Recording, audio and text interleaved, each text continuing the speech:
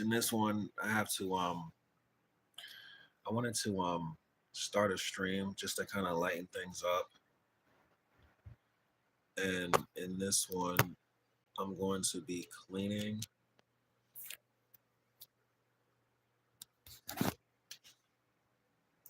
some plants, and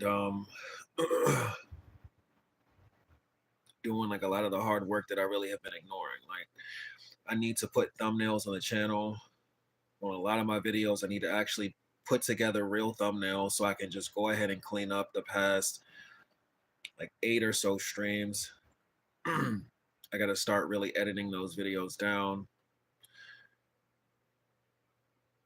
And also I got to get to some of these some of these soul caliber jabronis, because I've been spending a lot of time focused on Tekken, and Tekken is coming along well, but Soul Calibur is kind of lagging behind. And I'm really writing Soul Calibur, so I feel like it's not only am I like kind of lagging behind in Soul Calibur, but I feel like it's like more or less my responsibility. So, and then as far as the cleaning, yesterday the cleaning ladies came through, and I was in the door, like the areas that like my room and my bathroom, they didn't clean those areas. So I was in the bathroom when they were kind of like moving around, and my bedroom door was locked, so they didn't clean anything. So what I'm going to be doing is I'm actually going to be cleaning everything myself, and it's actually going to be kind of cool, because I realized that it's like a really good opportunity for me to really kind of like balance my mind out a little bit, and get back to new day, new way, so we can kind of keep things going. So that's what's going on in this one.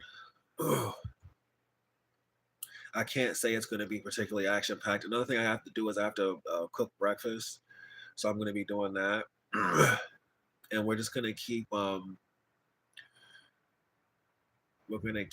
chugging along.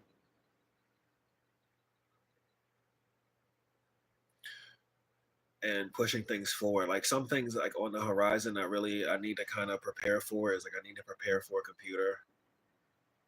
That's one thing. And then with the grow, there's a lot of different things going on with the grow. I haven't showed you all the grow in a long time, but there's going to be some real major changes with that. So we got to kind of prepare for that. And then on top of that, I also have to cook breakfast. So there's just a lot of little different things going on. But this is one of those moments leading up to the major. I mean, leading up like to the overall mission statement and everything like that. And this is what this series is about. So this is what we're going to be doing. I got Mook over here.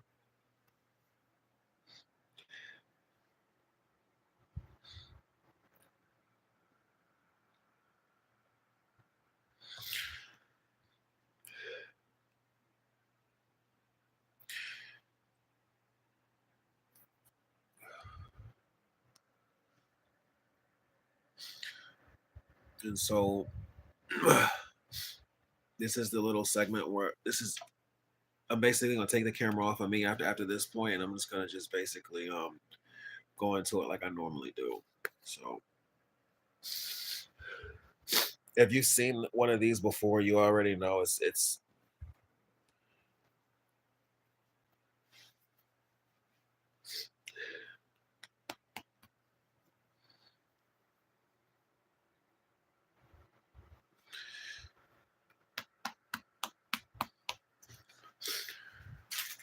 but yeah, I got a lot to clean up. Let me show you how messy things are. So we got this over here.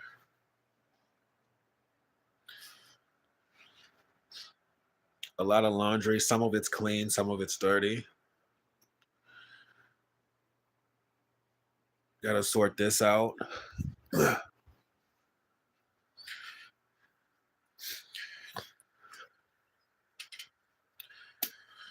Another thing I have to do is I have to actually set up um, smart features throughout my house. So I have to bridge a lot of the lights together. So that's something that I'm going to be doing. I have all these smart lights from that I need to set up. And when it's all said and done, I'll be able to control all my lights from my tablet. So that's cool. So yeah, I mean, this one I'm just kind of doing more or less all the nitty gritty. This I'm in reality, what I'm doing in this one is I'm doing all this stuff that I know that I always tell myself I'm going to do off camera that I never do. And so I figure that if I do a new day, new way throughout it all, I mean, it'll motivate me to get through it.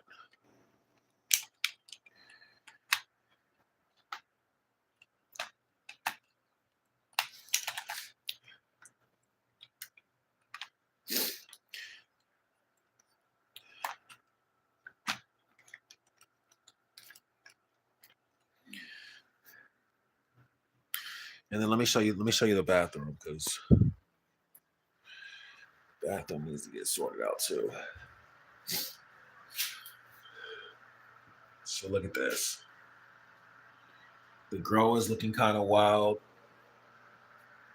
I got some cloning I gotta do today. Got this cloning dome.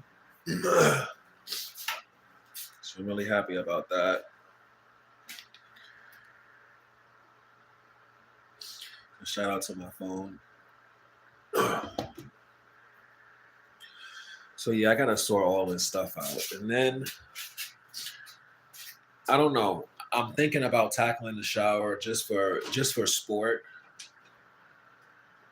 I can tackle the shower, but I'm thinking about maybe potentially leaving it up to the professionals. But one thing I do need to do is I do need to sort out, like make sure everything in this area is tightened up. And then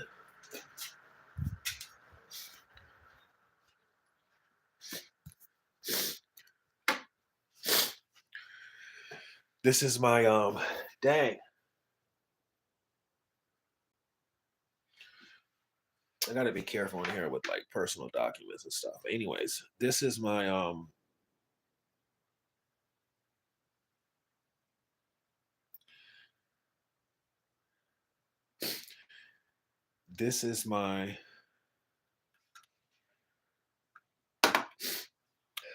smart setup, and I still haven't wired it.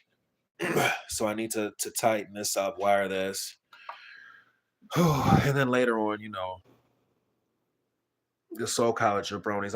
I really hope I have enough energy to get through absolutely everything. It's just one thing about thumbnails is you can make thumbnails lazy or you can make them, with effort. And it's interesting because you never know. You always think that a thumbnail is going to be really easy to make, but for whatever reason, it's just you'd be surprised. You could really spend a whole day just making a thumbnail.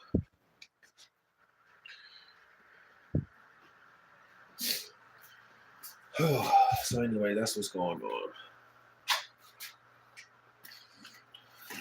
Another thing I have to figure out is how I can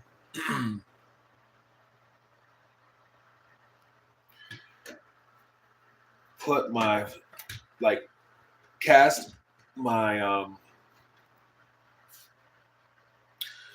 tablet onto my television because I want to start showing you all my writing throughout the stream. Like one thing I'm doing right now is I'm writing Soul Calibur right now. I'm kind of like in the process of writing parts of Soul Calibur, and I want to be able to show you kind of like where I'm at with it.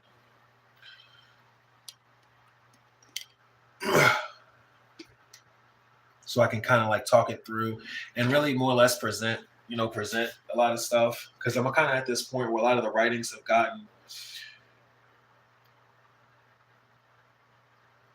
So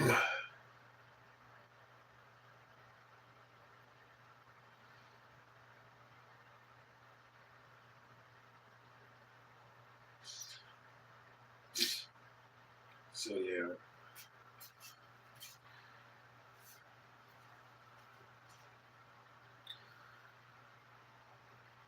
So it's a lot. But when this video gets a thumbnail, I'll put a link in the description so you can check it out. But yeah, I want to be able to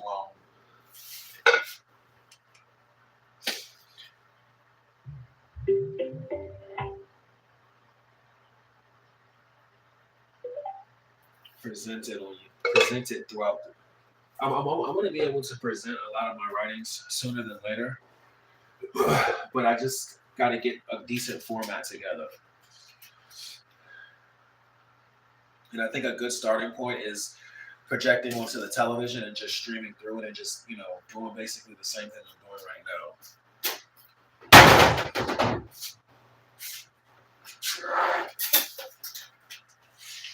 And then lastly, actually, no, I'm not even going to explain it. If you've seen past streams like this, you kind of know what these videos are for.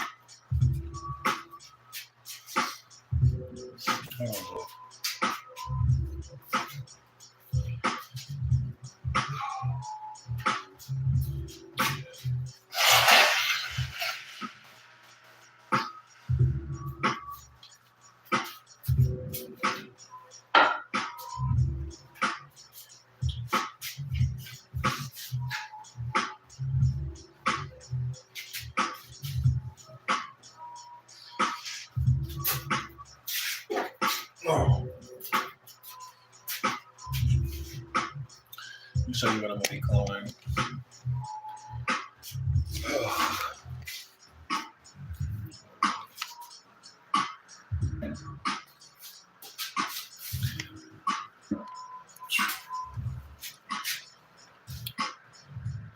This is my pure kush right now.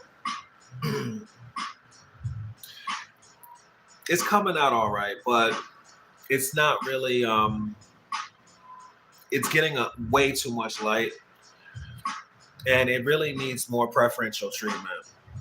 But we're gonna get to that at some point. Right now, based on the way things are set up with this, with the lighting the way it is, it's just not really ideal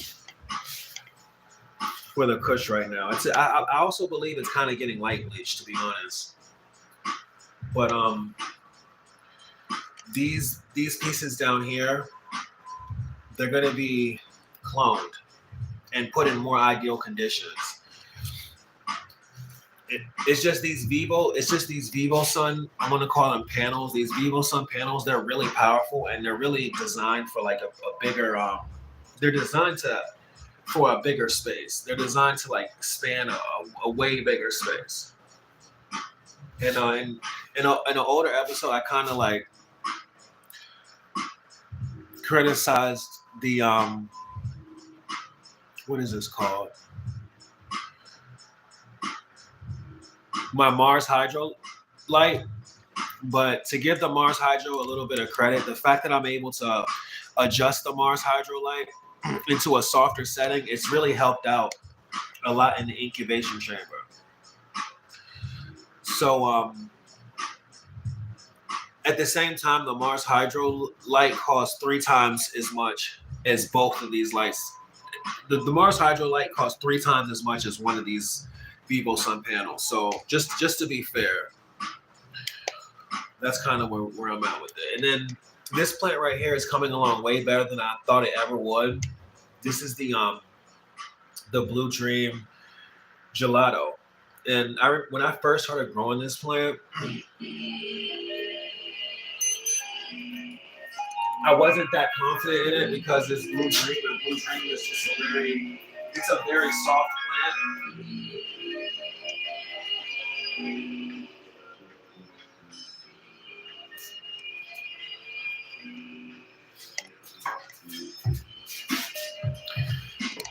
Blue Dream is a very soft plant,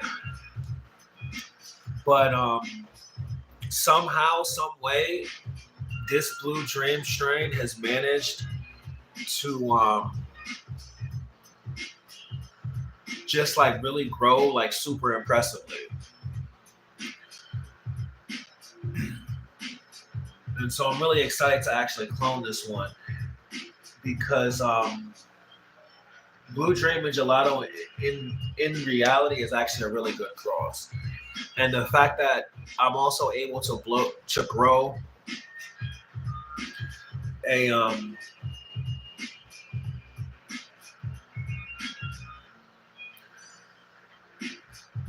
strain of Gelato with such ease, it really kind of like makes me want to clone this one. So I'm gonna try to clone this one is the best I can. I'm gonna be cloning this Kush. Definitely gonna be cloning this Kush.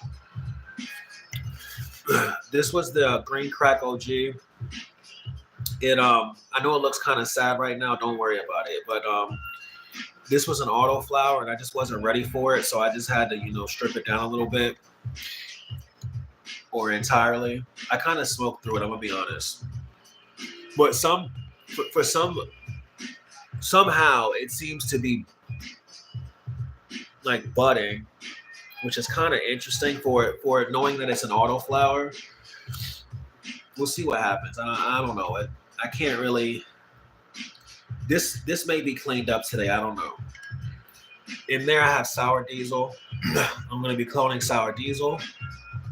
Behind the Sour Diesel, I have Dosey Do, which is my favorite strain, but it's really struggling right now. I got a humidity sensor, and I have an accurate humidity sensor and temperature sensor in the back. I'm really happy about that. It's all digital, which is really cool. And then I have the Thin Mint. I have a trio of Thin Mints, and so this is the thing about the Thin Mints. So you can kind of see them right now. I mean, they're not really. They don't really need a close up, but. A side note about the Thin Mints is I really shocked them a lot because shortly after they sprouted, I transplanted them for a second time because I wanted to fortify the stems in the soil, and they just really got shocked. I mean, they got shocked so bad they got set back a good 2 weeks. So they finally started to stabilize, and it seems like they've kind of gotten through the seedling stage, which is really good. I don't have to be so stressed over the humidity. But all in all, the Thin Mints have been kind of struggling. And as much as I'm proud of the incubation chamber, I had to make some adjustments and make some improvements. And I got this humidity dome and seed starter dome. And I also got these good soil plugs that don't require hydration like my others.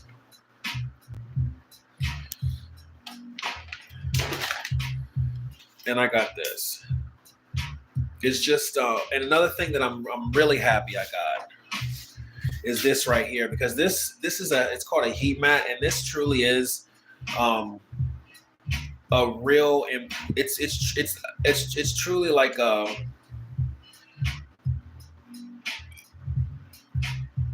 real game changer when it comes to sprouting seeds. Like if you have a heat mat, everything operates really smoothly. It stabilizes the temperature, which really just improves all sprouting, and I'm just tired of struggling when it comes to sprouting. Seeds aren't really cheap. And I feel like now that hopefully with this, I know for a fact with this, I can be more confident growing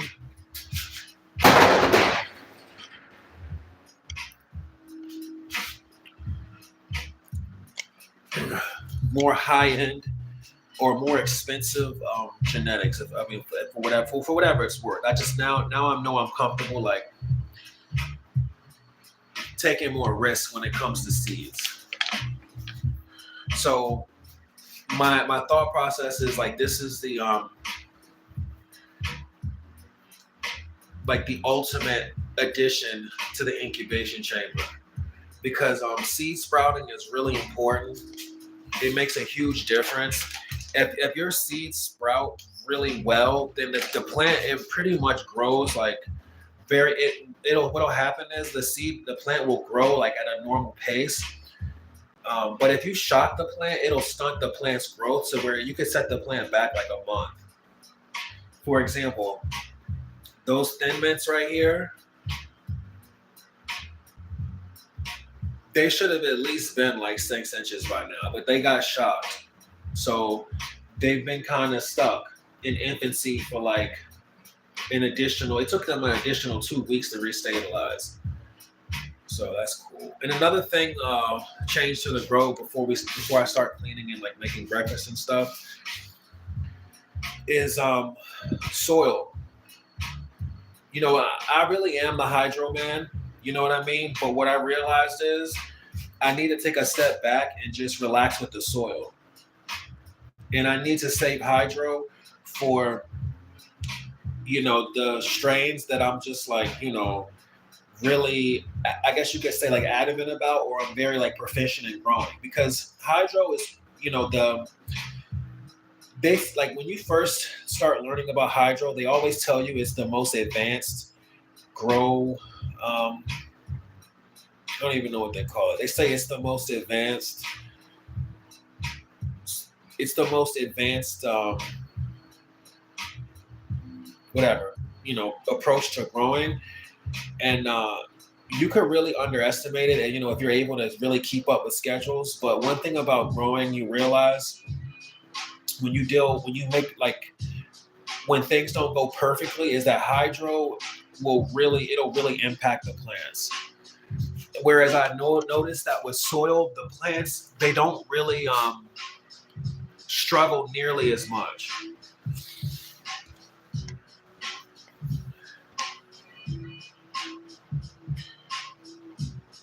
Another thing about my approach now is like before I was more of the mindset of growing like a strong, you know, hardy plant,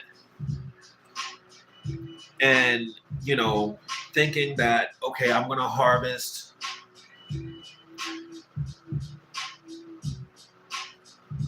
120 grams off of one plant. Like let me just grow a plant to 120. But what I realized is that growing larger plants is actually more difficult, if for any reason, because you have just more going on, more moving parts. And so what I've come to understand is that with the incubation chamber, I think the maximum height on the incubation chamber is about 3 feet.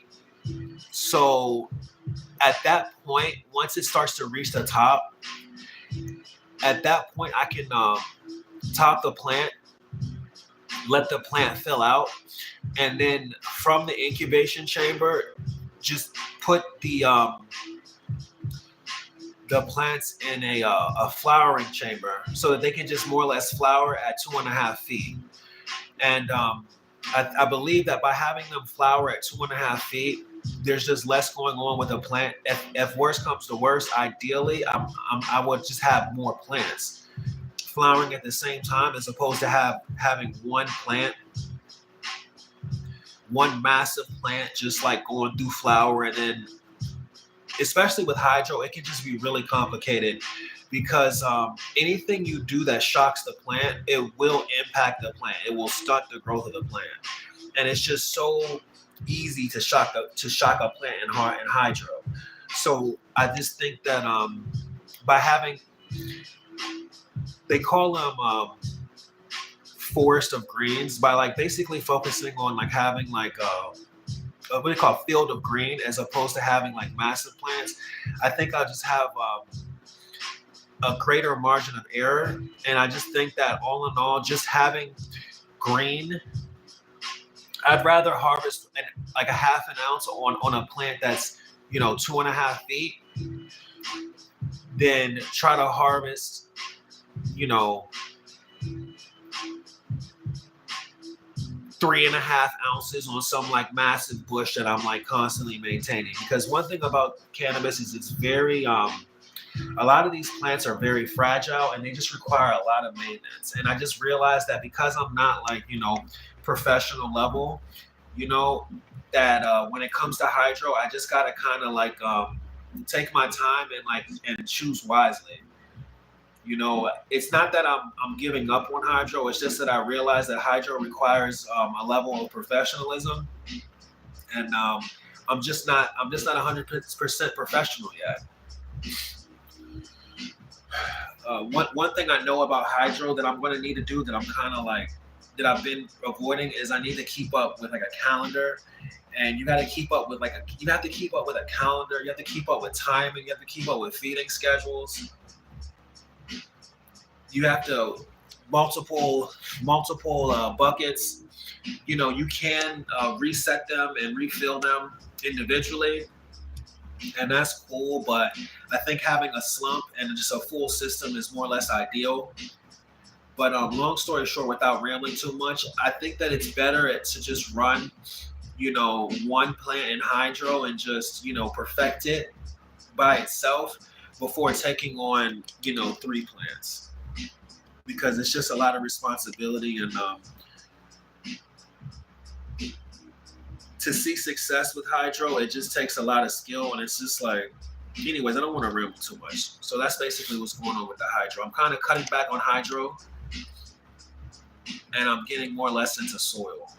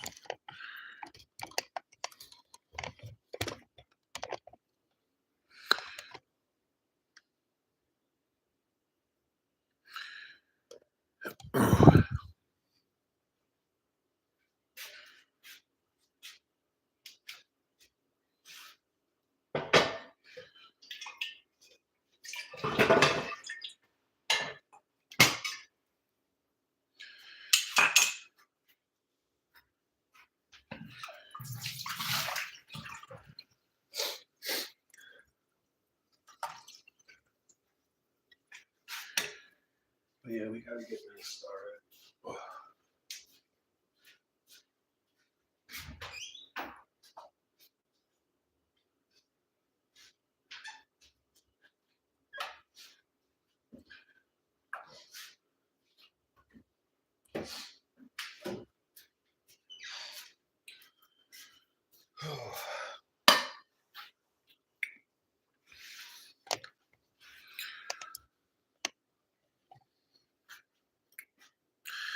I really try to drink green tea. I spent like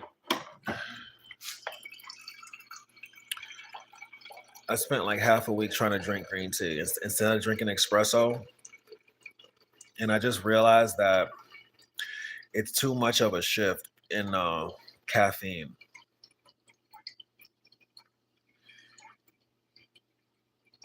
Because after I drank the green tea, I was really exhausted.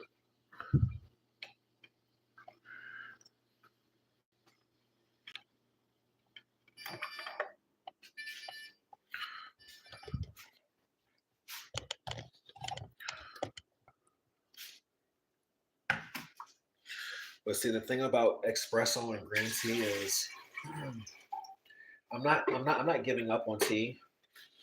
But what I realize is, like with caffeine, you'll get you when you need to take a break from the caffeine. Like if you drink like I realize like from drinking coffee on a regular basis that like every like every like 2.5 weeks or so, you just want to kind of like lay off the coffee and go caffeine free for a while. I think green tea is a good way to kind of manage those times.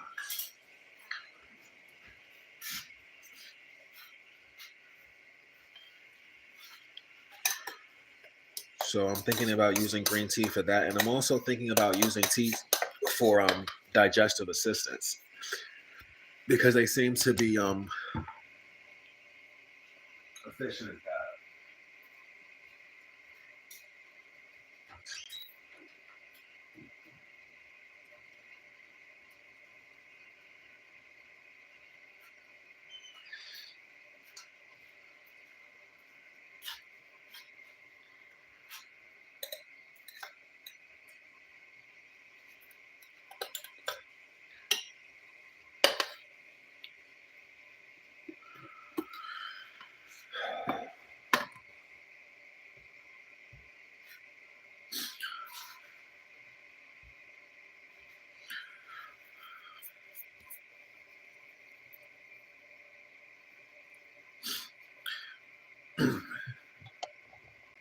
I finally got I finally got a new item of clothing from the thrift store.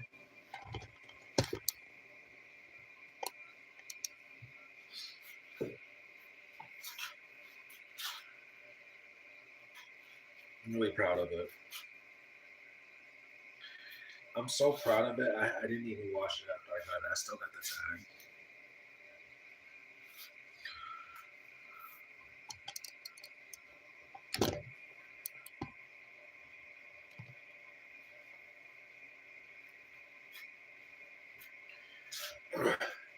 Like one thing about thrift store clothes, or one thing about used clothes, is because they get like one thing about used clothes is because they've been washed and dried so many times.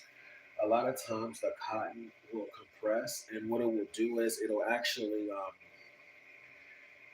in effect, like make the clothing a lot higher quality. If that makes any sense. Because if you were to go to like let's say for example you go to like a designer store, you know, you will find that for you to find a hoodie, let's say for example like a hoodie or a jacket or a sweater or like a pair of jeans that has the same like firmness and rigidity, you'll realize that like when you buy stuff off the shelf or when you buy stuff off the rack at the same like density and thickness, you'll realize that it's like really expensive.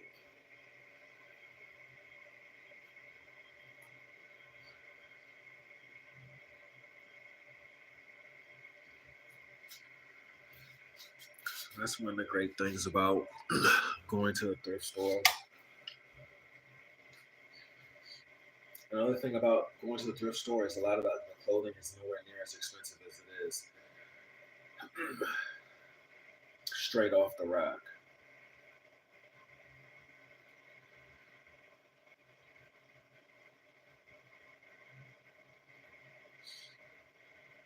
One thing I have to do though, because I really do have a lot of different schools that I wear, I gotta actually get some schools that I actually went to.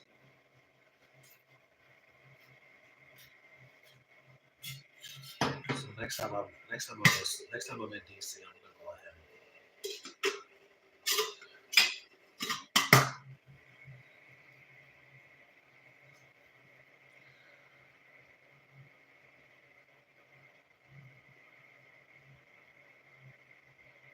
I'll be honest though, university hoodies are really expensive. University hoodies are real expensive, but it's cool though, because to be honest, it's really worth it.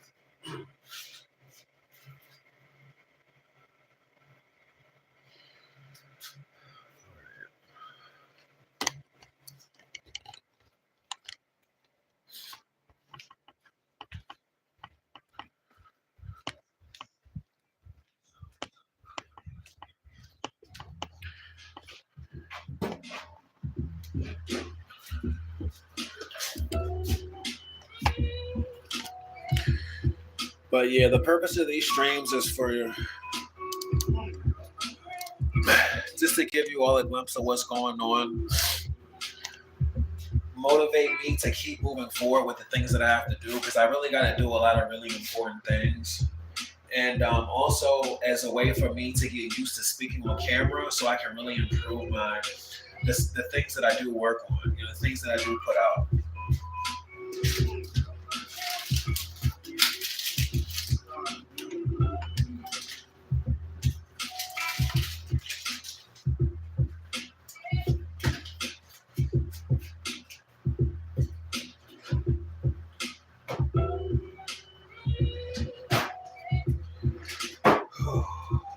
I gotta get my car.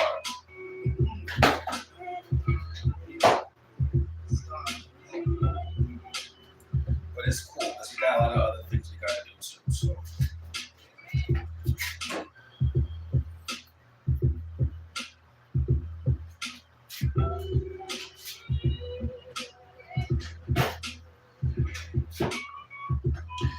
before I start all this little cloning stuff, I gotta really clean this. I really gotta clean this bathroom up.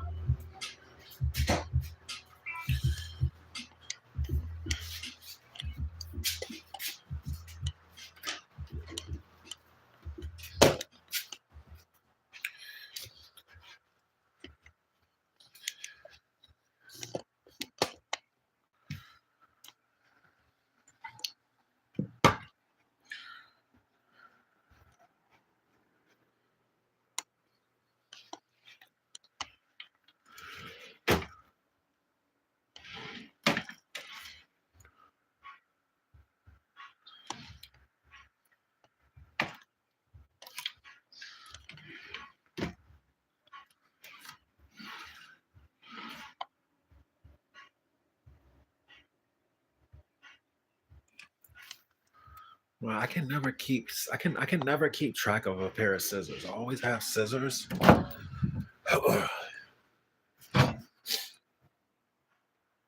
Oh yeah, and another thing. Let me show you this closet space. So I basically built out the closet space to grow in, and as soon as I started running humidity, it just didn't work.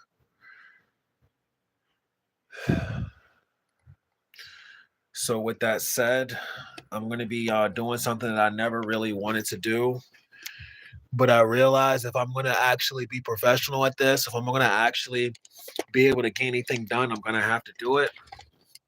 And that's I'm gonna have a grow tent. You know what I mean? I didn't want to be zoop, zoop, zoop, you know what I mean. Every time I deal with the growing stuff, I really wasn't a fan of it, but I'm gonna have to get a grow tent. Put that up in there. Because I can't be having the grow going on in the bathroom like this. It's not cool. I got it doesn't even look good. It's not cool. Everything needs to be sanitary, and it's just not really the movement. This stuff is gonna have to go somewhere else. And I was really reluctant to put the grow tent in the closet because I realized that once I started adding air to the once I started adding humidity to the space, I mean, it's almost like it was just a recipe for disaster, given how dusty it is in there. But I know for a fact with the grow tent, I can really minimize that sort of effect, and then I can also clean out the closet really well.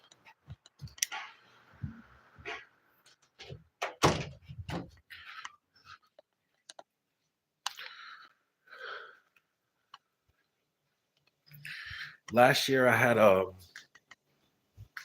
the shed. I was growing out of the shed, and I really like it in there. But a challenge with the shed is how much the temperature fluctuates. I think the shed is great for curing, but I don't think that it's. I think that's kind of where it ends. Unless I get to a point where I can really build it out, and that's something that I'm considering doing, but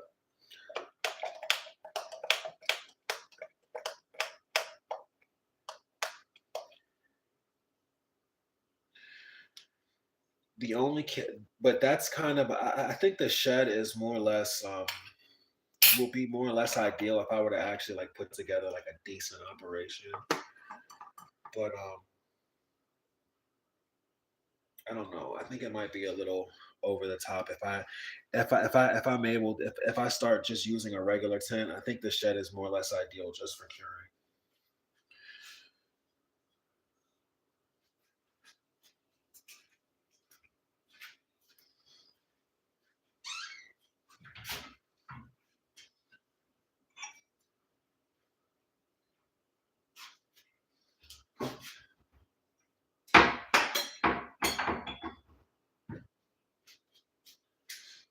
And I almost forgot.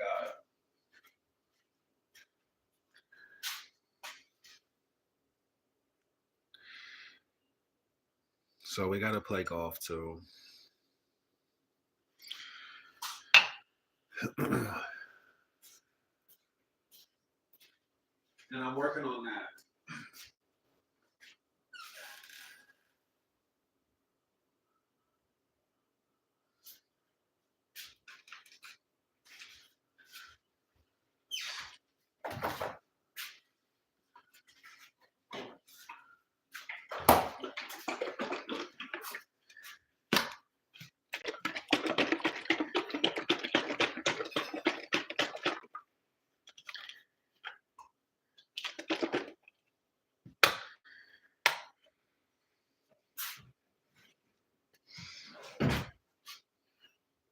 We also got to skate. So I'm excited about that.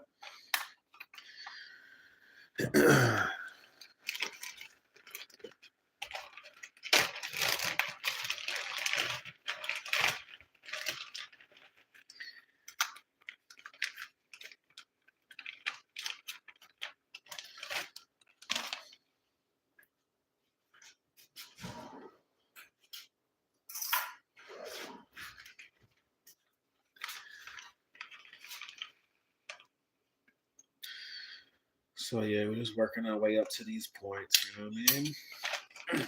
Building the strength every day.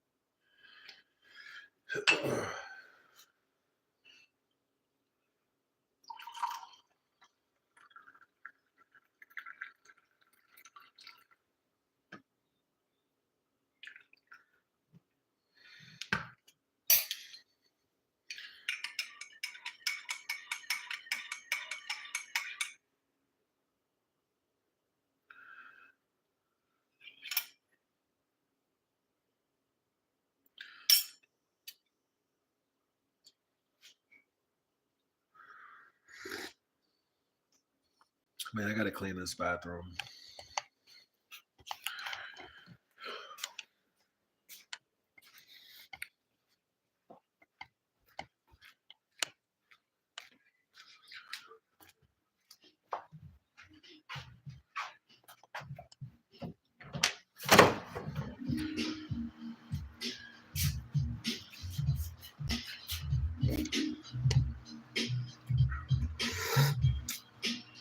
Get this show on the road, and I really got to get better at Soul Calibur because these Soul Calibur Japanese been having a field day with me.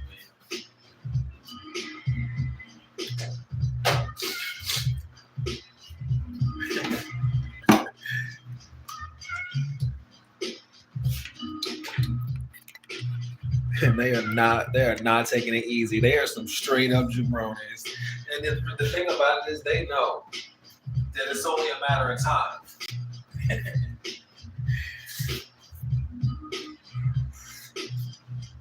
And in second, we gotta move forward with that. We gotta get to we gotta turn to some online pros. We're not even at online pro level when it comes to second. So we got a lot of work to do with that, but we can't be having these jabronis tear us up on Soul Caliber, so we got work to do. It's just, I'll be honest, Soul Caliber, like it's truly my fighting game, but it's really advanced in a lot of ways when it comes down to like really like playing it. Like it takes a lot to truly play.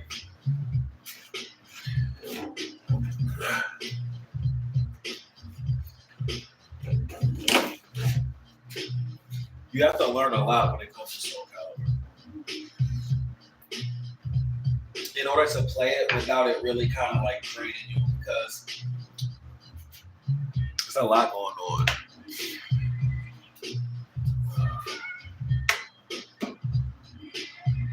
But once you get over the hump when it comes to Soul Calibur, it's like basically the best. I mean, in my opinion, this is the best fighting game.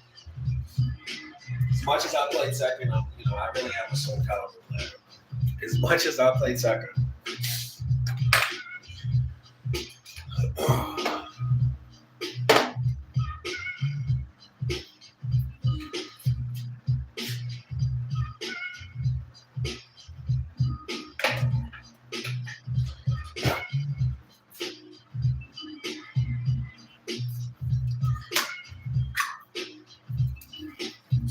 Also, we got a box. I can't believe I almost forgot about boxing. We got a box.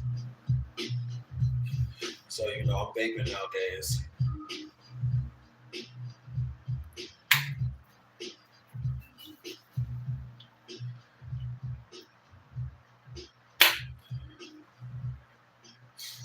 Really proud of this little torch I got from the smoke store.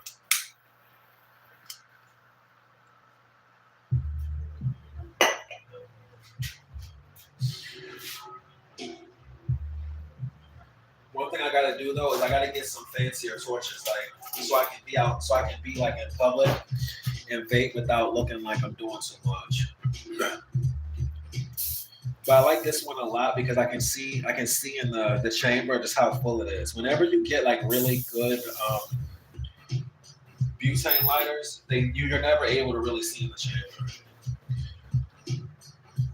So this is cool because it gives me a chance to really like learn how to properly fill them, because you gotta become like a butane pro if you're gonna use torches or butane lighters. You gotta become a butane pro. Because if you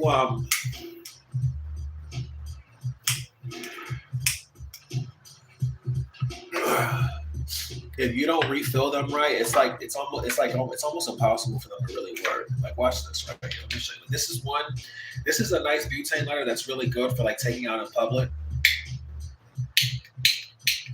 You know what I mean? It's minimal, it's sleek. But see, the only problem with this one is it has a really tiny chamber. So it goes on E really fast. And you got to be able to fill it up. And see, look at this.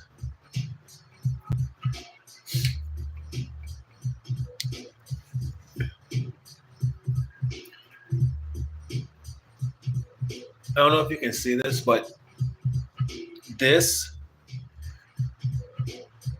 prong is way larger than this one, which means that this one needs some sort of adapter. And this is just one of the small aspects of dealing with butane, which makes it really complex. And then see, I have this, and then this top is supposed to have adapters in it, so you got to figure it out.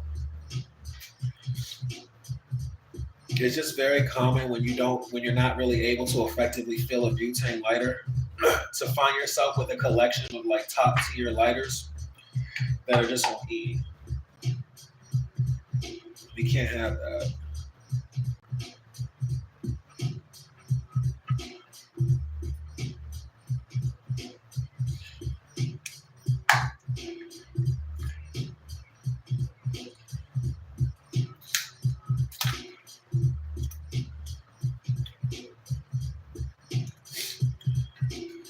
But yeah, I'm looking forward to going from just streaming to really making like core content. And I'm also looking forward to like lightening up the channel. It's just some of the stuff that I speak on and like some of the stuff that I post. It's like it's almost like I kind of feel obligated to post it. I don't like really, taking people on a negative stroll, you know.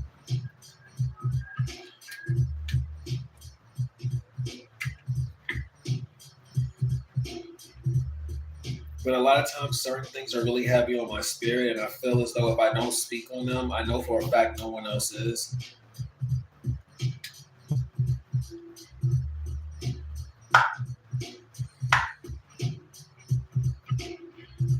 But I say that to say that really, once I start making, once I get back in the flow of like really, doing things right, things will get lighter. Things will lighten up.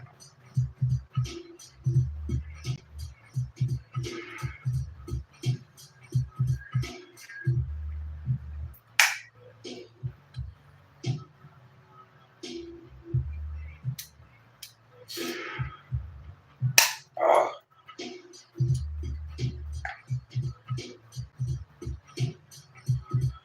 look at this.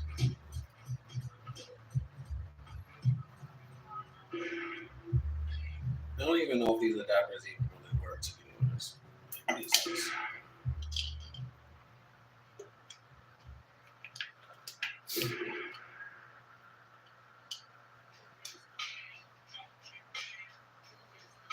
What is this?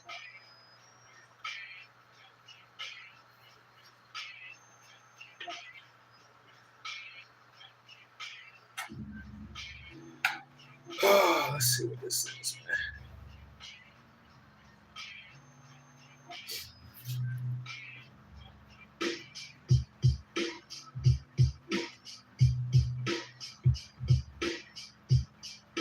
Wait, look at this.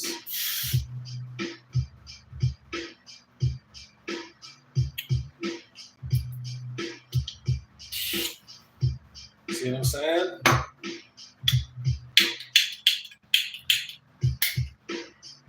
No fill. So, anyways, I'm not gonna mess with this too much, but the thing about this is when you're in public, when you're moving around and you're vaping, you don't want to be doing this. Like, you don't want to have this around. You want to have this. The only thing about butane lighters like this is they're always notoriously hard to fill. So by having a little take on this one, I get like all the opportunities to like learn like the basics and whatever. But long story short, the goal is to really become proficient at dealing with these. And another thing you definitely do not want to do is you don't want to be running around with a big tank of butane and a lighter like this. And you don't want to be like filling it on the go and stuff like that. So you want to make sure that when you do fill, your really nice butane lighter, that you fill it well, because without being able to see the chamber, you never really know where it's at. And so you can fill it, and then you'll sit here and think it's full because you sat there and pressed the can up against the lighter for like a good, you know what I mean? And then you'll find out that shortly after like 2 strikes, it'll be air dry again.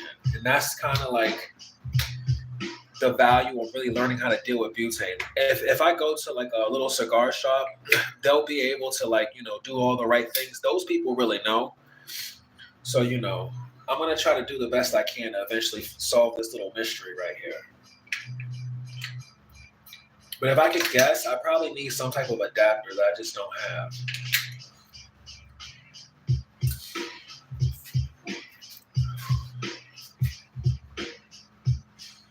And I want to show you what it really looks like, because the thing about vaping and when you're vaping through a mechanical vape, is it can look really,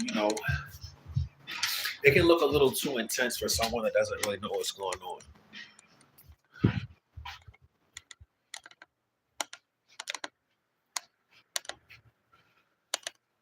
Well, I can't even find my vaporizer.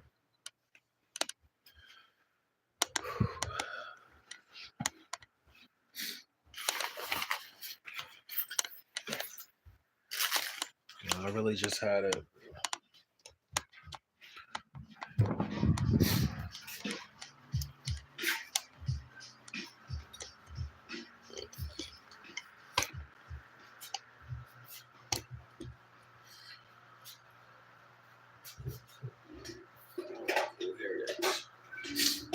So yeah, this is this is a Dynavap.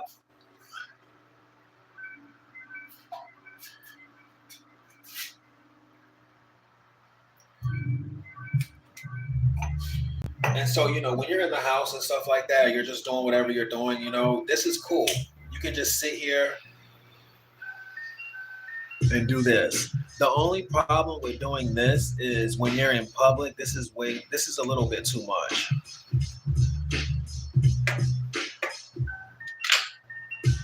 So you want to have something like this.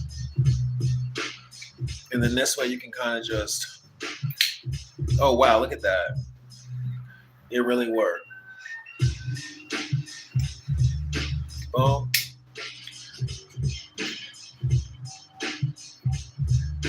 And this way you can kind of more or less fiddle with it like this and it doesn't look so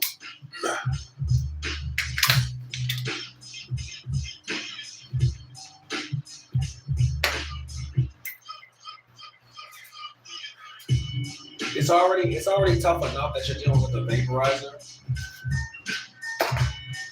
And people have no idea what's going on with this. Let alone you add a massive, you know, torch to the mix. It's a recipe for disaster.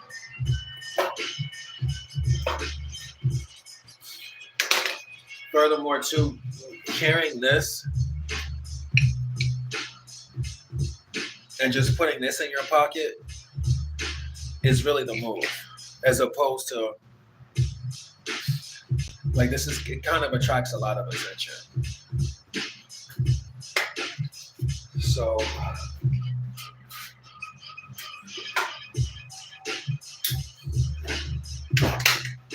what's going on with this E10?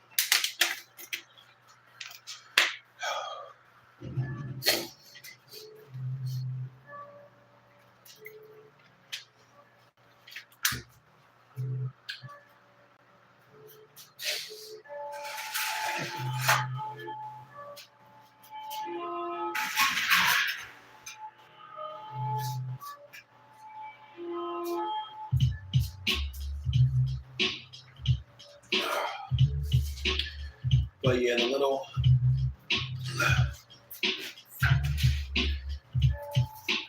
little thin mint jabronis are coming along really well. I don't even know if you can see that.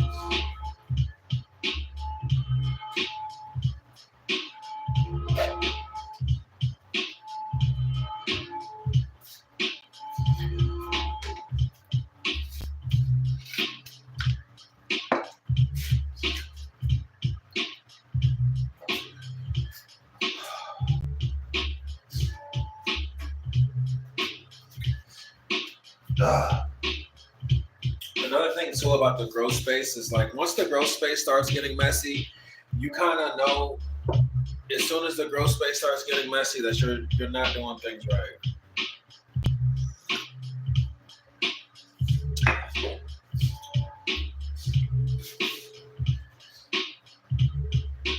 Look at this. God, this man is this Dosey Do is struggling,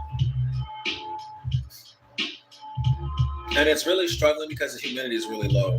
Look at that.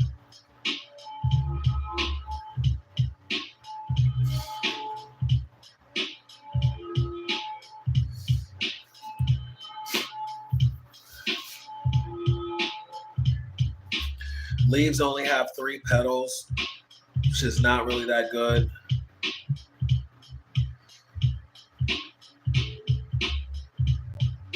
Almost looks like it may have started flowering to some extent. I don't really know what's going on with it. Really struggling. Sour Diesel's kind of struggling too. And that really says a lot because Sour Diesel is a really strong plant. Really hardy, strong plant. But look at this. Humidity is at 38%. And this is a major reason why I've made the conscious decision to go ahead and bite the bullet and just, not necessarily be like be too special and try to like build my own sections and just go with the grow tent. Because I realized that with these plants being so fragile, they need, I need to be able to control, I realize I need to be able to consistently control the environment.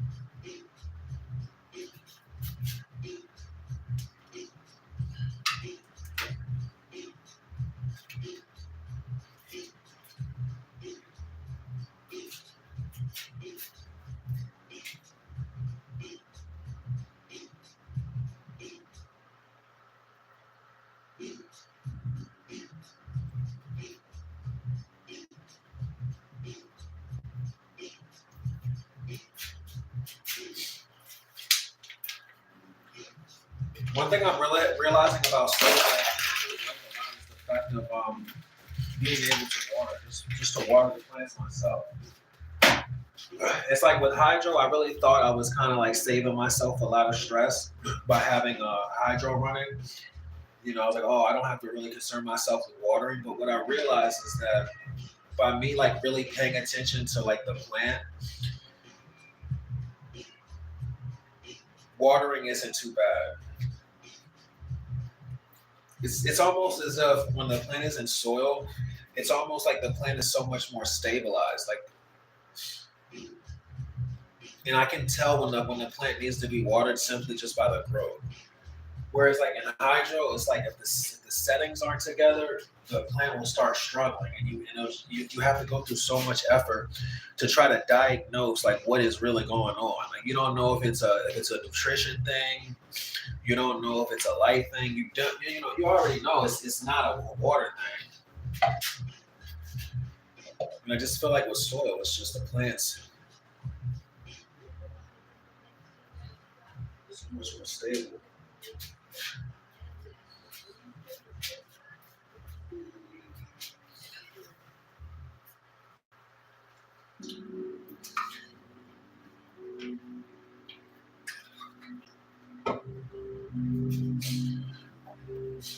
Another thing I'm realizing is I personally prefer using a vaporizer as opposed to a air mist humidifier.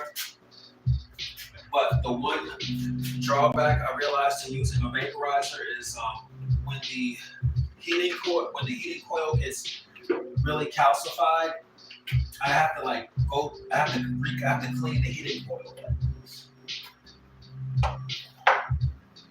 And if I don't do a really good job cleaning the heating coil, then what will happen is the vaporizer will stop working, and it'll give me this warning signal talking about I need to clean it. And it's kind of interesting because when you buy these vaporizers or these humidifiers, they tell you, they stress the importance of using really clean, purified water or filtered water, and you kind of, and if you're like me, you kind of disregard, like, what are you talking about? But this is what happens when you vaporize. Let me show you.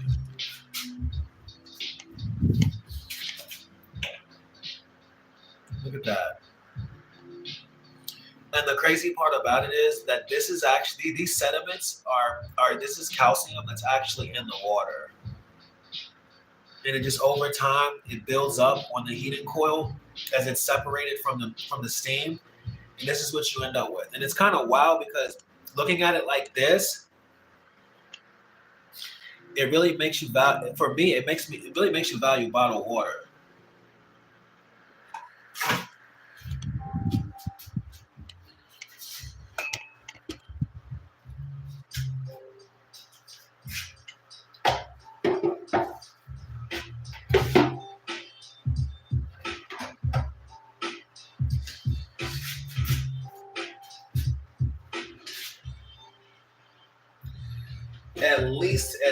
At least at minimum filter. So anyway, I gotta clean this up.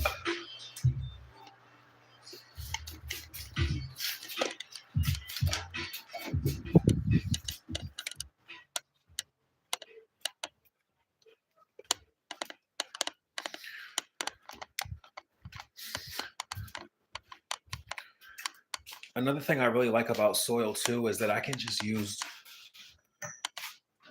use bottled water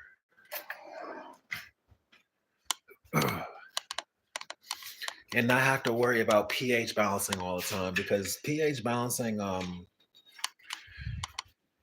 what I'm realizing is that if I really get down to the science of it,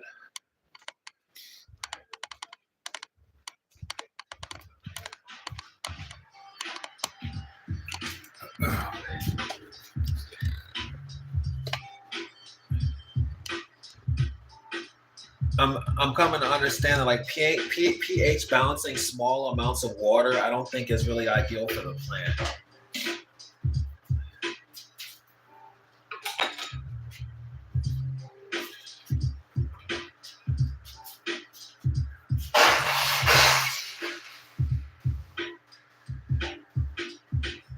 I try to drink some like pH balanced water, and it just really, it was all tangy and stuff like that. And I think what that really says is that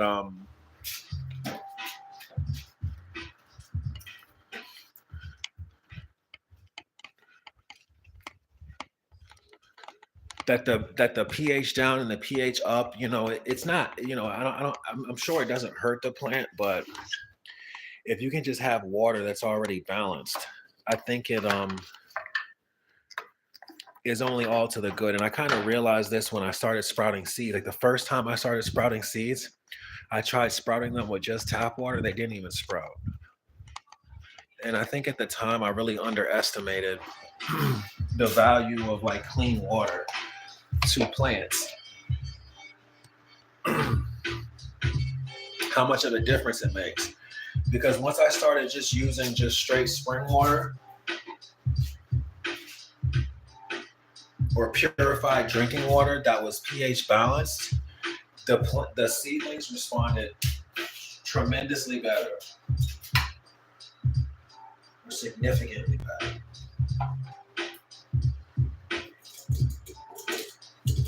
Man, look at this.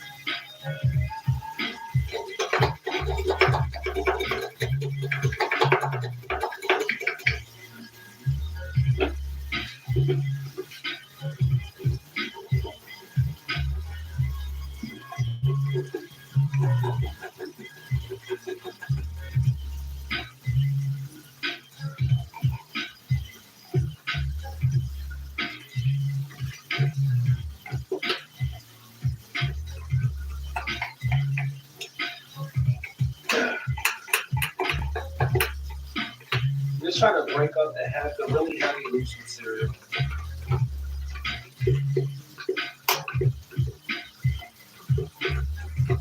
Because I really want to keep this coil unit as sterile as possible. I don't really want to have to go over it with some bristle pad. And honestly, I really wish I had a steel bristle pad, because I think with a steel bristle pad, this will become really easy.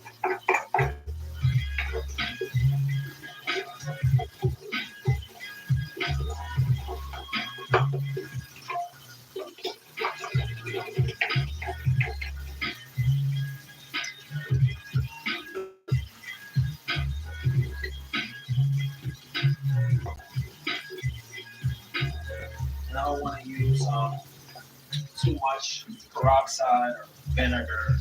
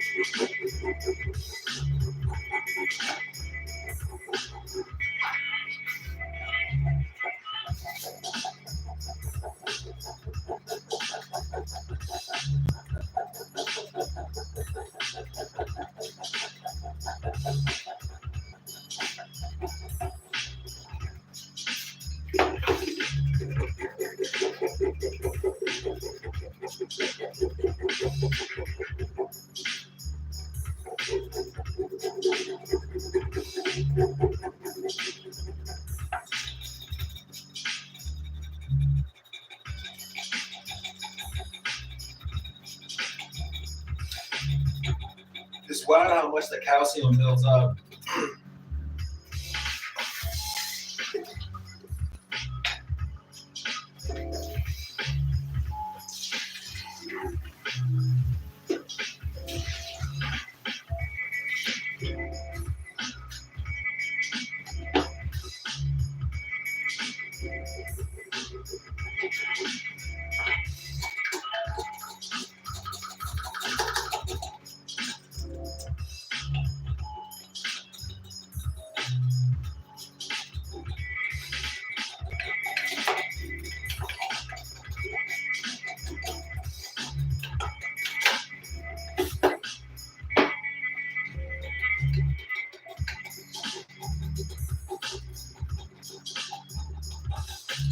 But yeah, I'm not gonna be a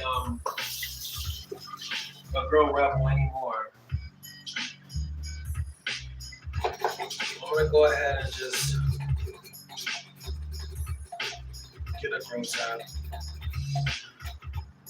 And I'm gonna show you what really shifted my mind with that.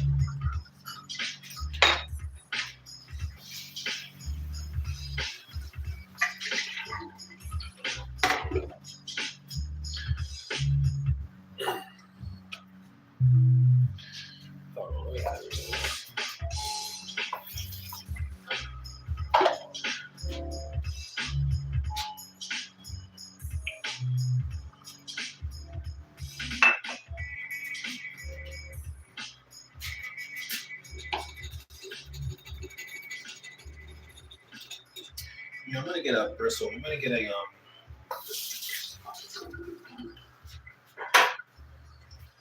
a steel bristle pad. You know what? This is one of these things I have to actually write down.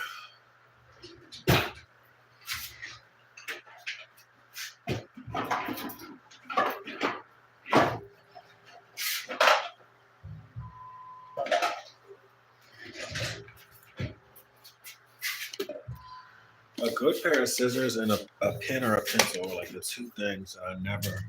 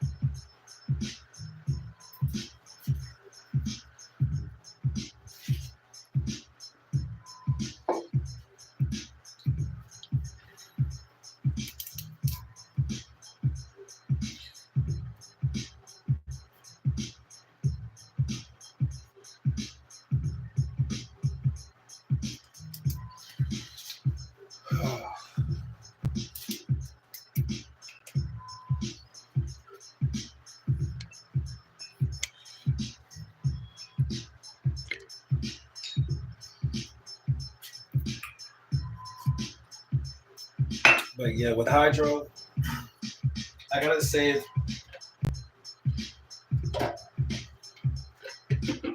my hydro for when I'm confident, I'm ready to go, and like I really want to like really push the results.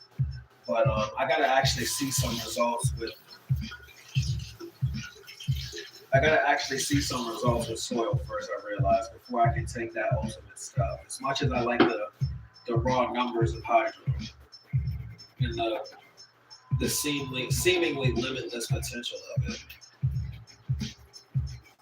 it's really kind of a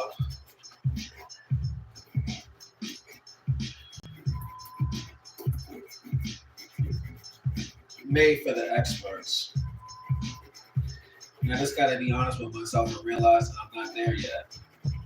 What really kind of threw me off though was like the first time I grew in hydro and everything was going really well. But I had a super controlled environment. And that's what I realized is the challenge when it comes to growing in the beginning. It's just basically dialing in the environment to get it under control. And I really think that I really underestimated the value of consistent environmental control because I'm kind of looking at it like, well, these are plants. They shouldn't be super sensitive to the environment. It's just really interesting because that's exactly what plants are. They are super sensitive.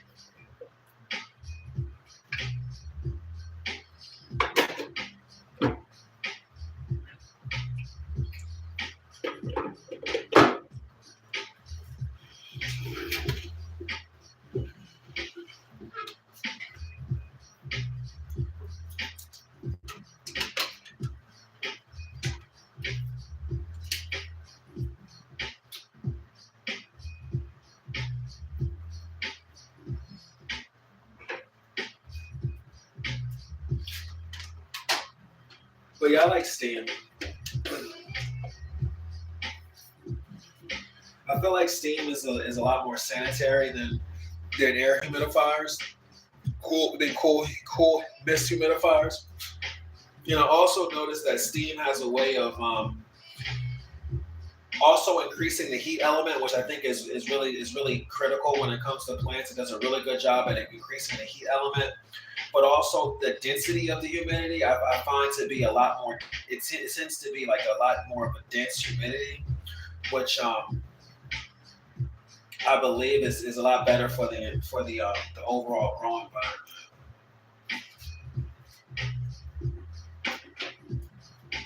It's just with cool mist humidifiers, the density of the humidity is so light, it can almost seem like you almost would assume that the air isn't even really being humidified, even though it is. I just noticed that steam seems to be a little bit more true to nature. And for that reason, it gives me a lot more confidence.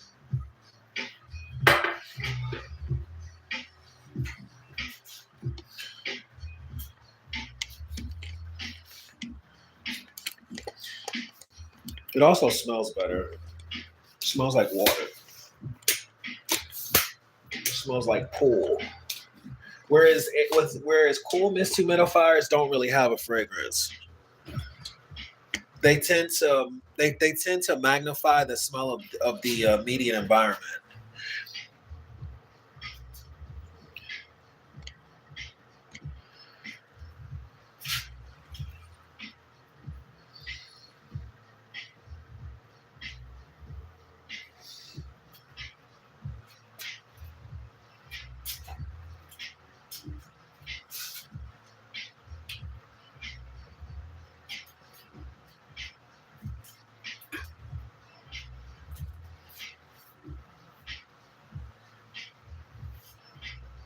And I'll be honest.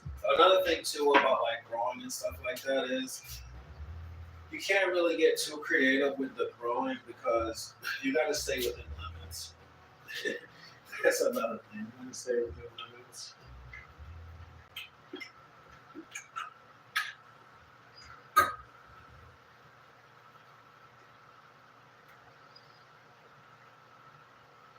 And that's another thing that kind of leads me to having a grow tent is because if I were to really utilize the shed the way it should be used, if I were really to optimize the space in the shed properly, I would probably need to have some sort of license because I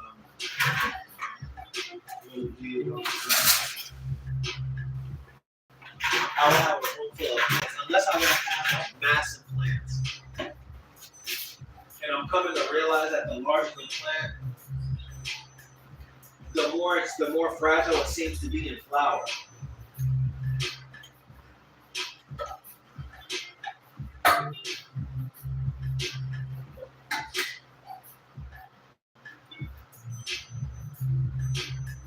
And I feel as though there's no point in me using a space I can't really optimize. Especially when I have to consider things like security. Like I gotta be concerned if somebody in the nighttime wants to just come through and get a crop. Like especially if I actually start really growing decent crops.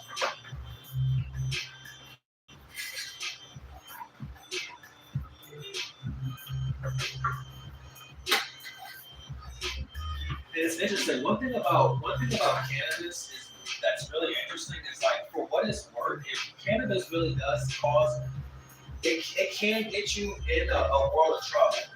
For whatever reason, cannabis just seems to be one of those situations where you can never really be light about it. It seems to attract. It seems to like it just seems to be something that always needs to be taken really serious. You can't really treat it like tobacco for whatever reason. And maybe it has something to do with it not being completely legalized everywhere.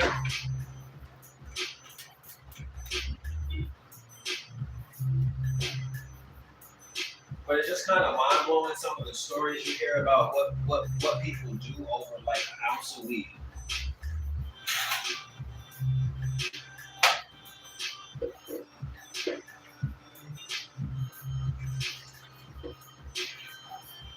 So you gotta really take it serious. Even and I realize that like a lot of ways it can be taken, like, but it's too easy to get street credibility over some weed. Like you be sitting there like, wow, this dude did all this over half an ounce, and he really did. So as far as the shed goes and stuff like that, and it comes to like security and stuff like that.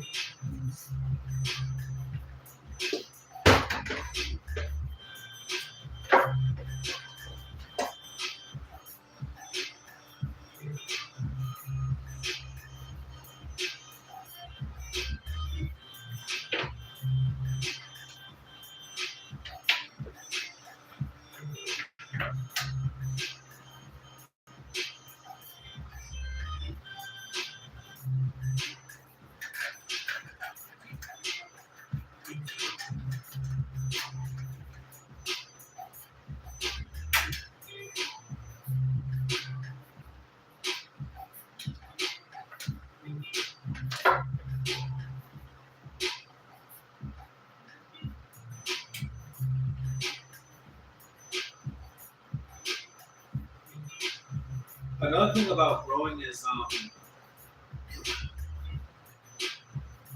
when it all first starts out and everything is nice and fresh, it can seem like a real easy thing to do. But if you let things get out of control, it's one of those things where like before you know it, you could lose track of everything. And everything be a total mess.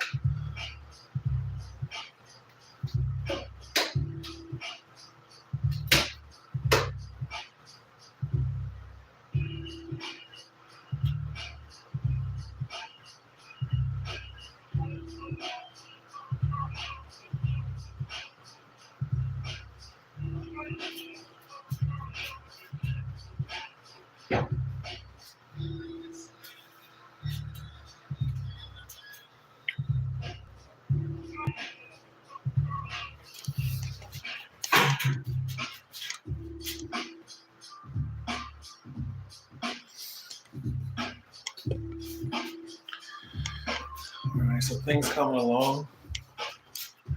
That's where we at right now. Finally got to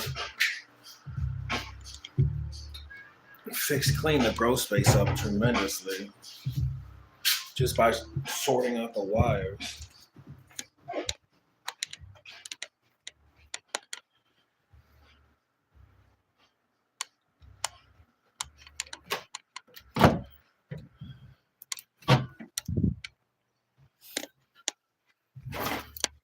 But yeah, I gotta sort out that grow area. I got to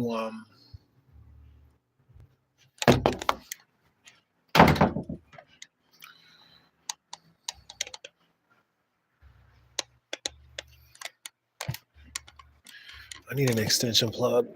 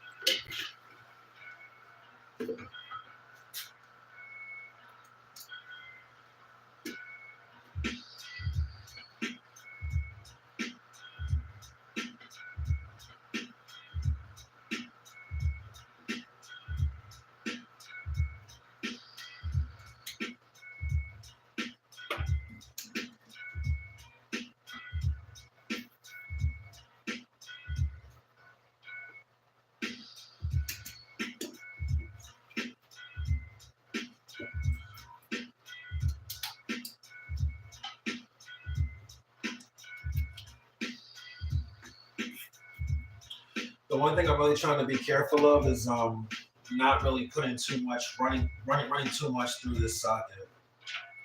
I just gotta kind of move these. I gotta kind of clean this up a little bit so I can just get this show on the road.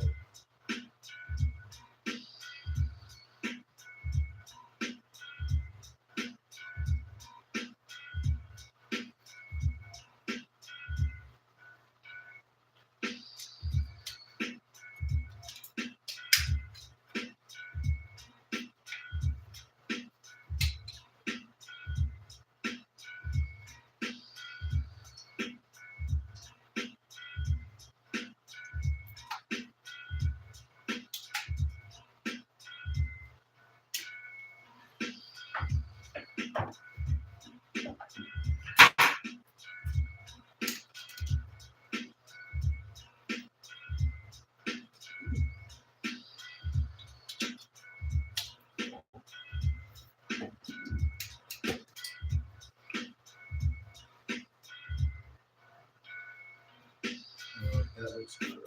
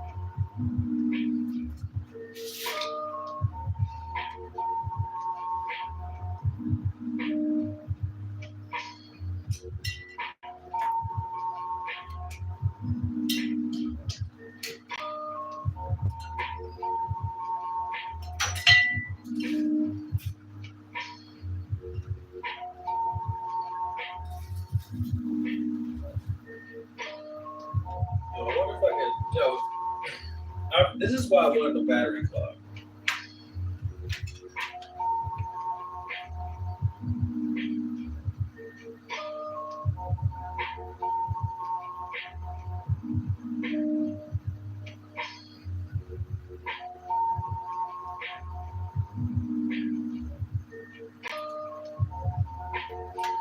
Let's go.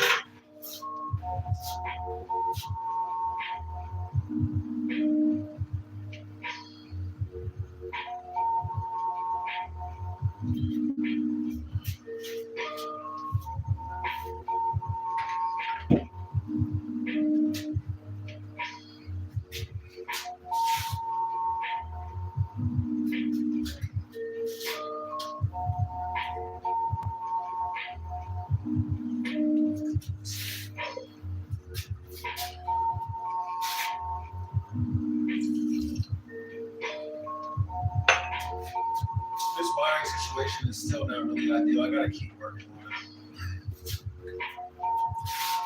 I just don't feel like racking my brain right now.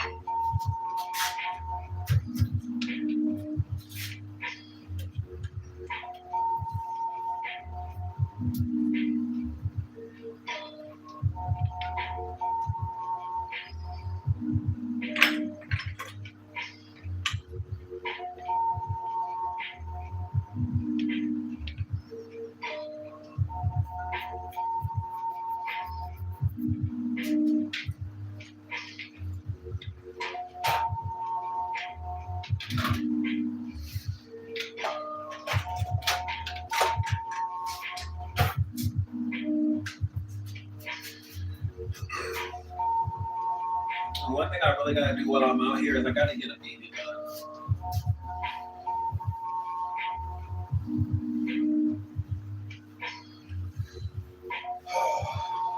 All right.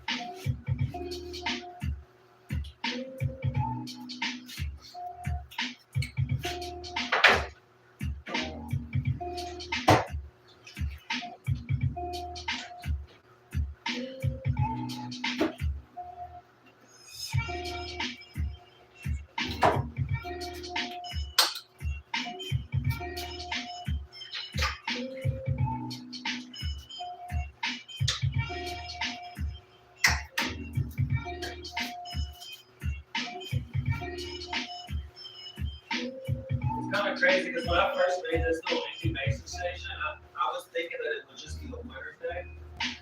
But what I've come to realize is that it's actually really good for growth.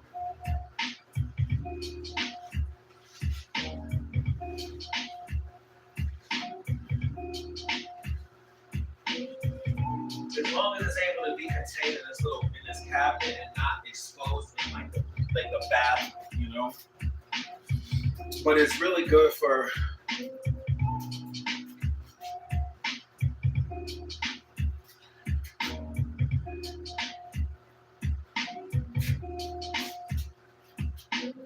getting the plants up to about 2.5 feet. The lighting here is really gentle.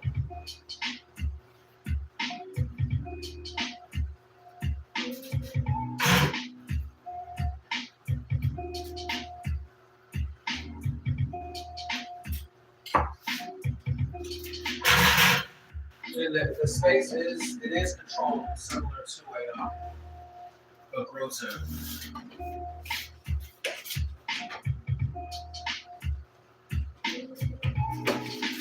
It's just this thing right here. I don't know if I have enough space in there. I'm thinking this is probably gonna have to stay outside some type of way. The only catch to this is that this needs light.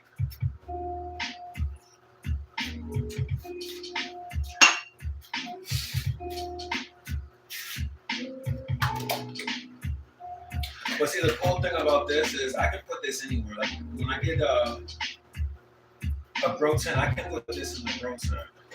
But really, this should be in the incubation area, because that's really kind of what the area is for. It's just for growing seedlings into maturity.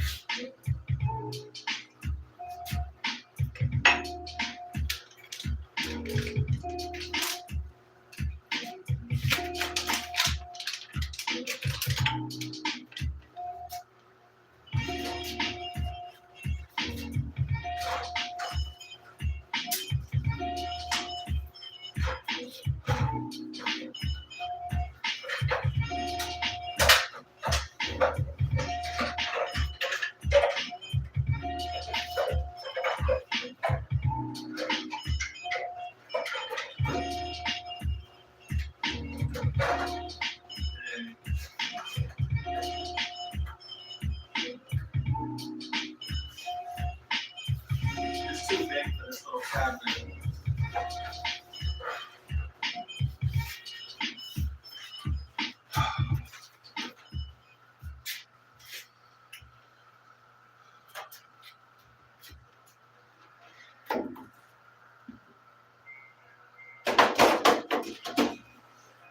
I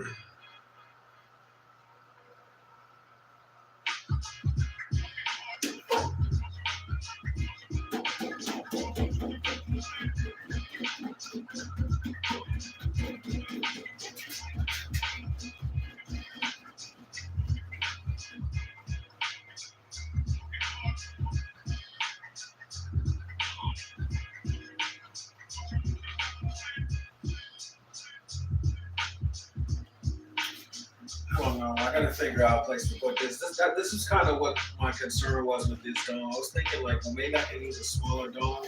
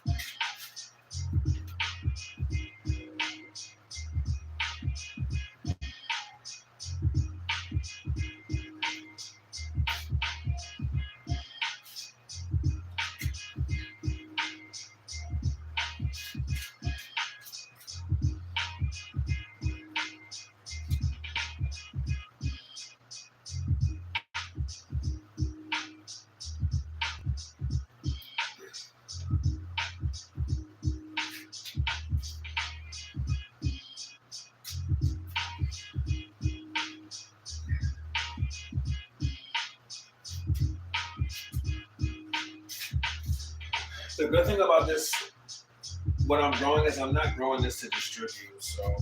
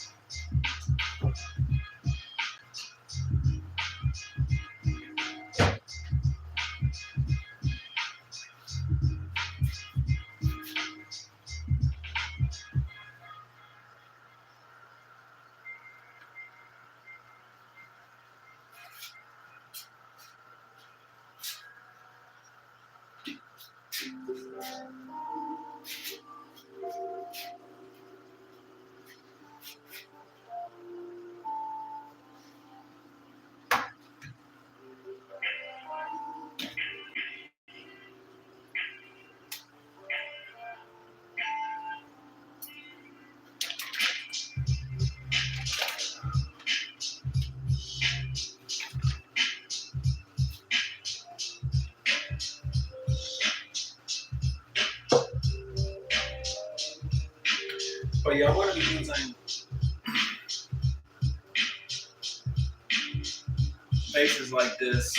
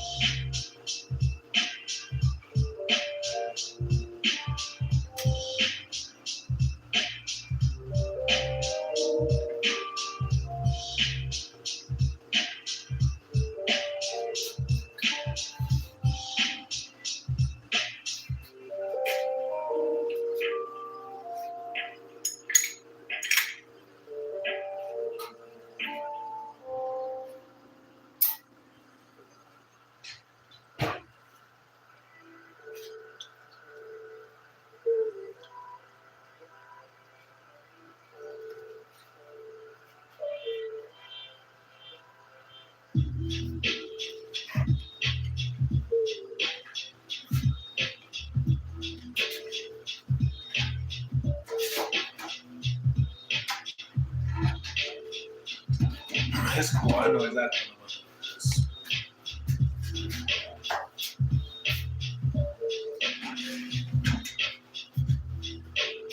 It's gotta go on the window.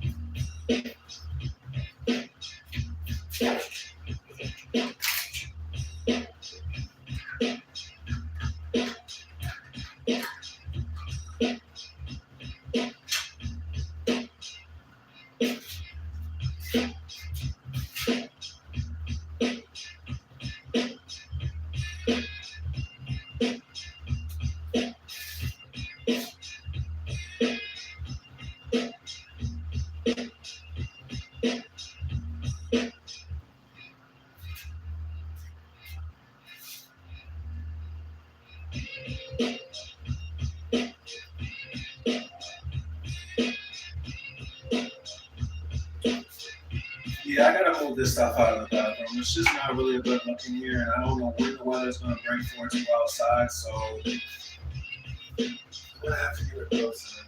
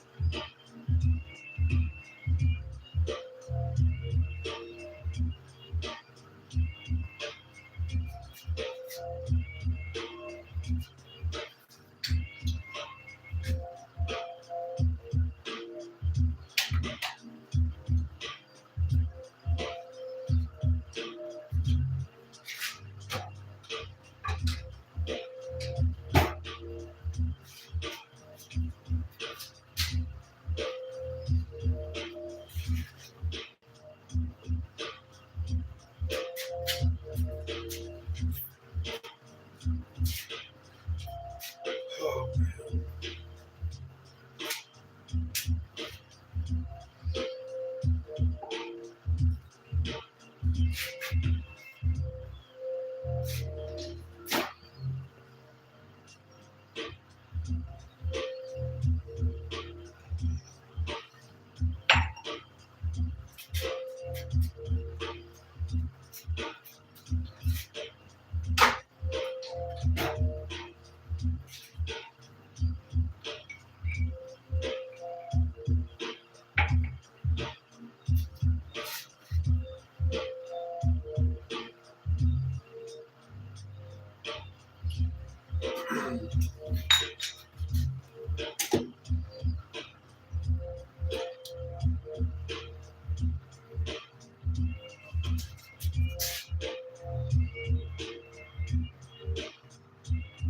wow, I'm just now seeing these messages. What time is it? 11:51. What is going on with the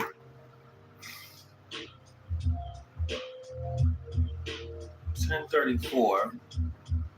Wow. What's going on, Mike?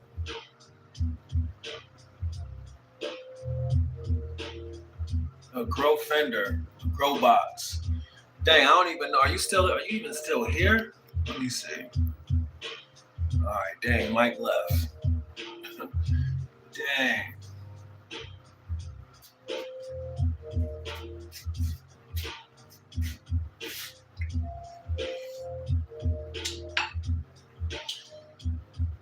You know, Mike left. I got the comment late. It's cool. Lesson learned.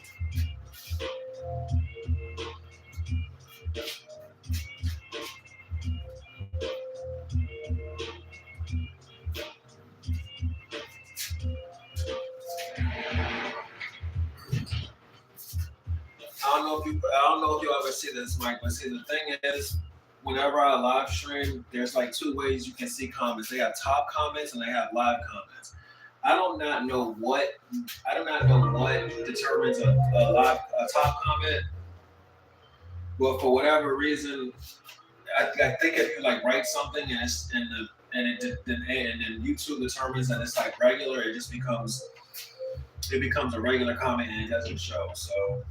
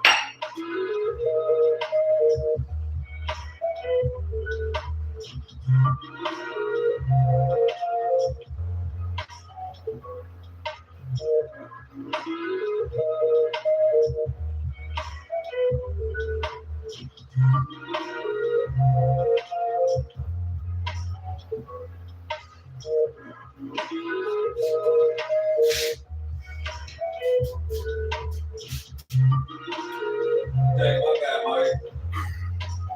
But yeah, now I know how to deal with comments.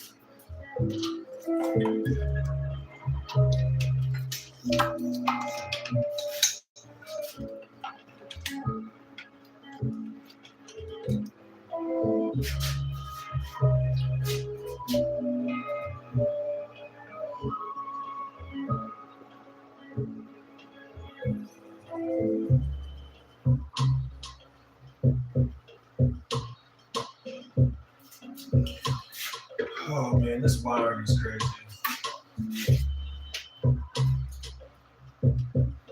But I'll be honest, it's not even really that crazy. It's just really messy, and I can't really get it perfect right now.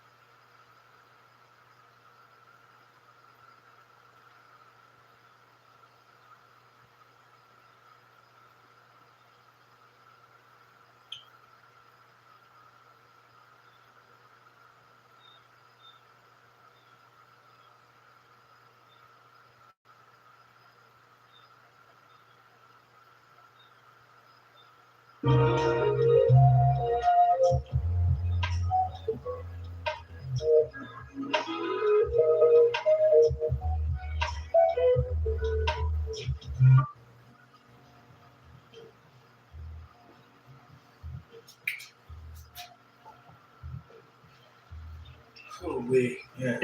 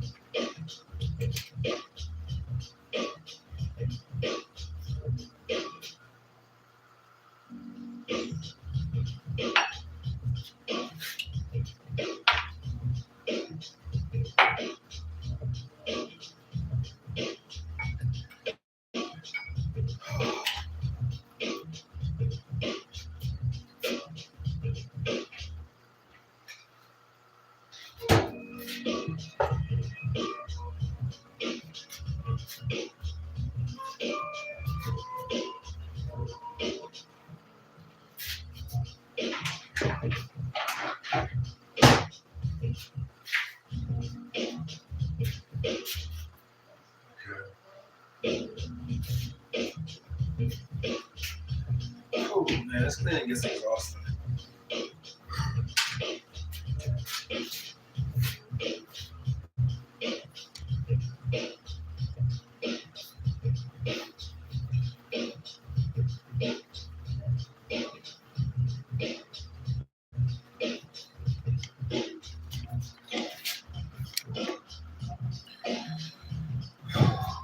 I really gotta make thumbnails today.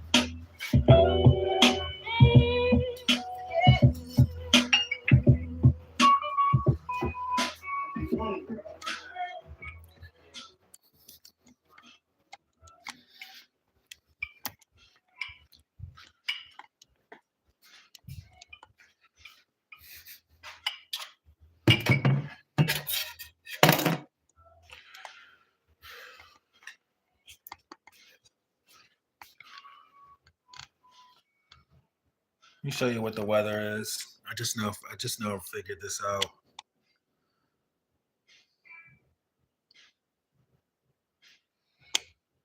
I don't even know if you can see that.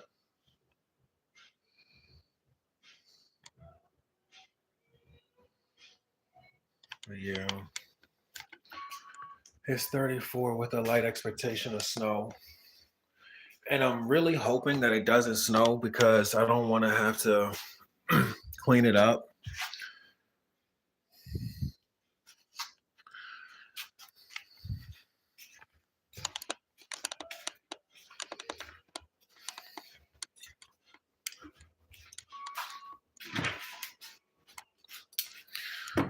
I don't know what was going to happen with the comments. I knew that was going to happen.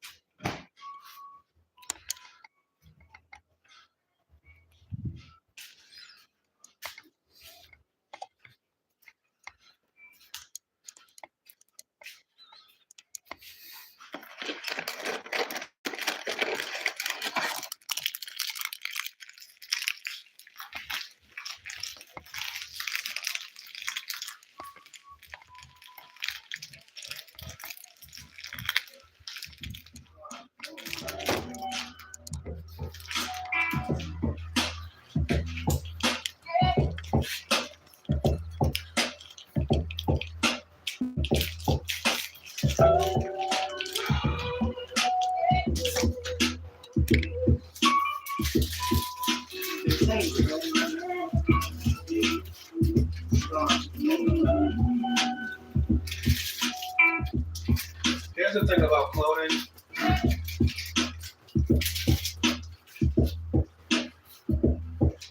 I don't really know if I feel like doing it right now.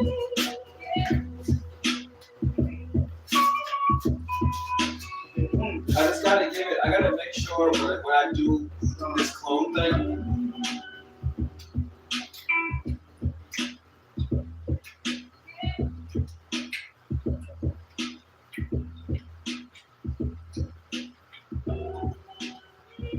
I have to give it my all to ensure it gets done right.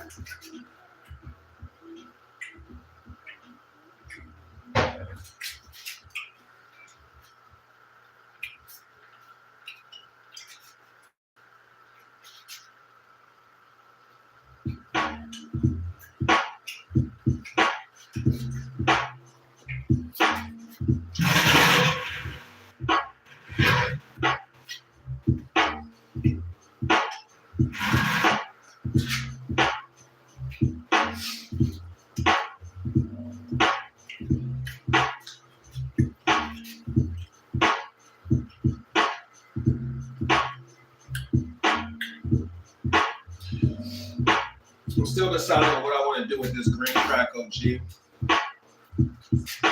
This green crack OG stem.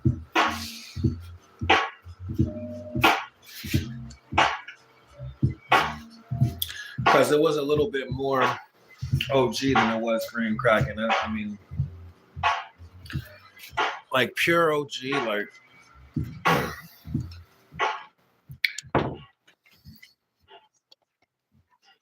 just pure OG by itself is pretty it's pretty powerful, and it's just a little bit too tranquilizing for me.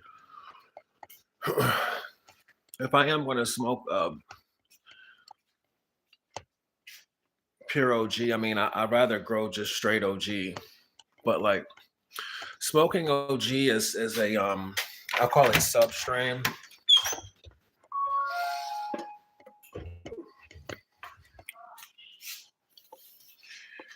It can be kind of touchy because to get the best effects out of OG, you gotta kind of like grow it directly.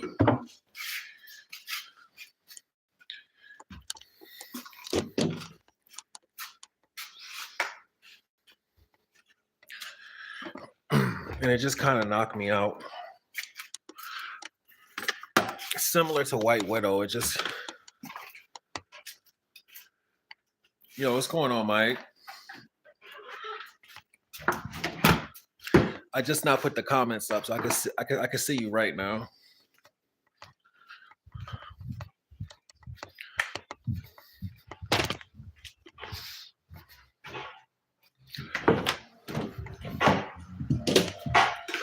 You asked me about them toms.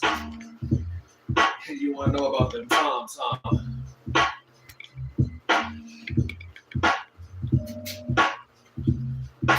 Want me to expound on them toms?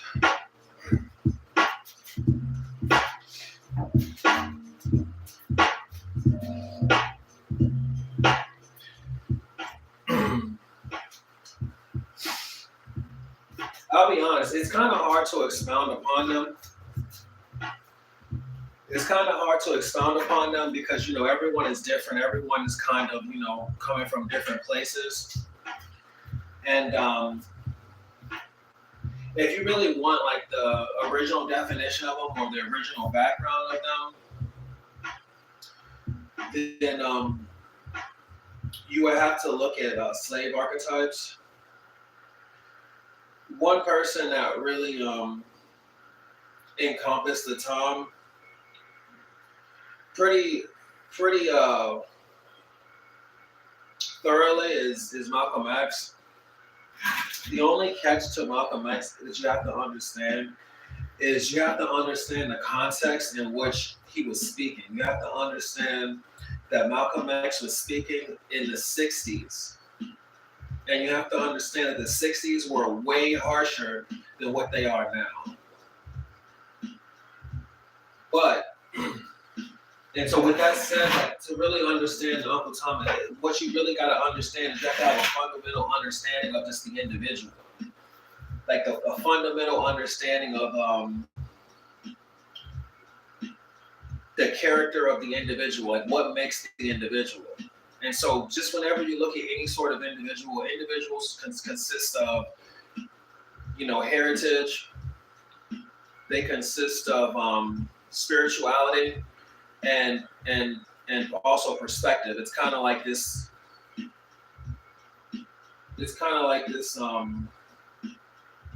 trinity, of a character. And the core defining character of all Toms is, for the most part, they are atheists.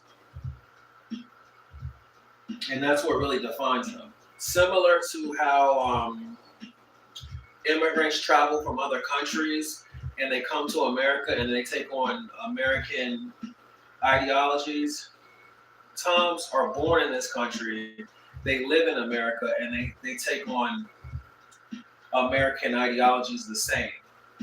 It's just that when you're American and Black, spirituality plays a major role in your perspective. If you know God and you know your history, then naturally you're not inclined to be a Tom. However, if you don't believe in God and you're atheistic, then you're very likely to be a Tom, just on fundamental logic. Because you'll look at the world from an atheist perspective, you'll say, let me look at history.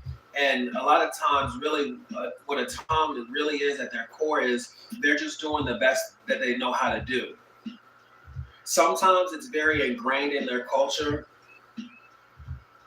Sometimes the beliefs are very ingrained in their culture. And oftentimes, if a person doesn't exceed a certain level of intelligence throughout his lifetime, then it's almost kind of, if someone doesn't exceed a certain level of intelligence in their lifetime and they're atheist, then it's almost kind of a natural,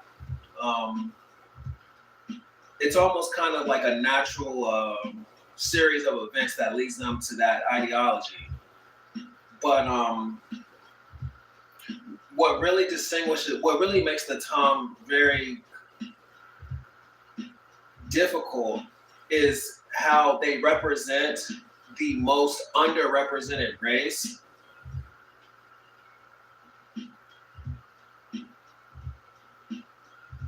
And how they align themselves against their own relative to their understanding. It's like every other, and a lot of this is derived from slavery. A lot of this is derived from the simple fact of, understanding your history and also understanding the makings of a civilization, the makings of a heritage, and I'm thinking of like the right words to explain it.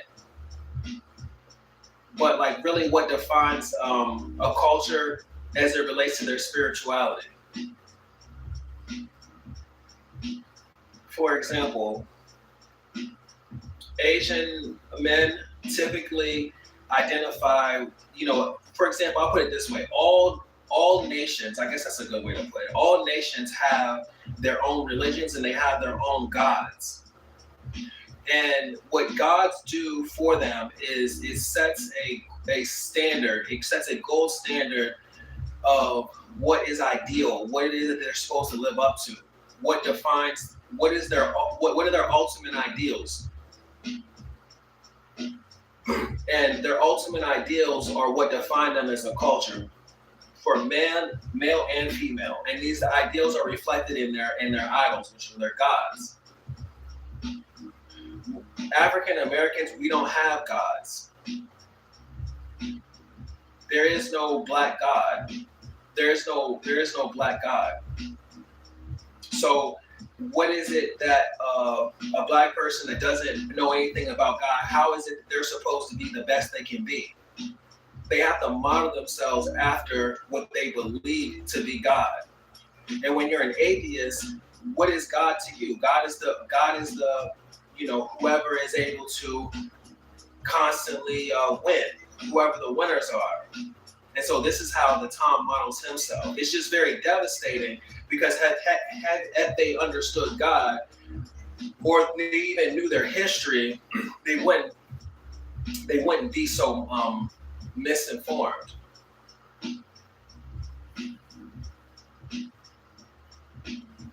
And so through understanding that fundamental aspect of them, you can understand how they develop and grow. And they have a lot of theories, they have a lot of beliefs, they have a lot of ideologies that all revolve around that. And the one consistency you'll notice among all of them is that their spirituality. They don't really have any real concept of God. And if they do have a concept of God, they see God as white men. I'm just going to cut it short and dry.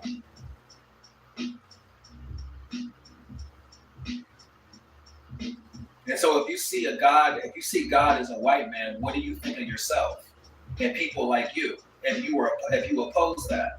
Because white ideology is not the same as black ideology, and as a matter of fact, it opposes it oftentimes. And it's just taking on those opposing beliefs that makes that really defines the town for who they are.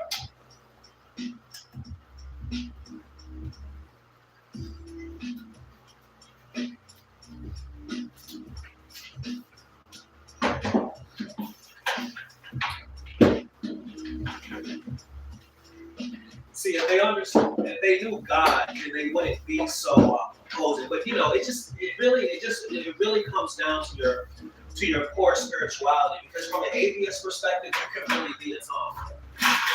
You can really be a Tom from an atheist perspective. You are going to be lost, because really, once you're like a black atheist is pretty much lost because you can't really derive anything self-empowering through that perspective. You can achieve a lot, you can have a lot, but the vibrance of your life, the things that you're able to do through conscious understanding or through blind ignorance is very limited. There is a ceiling on what you can be and where you can go. And see, the thing about the Tom is the Tom looks at that ceiling and sees that ceiling as true to facts. So the Tom doesn't really mind living within that limited existence. Truly speaking, the reality of the matter is that when it comes to human beings, not everyone is able to achieve the same level not everyone is able to achieve the same level of intelligence.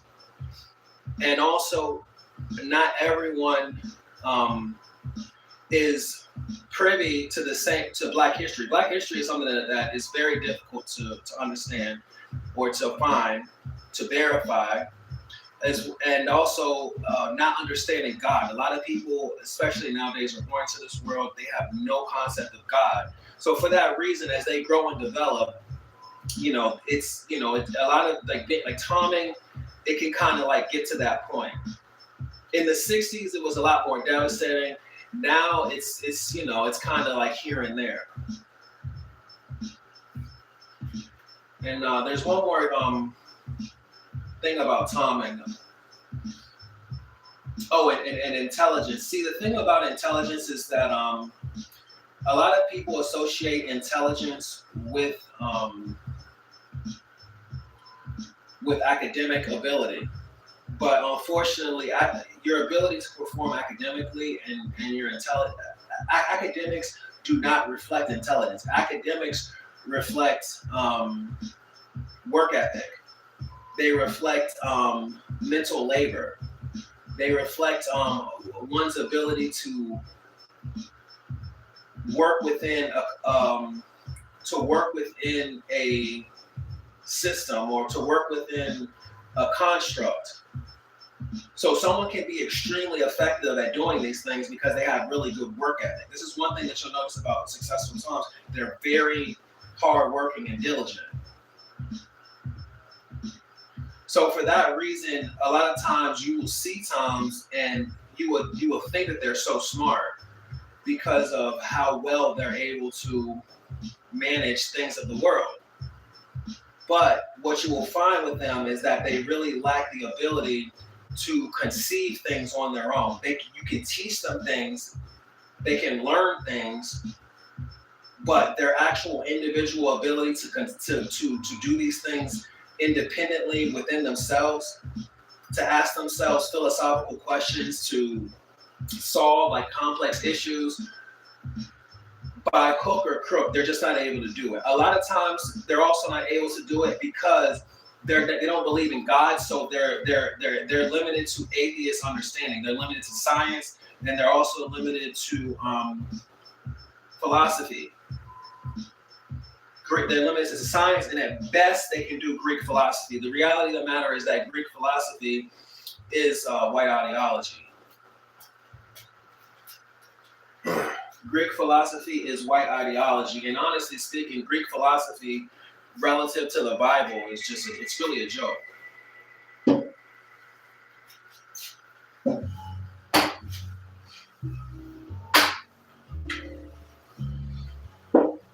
It's really a joke.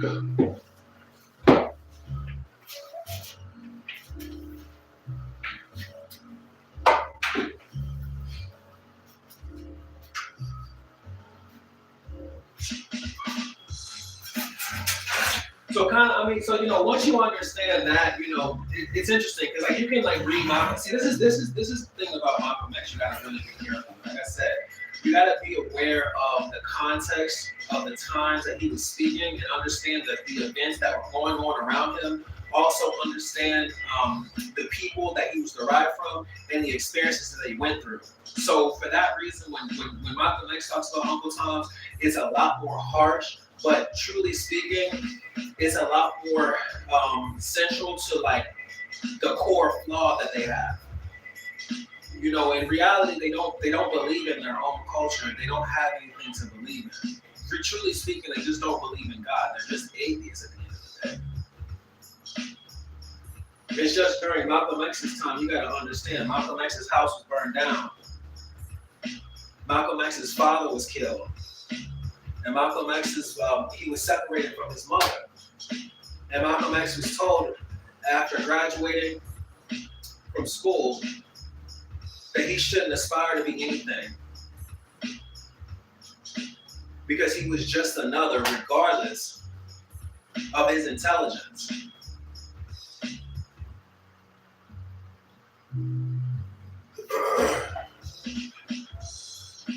And it's interesting because he was told it in a very casual fashion, but from an atheist perspective,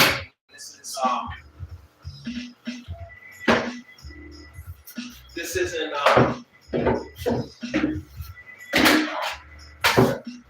it's not really too hard to believe.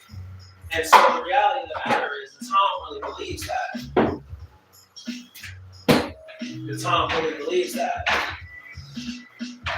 And it's like when you look at life from that perspective, then you can understand all their motives and reasonings. You can understand why they don't want to hear anything you have to say. You can understand why they don't trust you.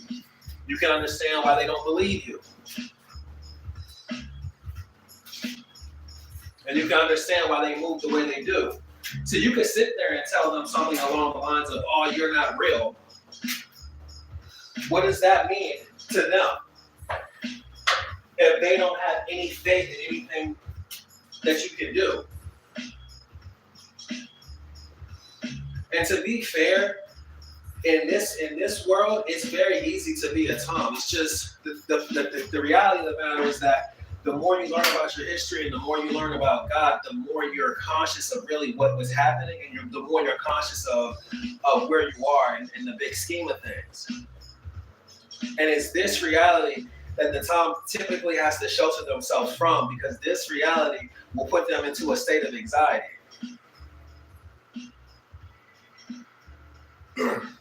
Waking up and being aware is a process, and it's not a process that everyone can handle. It's not a process everyone wants to handle. And like I said, most people don't really have the mental capacity, truly speaking, to come to terms with this. But aside from this, the Tom truly takes the world in for what he sees.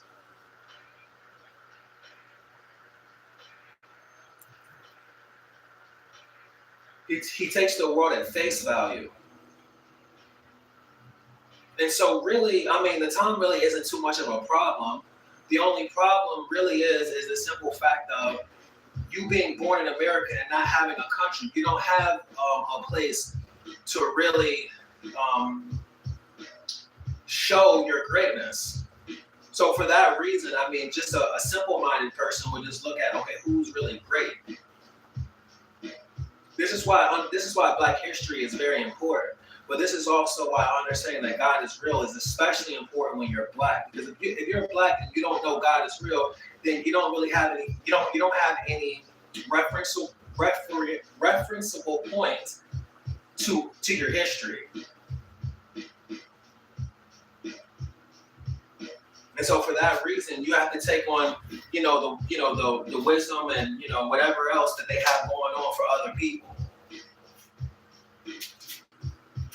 And see, the thing about it is, when it comes to other groups, they may have gods, they may have idols, and in reality, those idols are not gods.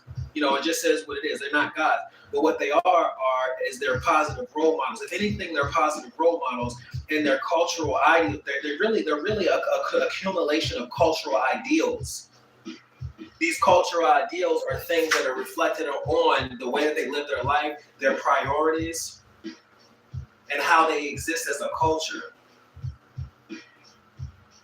At the end of the day, God is God, and they all realize that when it comes down to it.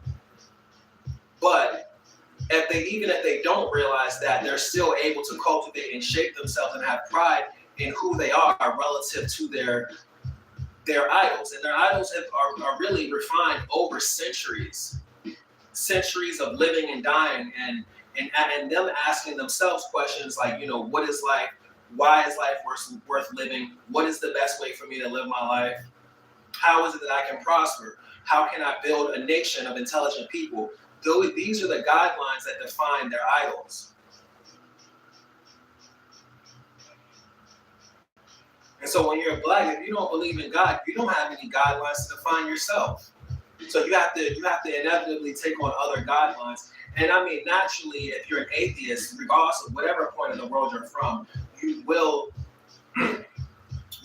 look at the Roman Empire and you will take on their ideology. It just doesn't apply to you. Your position in the Roman Empire is not the position of leader. That's just what it is. And if you let yourself accept that, over time, that sort of belief compounding, it has different effects depending on who you are, depending on how you live, depending on your background. Unfortunately, the greatest flaws that come with that sort of perspective are really shown when dealing with your own people. And it's just really unfortunate because, like I said, it limits your potential.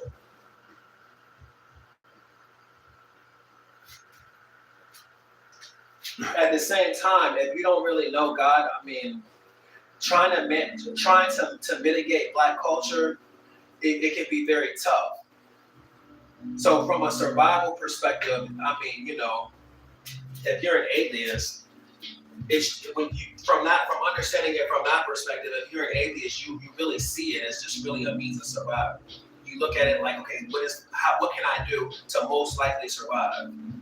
And truly speaking, if you are very if you are very average, in most case scenarios, that is what you can do.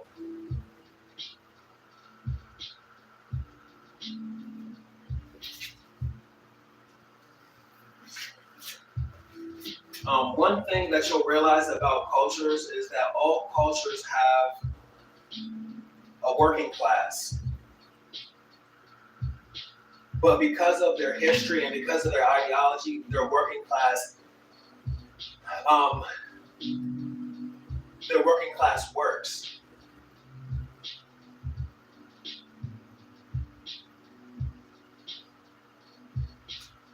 And really what you'll realize is that the Tom really is, they're the Black working class.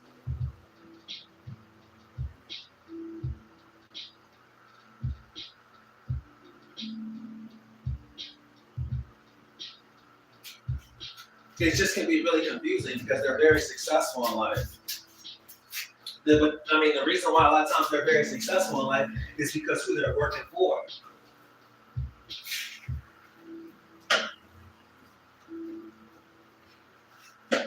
The thing about Toms is, they are what they do what they do.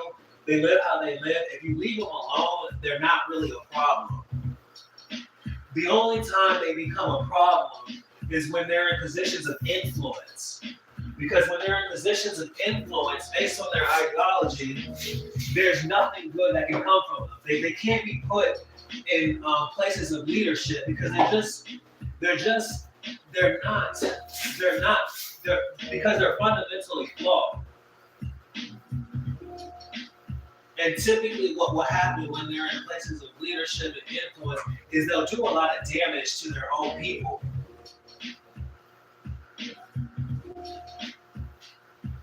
Whether intentionally or not, and for any reason they'll do damage because they'll hold their own people to the standards that they hold themselves. And if you are black and you love yourself and you love your family and stuff like that, you can't accept the core essence. You can't accept that type of treatment.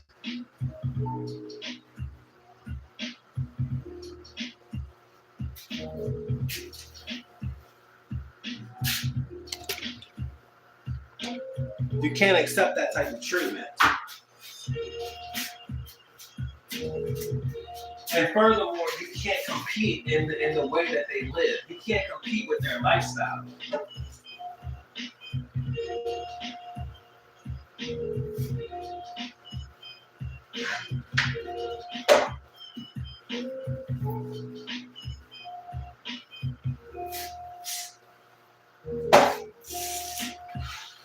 It's just when it's all said and done, no matter how you can cut it, and from that fundamental understanding, everything else falls into place.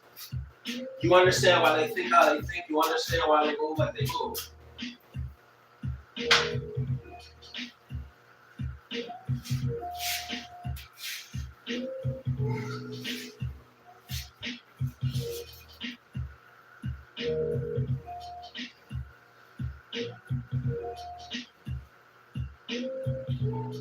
If that's what's working for them, then that's what's working for them. And see, that was one thing that was kind of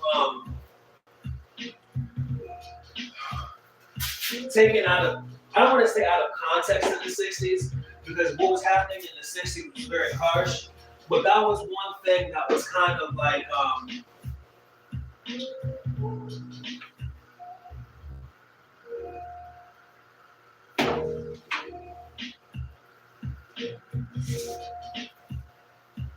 really hard on people that were not that intellectual. It was just kind of like the harsh criticism of them living that lifestyle.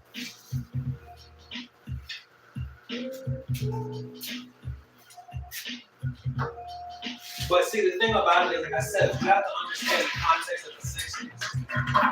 You also have to understand some of, a lot of the things that were going on. It's like from one perspective, and what the perspective was it was like, if you know for a fact that it's this hard for everyone, why don't you help stand for a better day?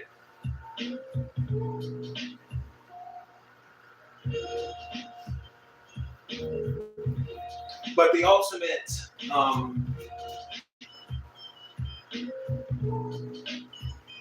conclusion of it is, what you realize is that they're doing the best they can. A lot of times they're doing the best they can. And if they're happy doing that, then let them do their thing.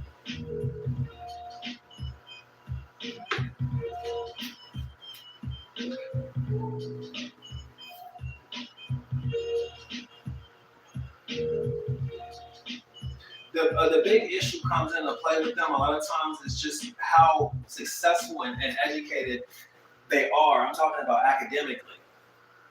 It really can throw you off a lot of times because you would assume that they're intelligent.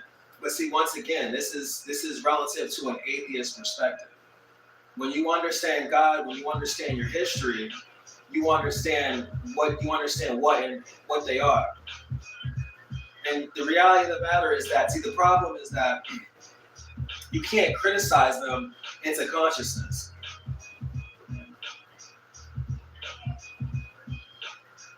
And that whatever a person is going to do what it is that they want to do. And a person is going to believe what they want to believe.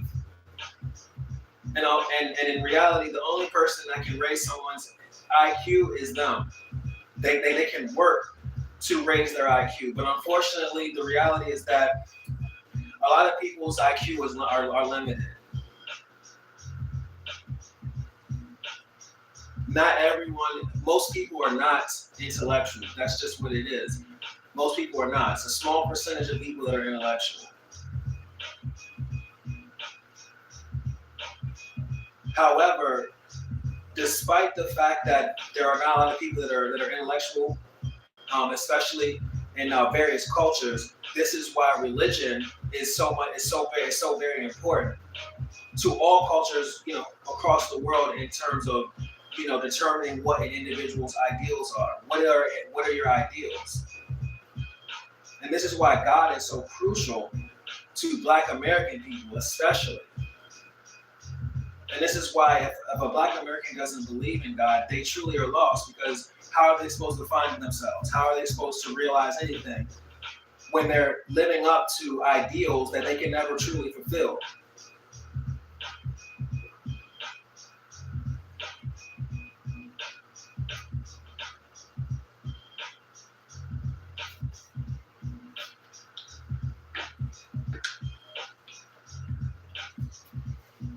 So yeah.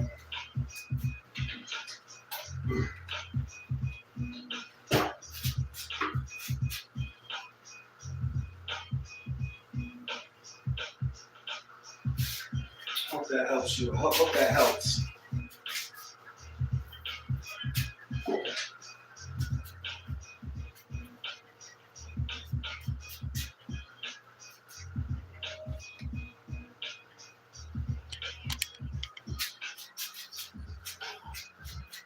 They're really, it is what it is.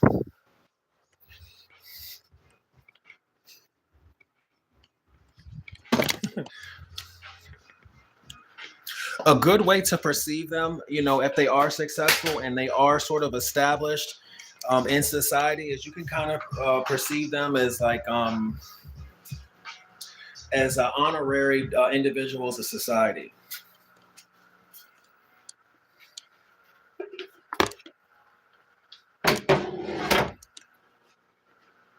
And just understand that they don't, for whatever reason, whether it be religious reasons, whether it be educational reasons, or whether even a lot of times it'll truly be their life's experience, they just don't share the same belief as someone who could say something along the lines of, I'm Black and I'm proud. And also at the same time, simultaneously, believe in God.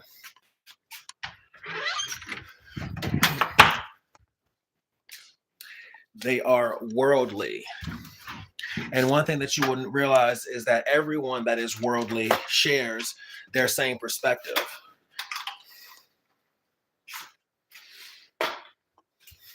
It's just very much an anomaly when it comes to Black Americans, because of history, and also because of where you stand in the world hierarchy. It's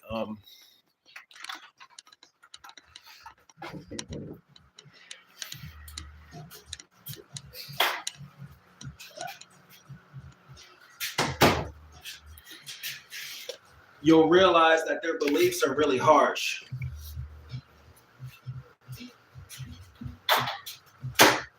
But if that's what's working for them, what can you do?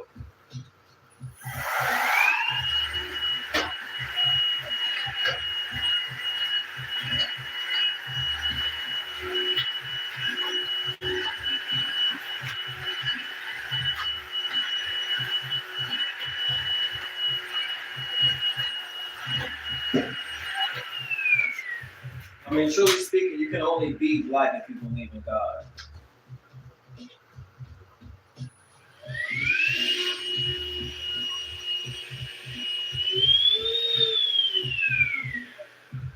You know, this vacuum.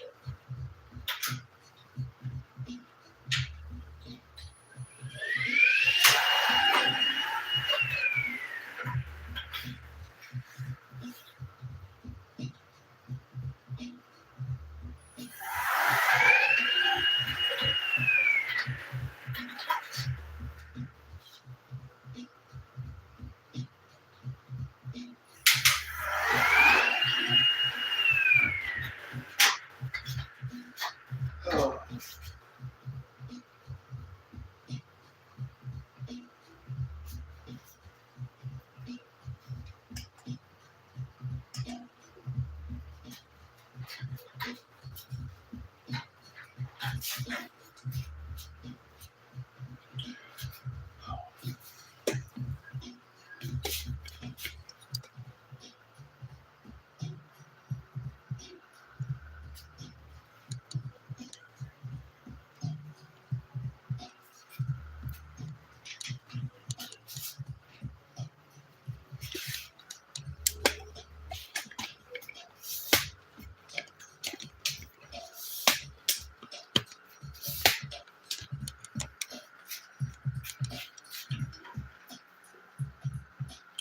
But yeah, I mean, everything else can be derived from that perspective. Once you understand that perspective, and you kind of view the world through it, everything else makes sense.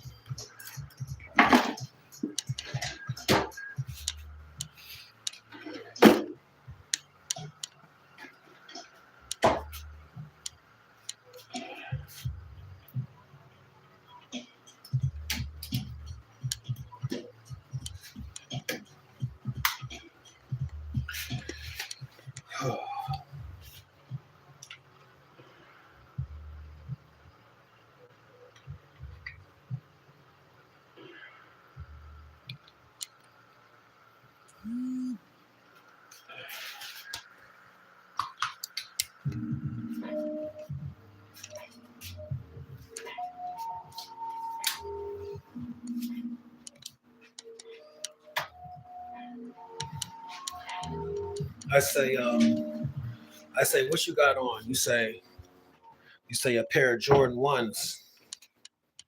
Say, wow, those are crazy. You ask them what they got on. They say a pair of penny loafers. You say, why? They said these are crazy. And then you understand.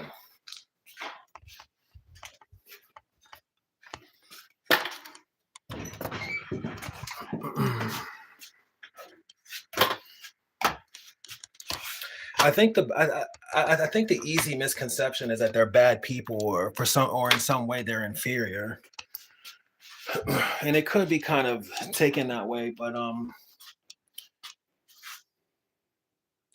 in reality, they're just kind of misinformed.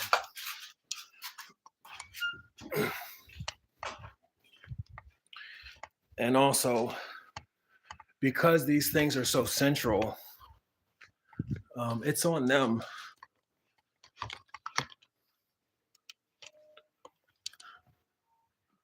It's on them.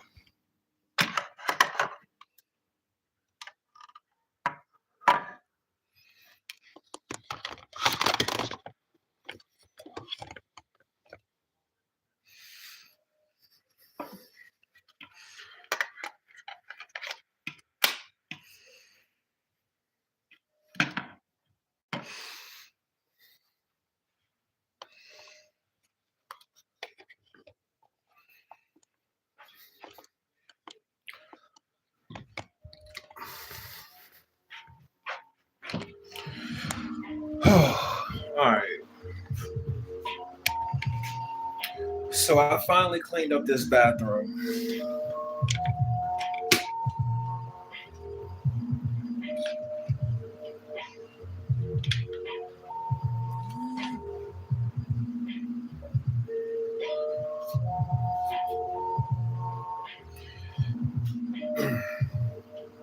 And I'm determining if I should clean up what I should do next. If I should just go straight into cloning now. I know for a fact I'm going to eat, but I'm debating on whether I should go straight to cloning or I should clean up my room first. I think what I'm going to do is I'm going to just eat and then clean up my room and then, save cloning for a little bit later on. I want to give this bathroom a small little break.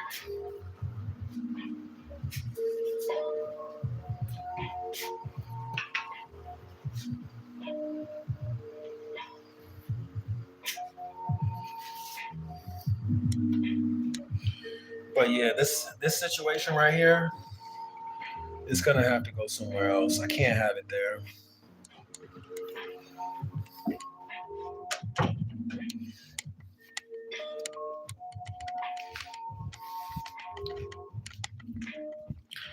I just hope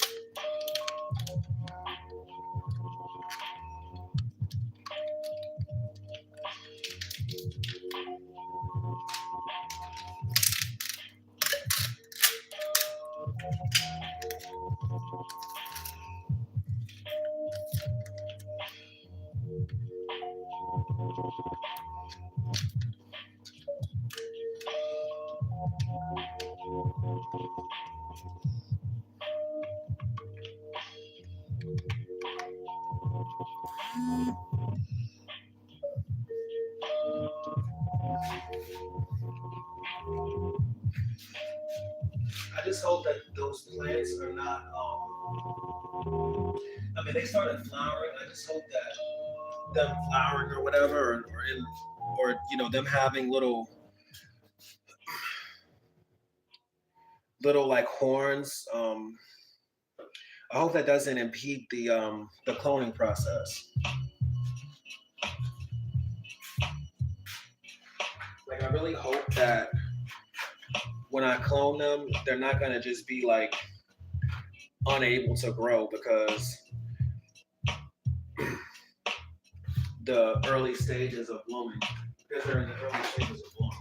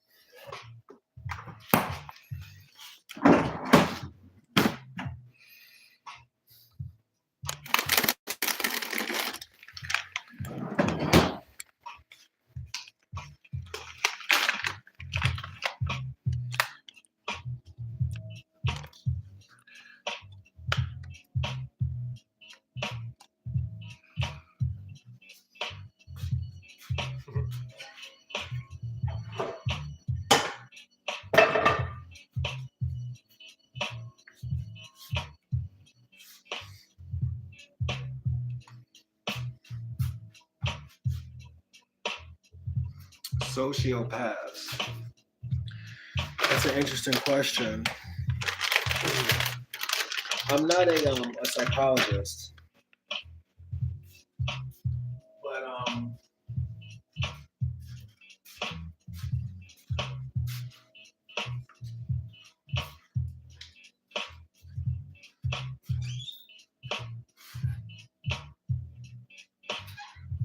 understand, sociopaths lack empathy.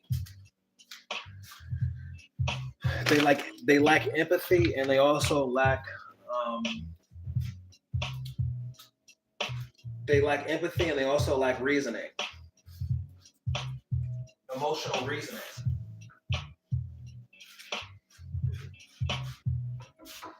I know for a fact that a sociopath is similar to a psychopath, except a sociopath isn't constantly thinking in circles.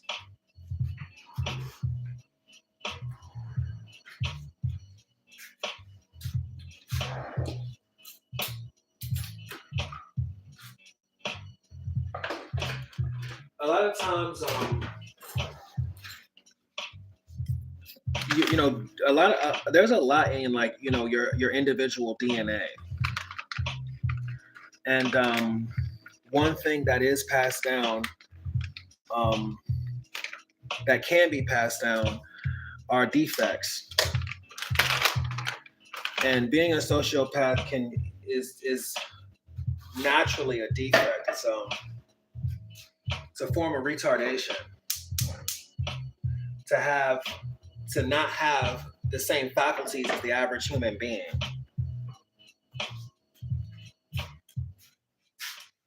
The one thing I think that's the one thing I think that's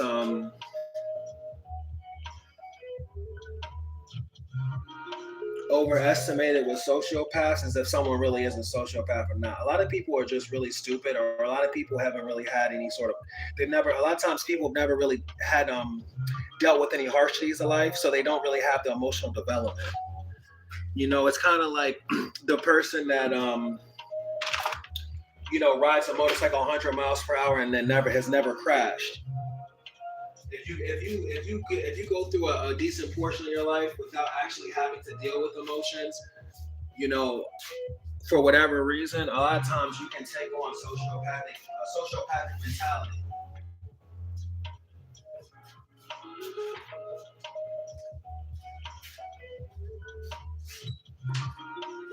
But I think it's understood in the psychological field that sociopaths are, unlike psychopaths, don't actually have the mental disorder. Typically, they're derived from some sort of trauma.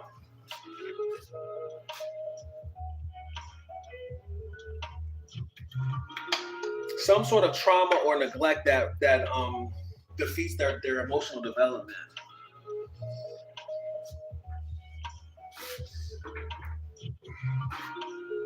Spiritually, you can also become a sociopath when you are soulless.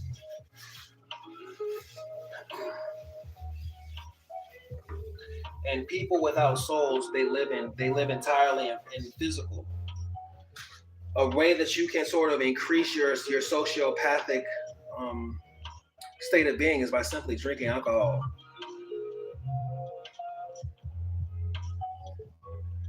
Your reasoning under alcohol is very simple. Is an like your muted reasoning under alcohol. I believe, just based off of what I understand about it, the psychology of it. Your reasoning under alcohol is that dull reasoning is similar to the way that a sociopath reasons.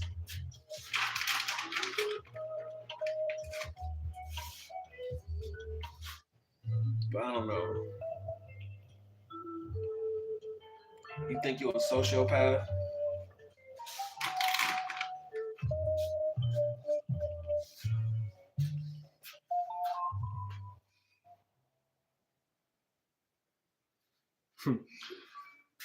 My question: how have Tom's been able to infiltrate pro-blackness? That's a good one.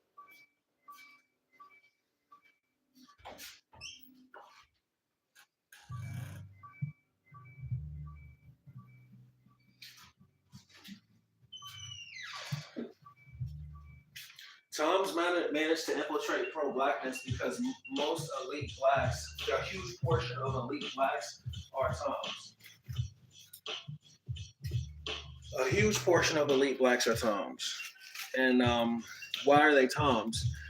Um, they're Toms because they're elite. They're at an elite level of society. A lot of times, in order to get to that level of society, you can get there a few ways, but Toms are able to get there because Tom, they have money. They have money, and they're extremely academic.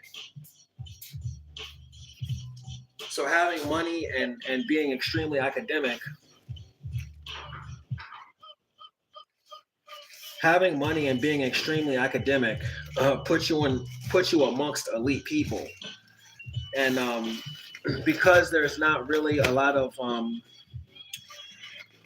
elite black people that are not Toms, they occupy a lot of the space where the elite should occupy. For example, the NAACP. It's interesting too because this is the thing about Toms. A lot of them don't even know they're Toms. A lot of them don't. Like if you actually, it's just that they don't know their histories, so they're kind of like more or less doing the best they can.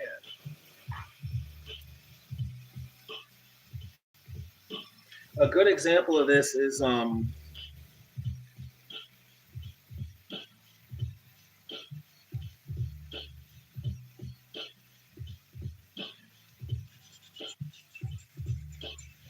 going to show you. A good example of this is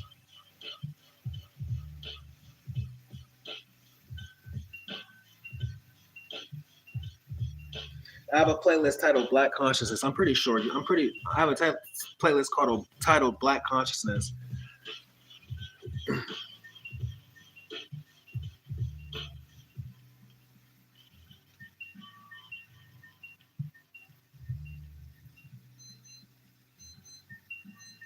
That goes over a lot of it. But here's an example of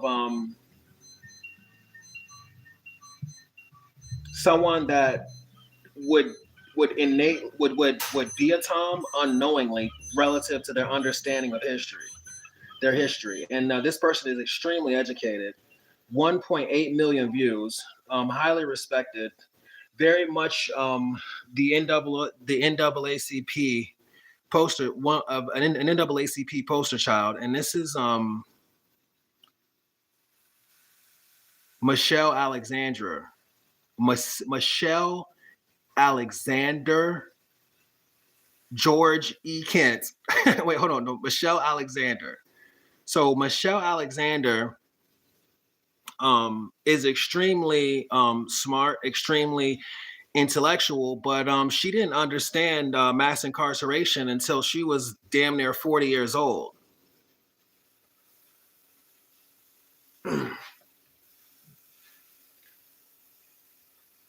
She said I had no idea. She had no idea about mass incarceration until she was 40 years old. And I think she's like a professor. She does all types of stuff.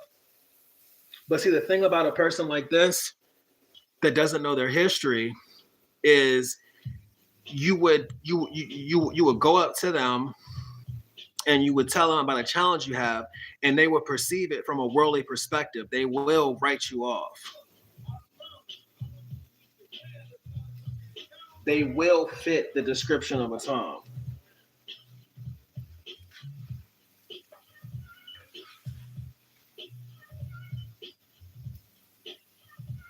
So really, it comes down to a matter of consciousness. Even if you look at the Boondocks, you look at Uncle Ruckus. Uncle Ruckus is a good example of intelligence.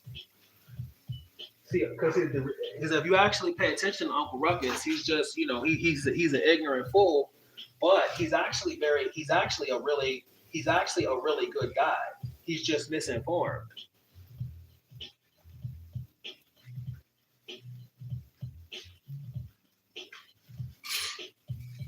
If Uncle Ruckus felt the way about black people that he did feel about white men, he would be Martin Luther King.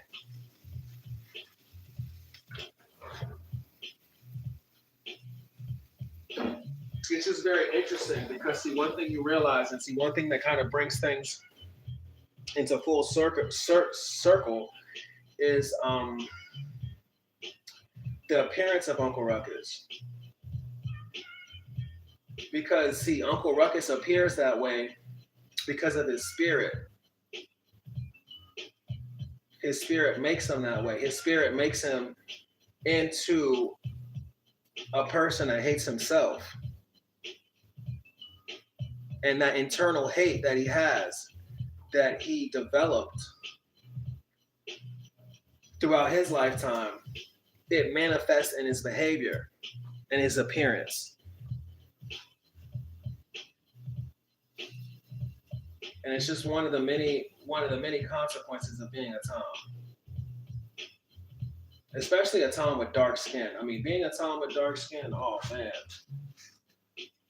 Those be the worst. But you know, when you understand it from an intellectual perspective, I mean, if you don't believe in yourself, you don't believe in anyone that looks like you, what do you see when you look in the mirror? What's the point of brushing your hair?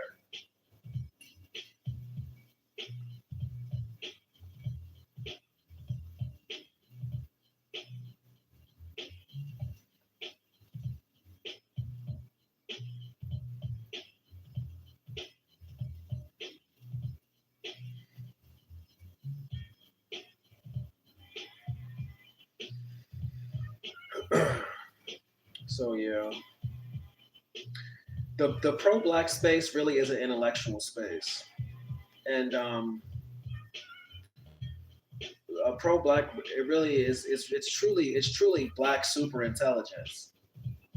It's just the obstacles that you have to go through in order to amass that intelligence is very difficult in this world, in the United States of America.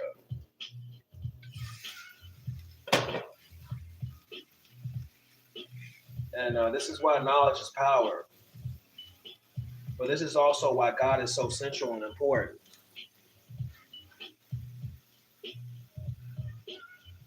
Because see, God is the foundation. It's the spiritual foundation of a black man. Without God, you'll never be black. I mean, you might, you know, you'll be like black skinned, you know, but without the proper spirituality, you won't have the proper ideology. You won't have the proper behavior. And in reality, you won't have any connection to God. So you know, in effect, you are what you think. You are what you believe, and what they believe is what they become. And that battle is not yours. That battle is theirs.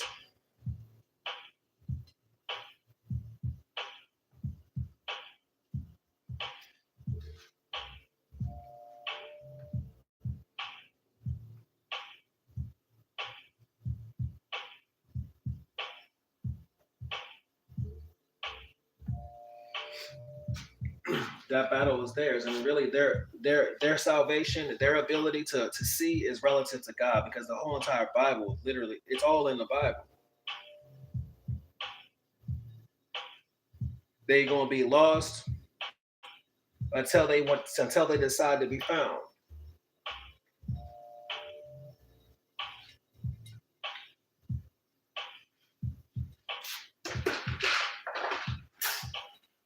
Another way that a lot of Toms infiltrate pro black is from a political perspective. It's the only way they can derive any respect. What are you doing here?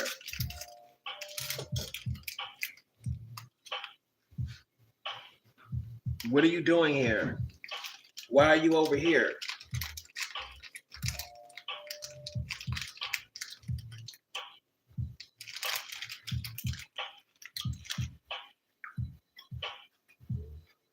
Why don't you go over there?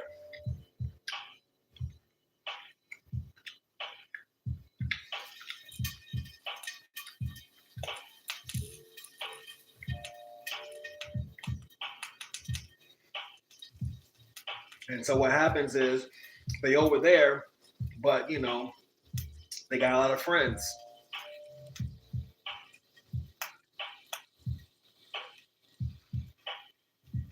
And it's not their friend's responsibility. It's not their friend's responsibility to have their best interest. But they got to have a reason to be at the table. And this is a mixture of just purely being misinformed. A lot of times these people are really misinformed. Michelle Alexander, 11 years ago, was misinformed. Michelle Alexander has no problem infiltrating any aspect of blackness, of pro-blackness. Do you think anyone is going to stop Michelle Alexander from any sort of? Do you think anybody is going to stop Michelle Alexander from any sort of black function? She'll get an invite to the White House.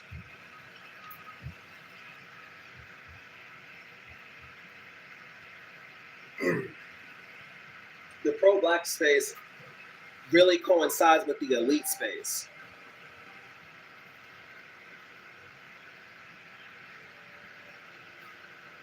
A person can be elite, but if they don't know their history, they'll never really derive pro-black consciousness. But if you look at that speech by Michelle Alexander, I believe it's over 1 million. She'll tell you herself her experience and what she learned. And it's interesting because all she learned was history. 11 years ago, that's all she knew was history. A lot of times they'll be very grounded, very anchored in elite white society. And then once you get very anchored and grounded in it, if you don't understand, history, if you don't understand your history very thoroughly, if you don't understand your spirituality, then you won't have any true connection. So you're more or less better off where you're at. I mean, for lack of a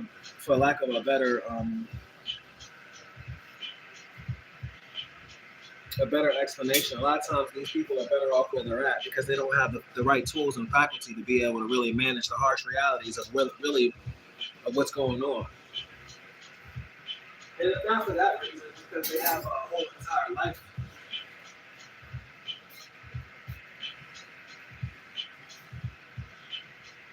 Family, friends, everybody. One thing about black elites, though, is black elites, because they're so elite, they kind of more or less have free reign in a lot of places. So they don't deal with the same level of prejudice because their educational value, their appearance is constructive to everyone around them. It adds value to everyone around them. So they oftentimes will be very comfortable in higher society. And when you're up there like that, why would you ever go anywhere else?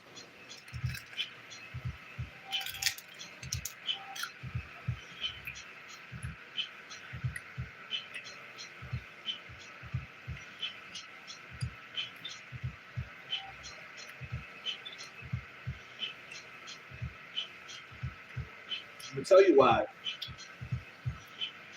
Because you know your history, and you know the devices of the world, and you're able to clearly see your reality.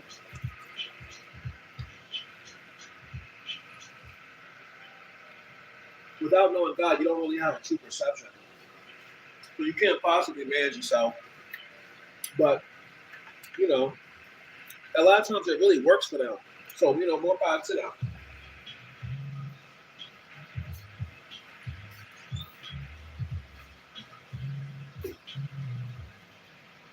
It's just, again, the crucial element with them is that they're not to be put in positions of power, positions of leadership, because they don't understand the curriculum. They couldn't possibly have black people's best interests innately. They don't even know where to start.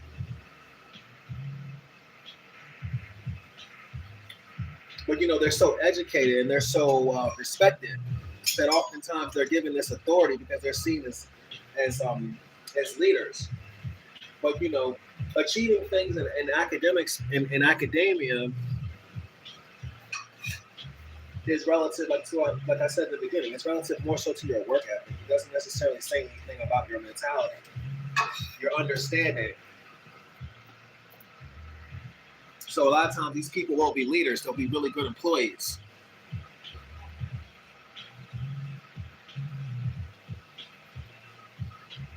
Like I told you, they're not intelligent. That's why.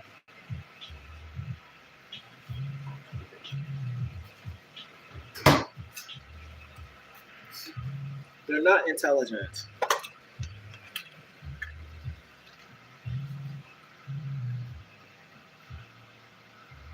Intelligence is genetic.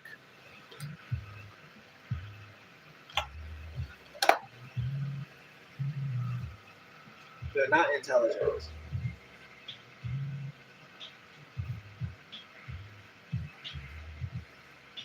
They're not how the reason they're not intelligent.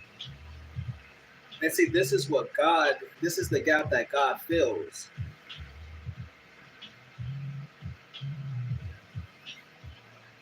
They're just very academic. But you have to understand, academia is mental athletics. They're mentally athletic.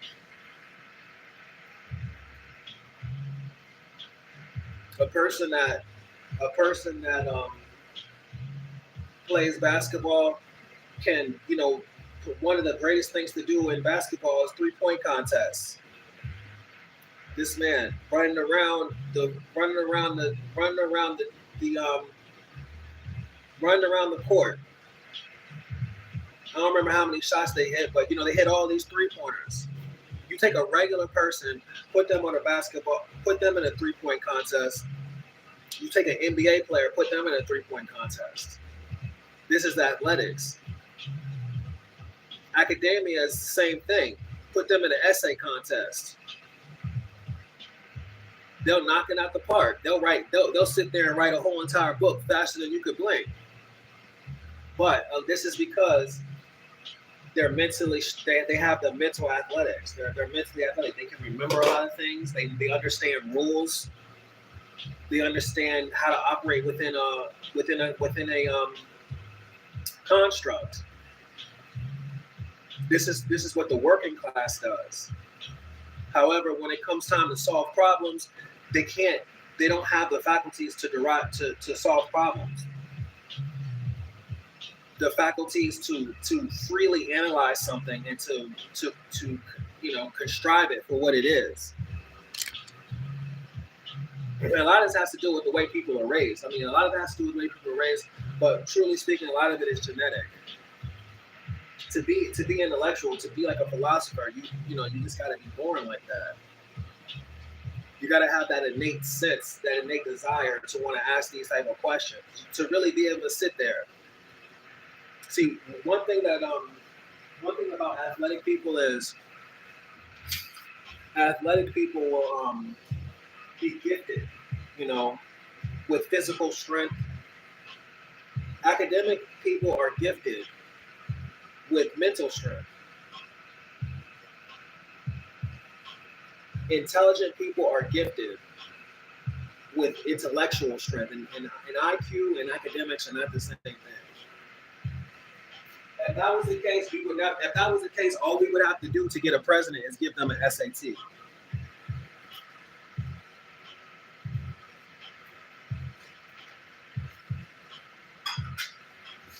If that was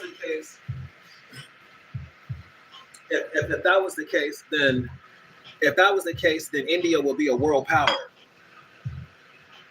And I'm talking about a leading world power. If that was the case, then India will be the #1 country in the world. Why? Because they're extremely academic.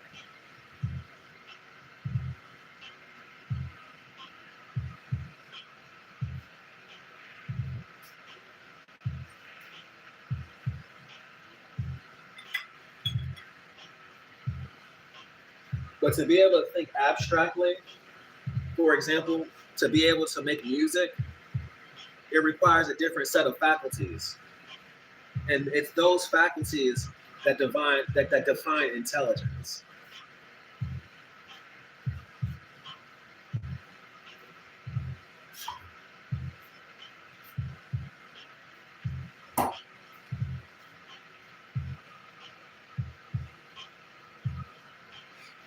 It's those faculties that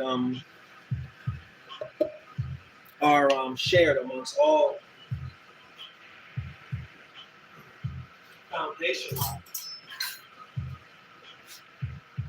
civil rights leaders. They all have it.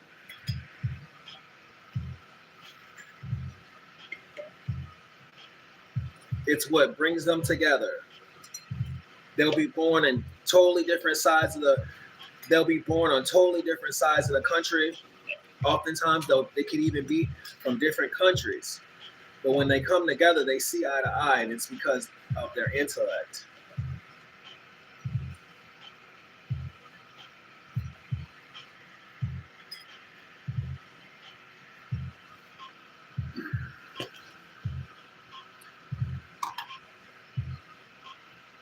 But it's something you're truly born with, because it's not something you could be like a prodigy of. You know, like when it comes to like athletics and academia, you could really be a prodigy if you're really raised to a certain ethic. You get ahead of your class, fast enough. You learn how to read and write early enough. You could do things at a very professional level. You could damn near be you could be a leader. You could be a colonel. You know, a lot of people in the military are really like that. You'd be like, who is this dude? This person working in the Navy. This man is super young, but he's a general. Why is he a general? He's a prodigy. How did that happen? His parents raised him to be that way.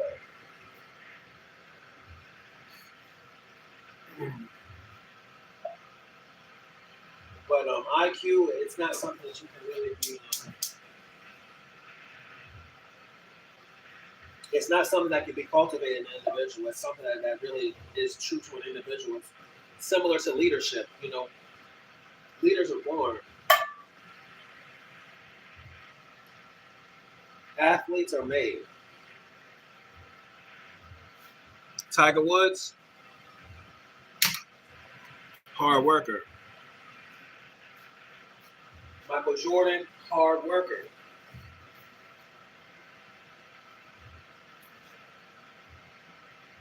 Sugar Ray Leonard, hard worker.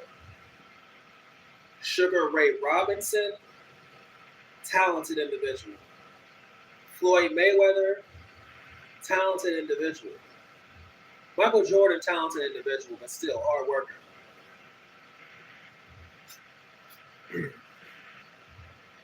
Some things you just be more or less born with. Layla Ali, talented.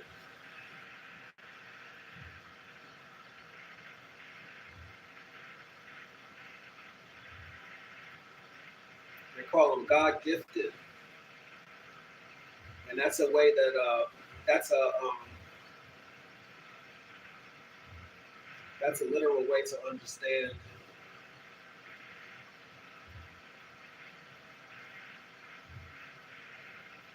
that's a true understanding of like what's also understood is just scientific genetics and things like that.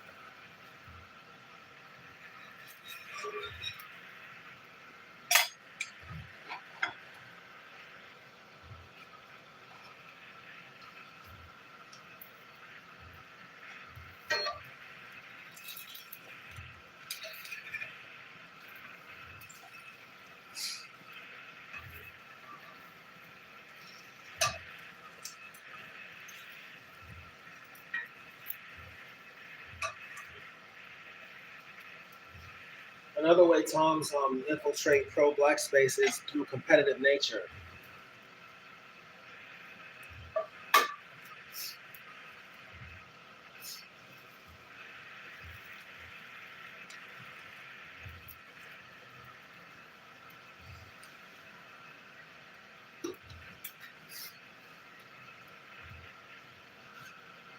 They may not know their purpose in life, and so they see being pro-black and they see the prosperity of being pro-black, and so they just basically aim for that, with that being something that's close to proximity for them. Similar to like someone who plays in the NFL but doesn't really care about football. They're just there for the check. And when you have when you have a seat in elite society for whatever reason, whether it be academia, or just through building relationships through worldly means, you're closer to that seat. Truly speaking, most black people don't make it that far. And when they do make it that far, the challenges of the reality are what really lead to their demise.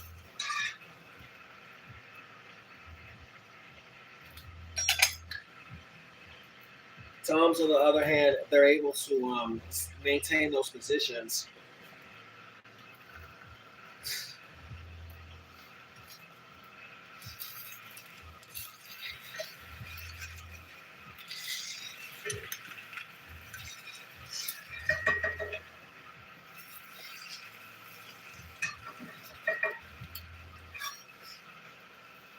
Because really, they're just there for the check. They're not actually there for the mission. So they're able to. They're able to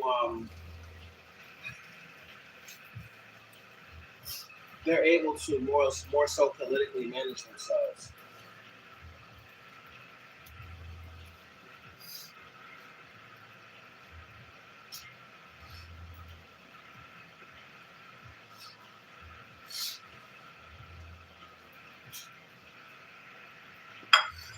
But you know, at the end of the day, a lot of times they just don't know. They don't know.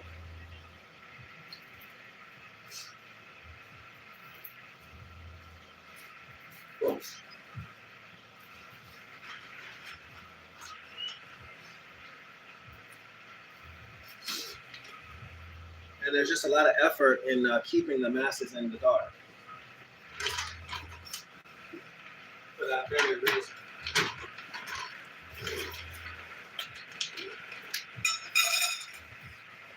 Some people call it racism.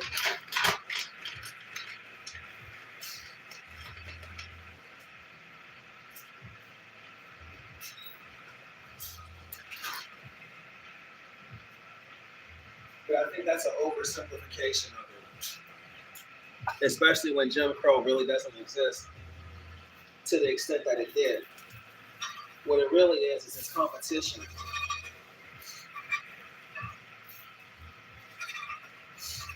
And that's what you can't really understand.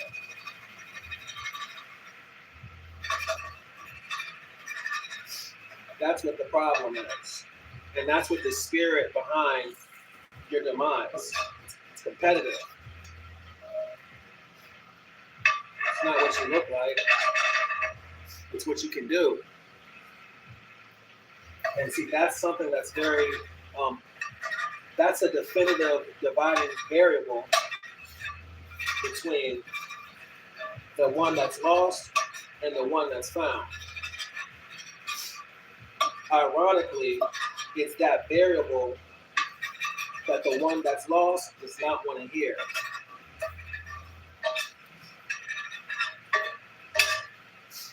And honestly, that was that variable that caused Malcolm X's life.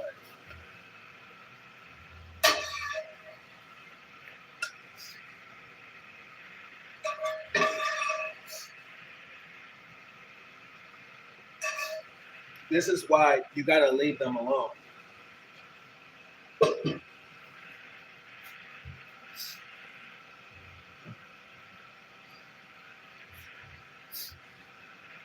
But this is also why God is so central to the whole.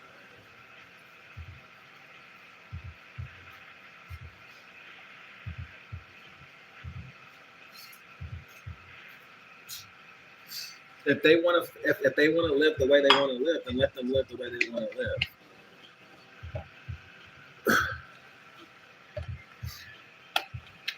It's just the big issue with Malcolm X was truly the times. It was truly the harsh reality of the times.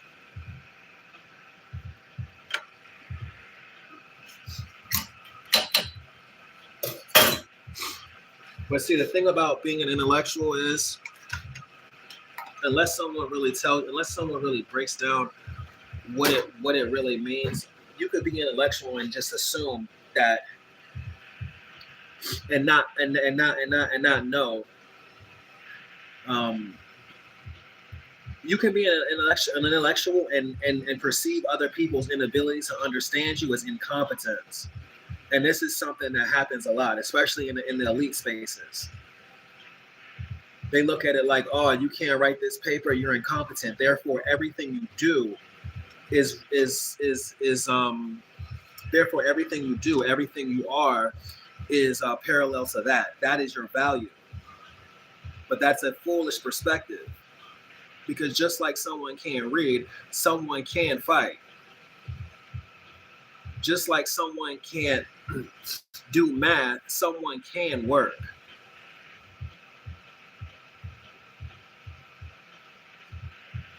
Just like someone can't understand things of higher intelligence, they can raise a family. They can read a Bible. And this is the reason why you don't really beat them up. But furthermore, this is the reason why they need God, because it's their job. That's what God is for. And that's the purpose that God serves in every that's the purpose that God serves in every culture, whether the God be a false God or not. That's what they're for.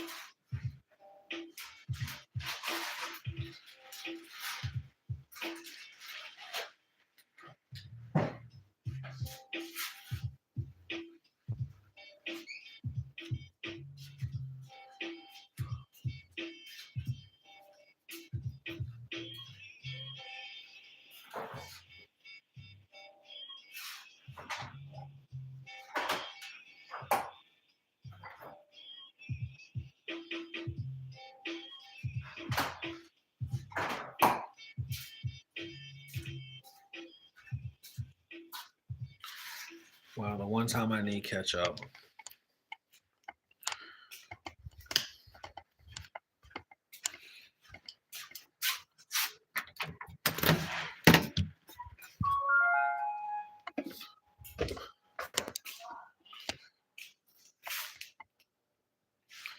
Wow, the one time I need catch up. What is this?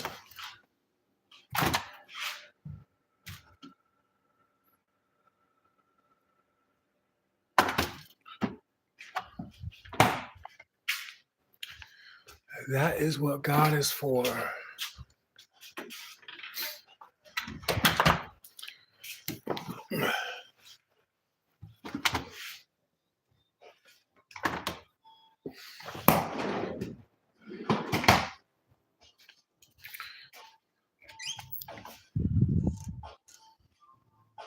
Yo, the one time I need ketchup, this always happens. Why does this always happen? And it's crazy because the last time I bought ketchup, I bought these massive things of ketchup on purpose.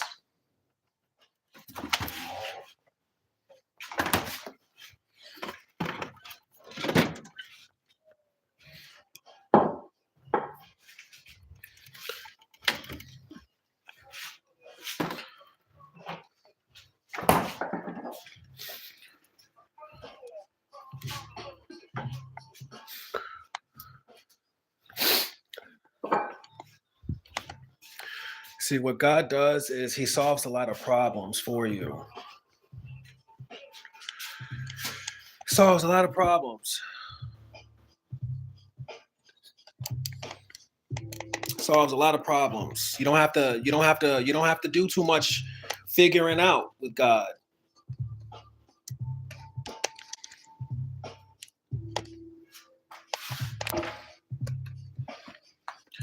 But if you reject God, then you gotta basically figure out everything on your own. Have fun with that. That's what they doing. And it's working for them. If they see it as working for them, then it's working for them. But see, what if they knew who God was, and they will understand the curses upon them.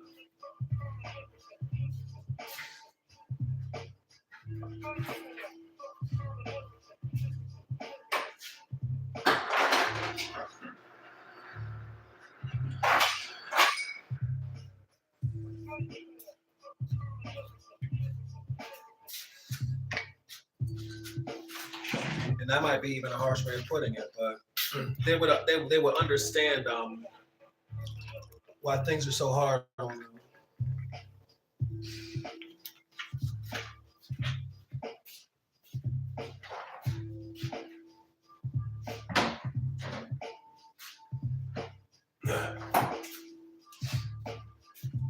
And when they come full circle with that, oh, they're gonna be singing.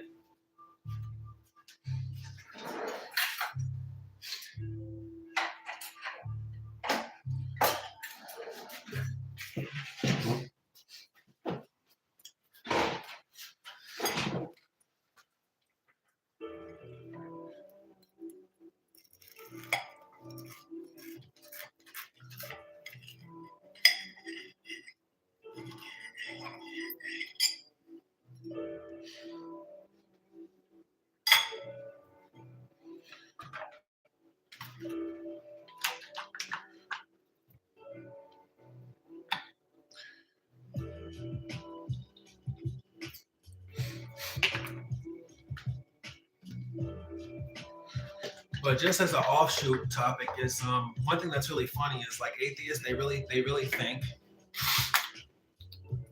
that there's no God. I think that's like the funniest part.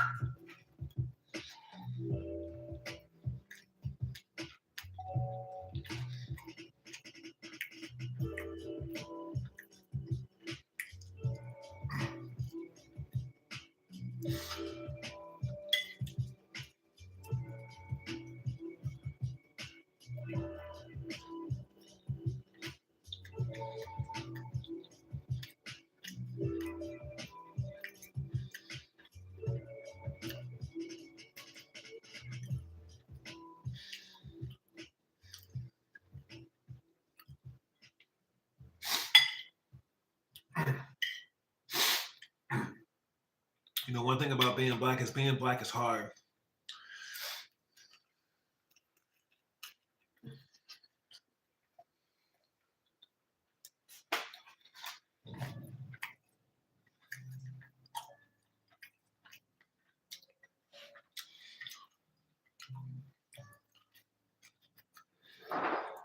That's why God is so great.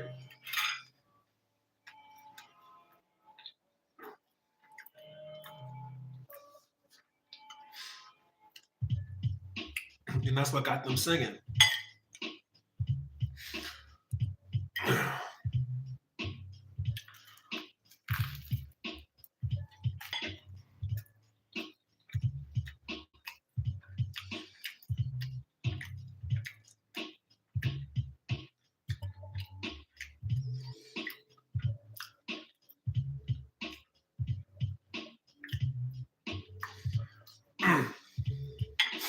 Everyone in the world believes in God. That's why the black man is so pivotal.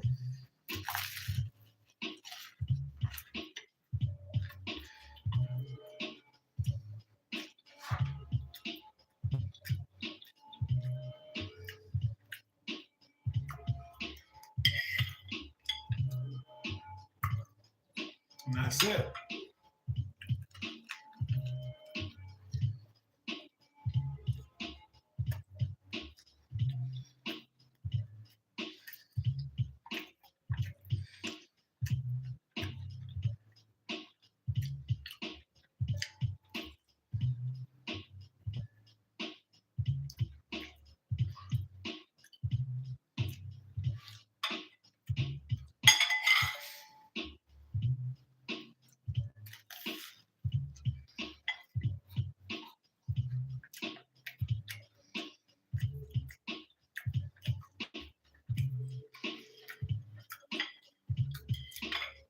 But see, one thing about wisdom, you got to be careful.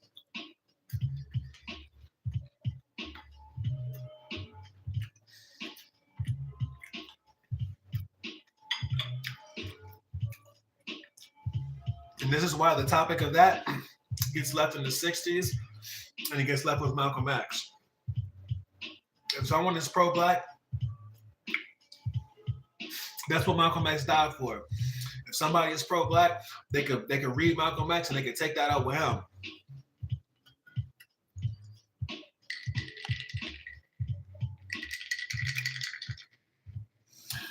In this modern times, that's not the focal point. That's not the mission statement. Things have changed. And especially in this day and age, you have to understand that you cannot speak on a lot of those things, those aspects of reality, because fools hate wisdom. You'll share that information against the some. This is the reason why you don't forefront with that information. If somebody doesn't ask for it, then they're not able to receive it. They don't even need to know about it. They over there, they living good, they feeling good, all right. But it's not on you to go run around telling people what it is. Because you're running around telling people what it is, and like it says in the Bible, what you actually believe, you will realize that those little situations that you sitting there trying to figure out, it's already right there. Fools hate wisdom. Ain't nobody trying to hear that. And you sit over there pushing that message, they're going to hate you. And that's what happened.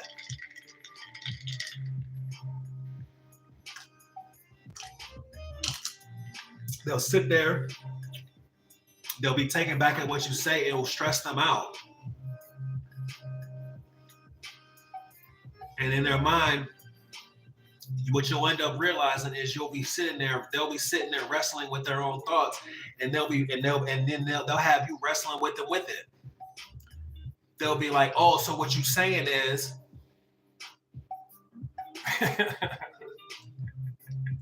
and see, if you black, you know what that really means.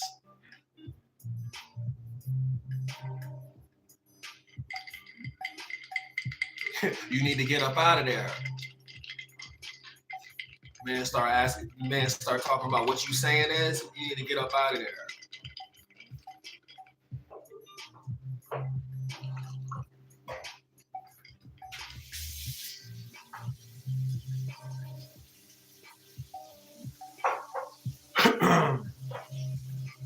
You need to get up out of there.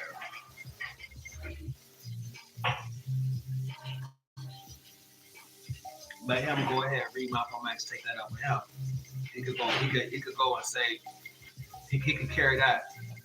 But don't let him put that on you. And what you will understand with this situation is if this person truly has an interest in the material, then they will go out and they'll seek a solution. But if they don't have any interest in the information, then what they're really going to do is they're going to sit there and figure out, they're going to sit there and look at you.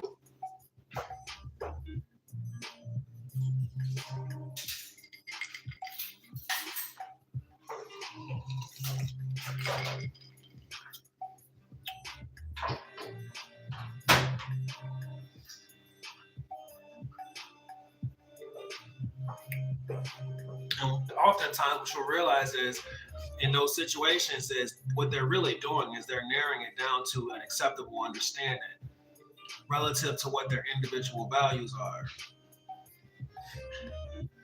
You'll say something as simple as fools hate wisdom, and they're gonna be like, oh, so what you saying is I'm a fool. You see what I'm saying?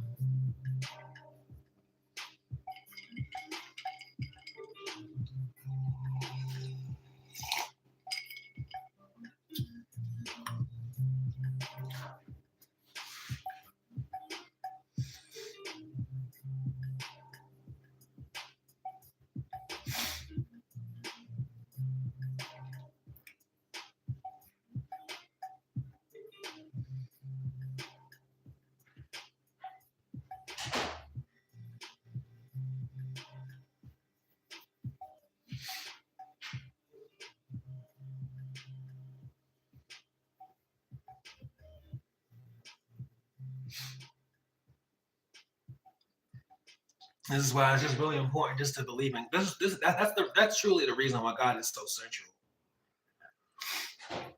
Because honestly speaking, if you actually look at the civil rights movement, all of the ideologies are in line with God. That's where they get it from. That's also the reason why they're able to come together and not have any conflicts, truly any conflicts of interest in the grand scheme of things.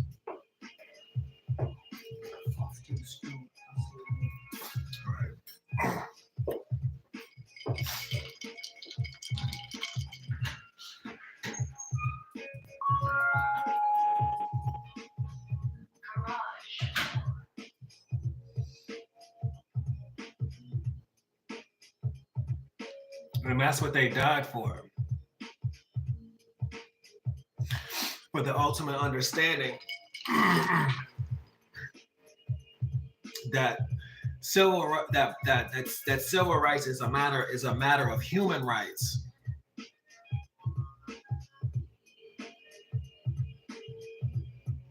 But how you get to but your perception of human rights relative to civil rights it can only be understood through God. If you sit there and you look at it from an atheist perspective, you'll translate it to something along the lines of, we all get this.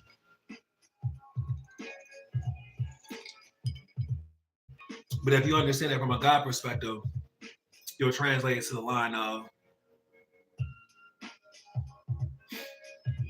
do you believe in God?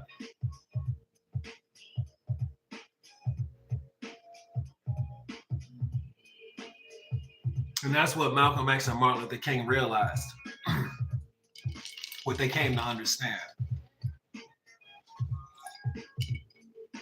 All the framework was already laid out.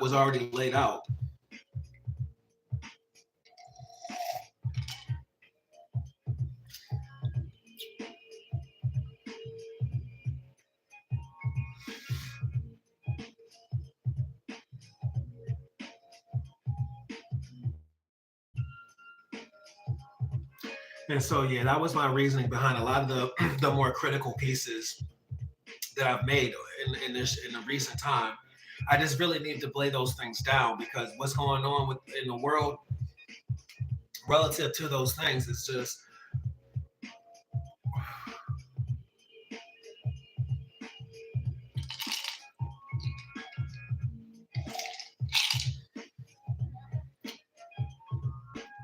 it needs to be put down so it can be explained.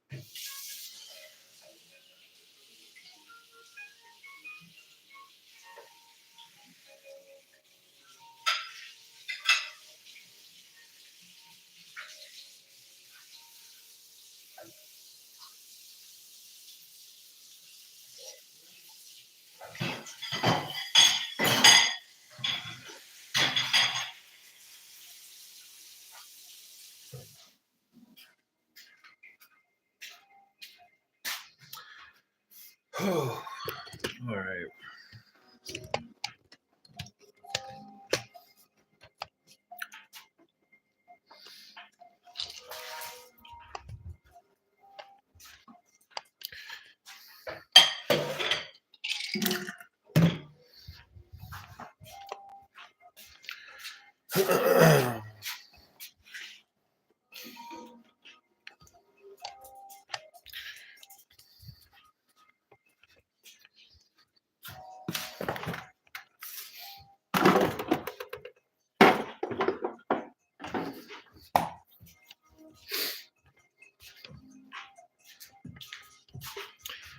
Big God.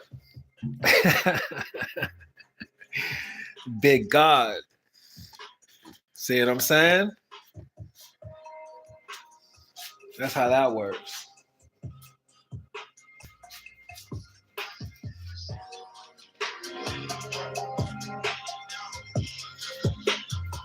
Big God. That's how that works.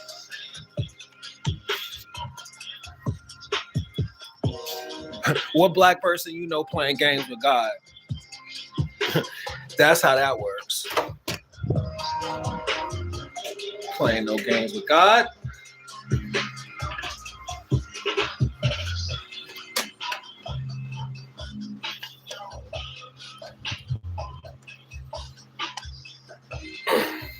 This beat is kind of crazy. I gotta add this beat.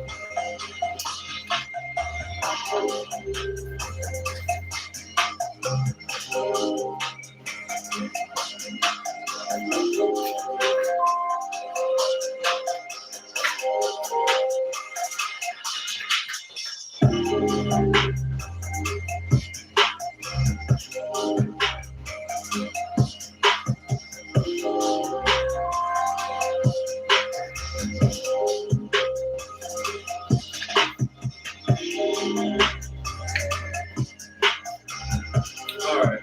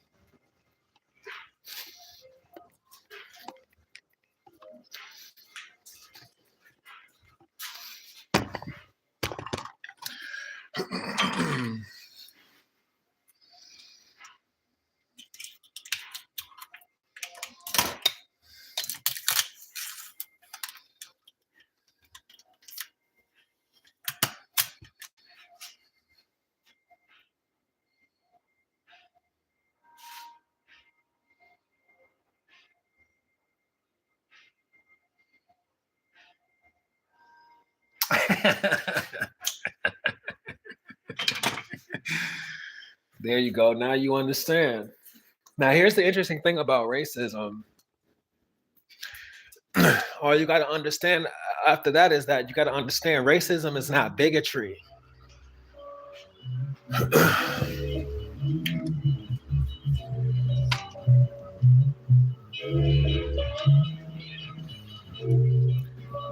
See, that's the reason why they got money.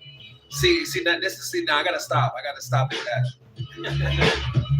That's for another day, man, because you're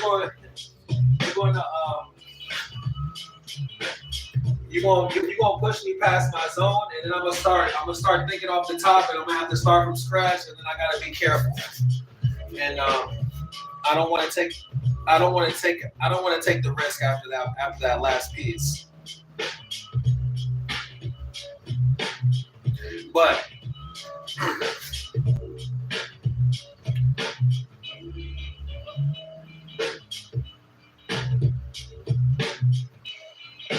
man,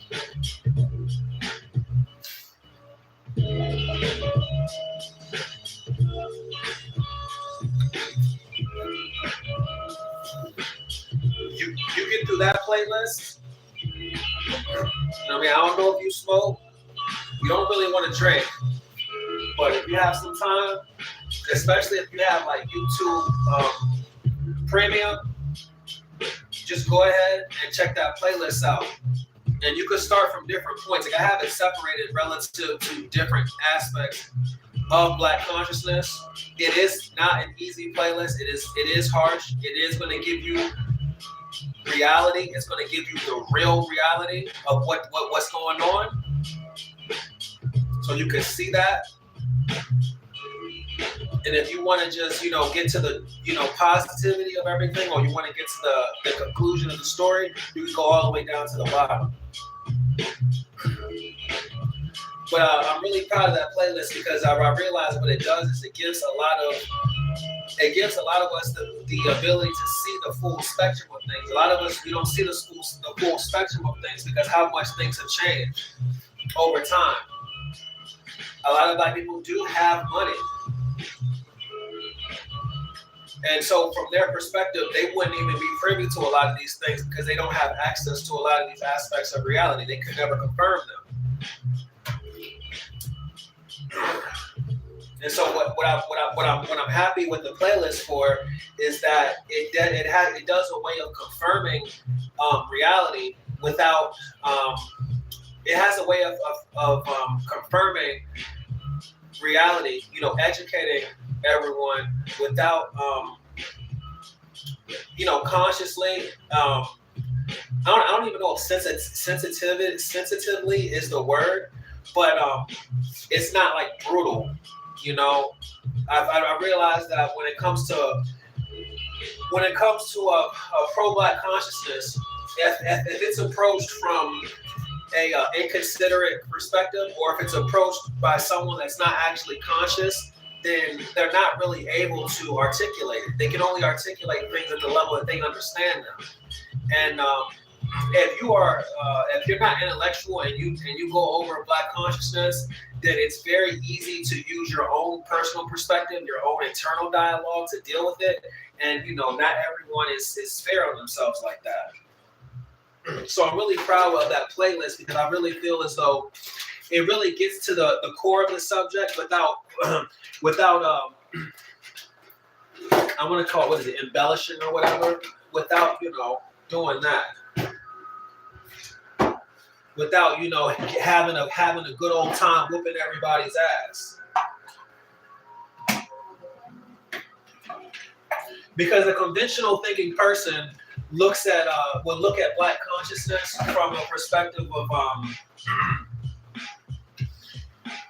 they would look at it from the perspective of a parent, and you got to be really careful with that aspect of it, especially if you come from a harsh, you know what I mean? So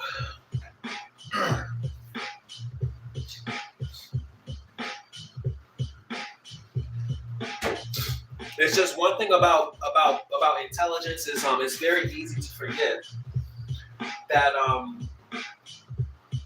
intelligence is something that is cultivated over a long period of time, and then not everyone sees everything the same, despite the fact of what people have. A lot of times, people will have a lot of things, like they'll be real successful and stuff like that, and it just goes to like simple understanding. You'd be like, oh man, this person is they know better, you know.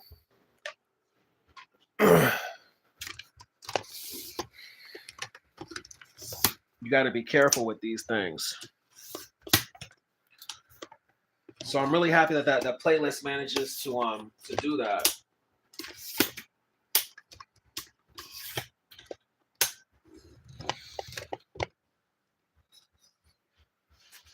But yeah, if you have some time, I don't know if you smoke or whatever, but you can sit there and watch that playlist like a movie.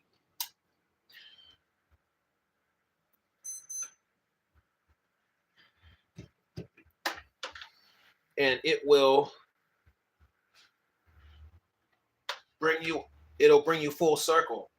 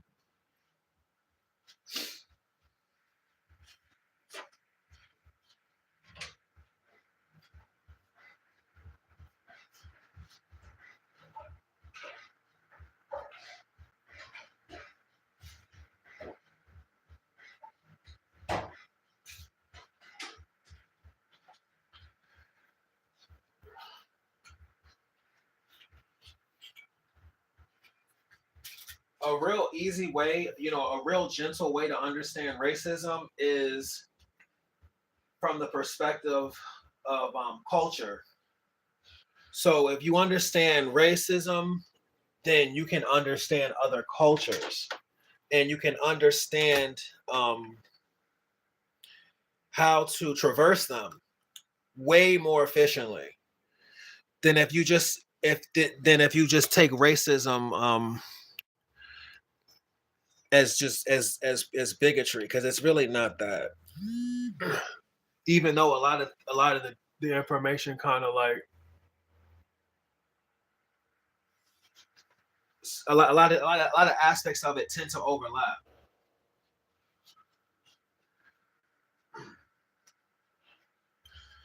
Anyways, I gotta clean this room up.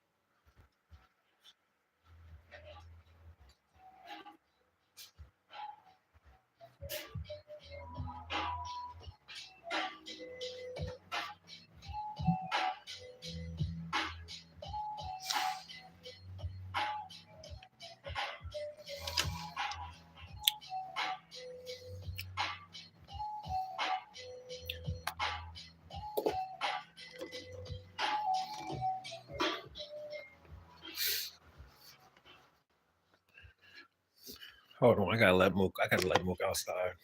Yeah, come on.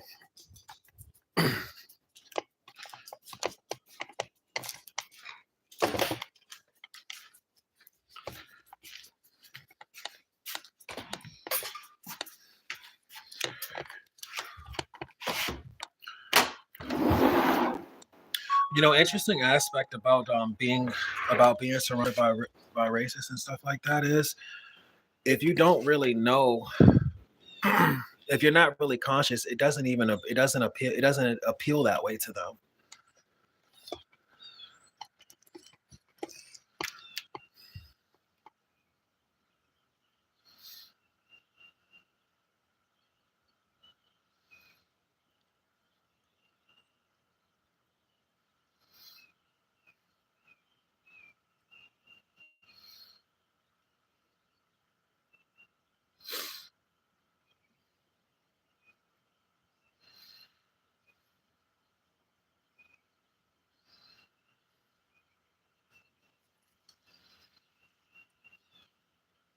Come on.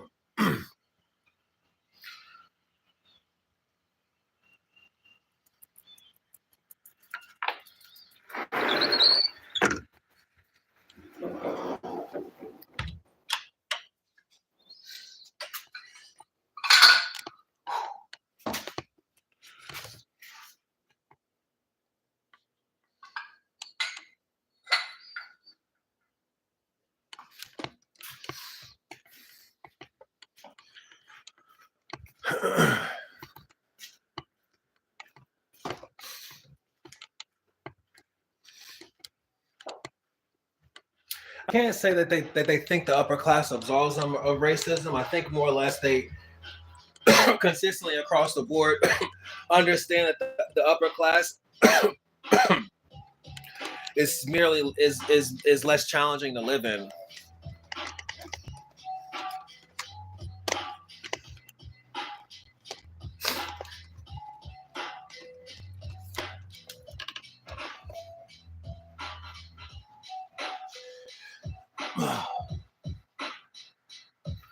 They may not have any understanding of racism at all. And oftentimes they don't. This is the reason why they look at something like being pro-black as being racist. They'll be like, black lives, all lives. See what I'm saying?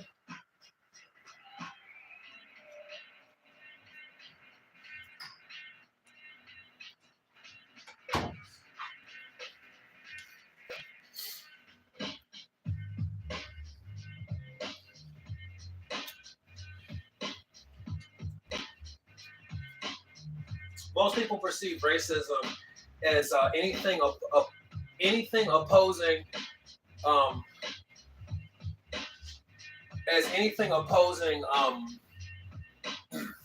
collective harmony. They look at anything that opposes I get a square, you get a square, you get a square as racism. And unfortunately, it's just not that simple. It's just not that simple. When you understand your spirituality, when you understand your history, and when you understand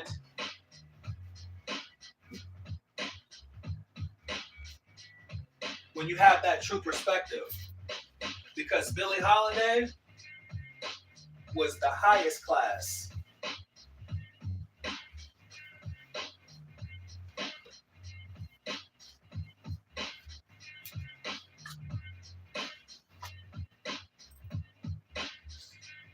And all she did was sing songs.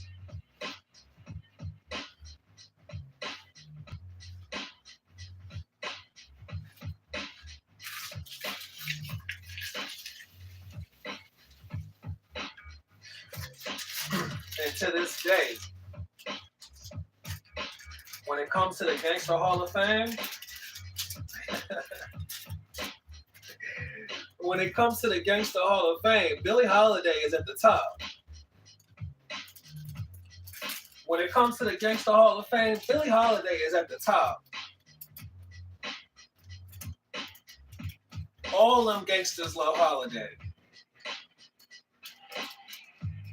All original gangsters love Holiday.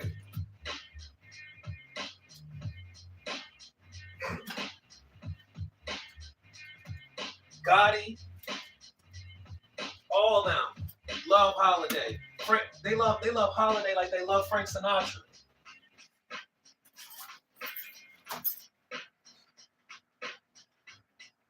And you ask yourself why? They say because I was gangster.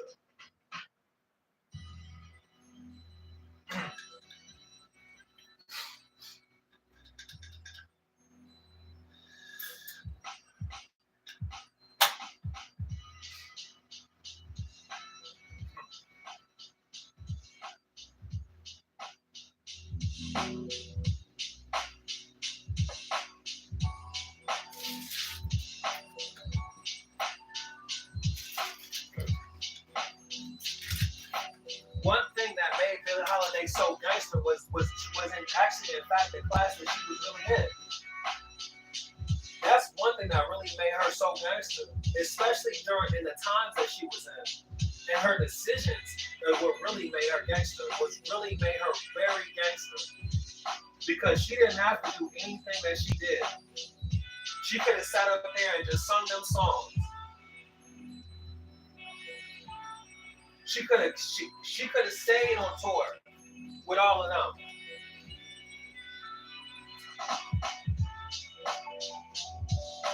And that's the reason why why she stands in history where she stands. But once again, a lot of people don't know their history. And see, if you don't know your history, how are you supposed to be able to derive? How are you supposed to be able to derive strength?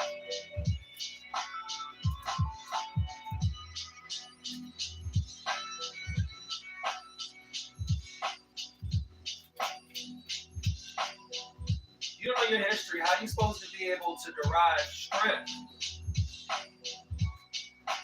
How are you supposed to be able to derive strength? And I'm not talking about derive strength in a worldly way. I'm talking about derive strength. Derive strength.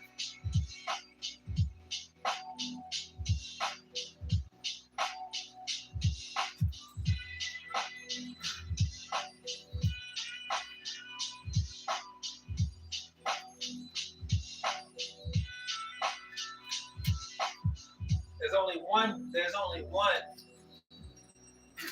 place that man can derive strength. And it's the same place where all men derive strength.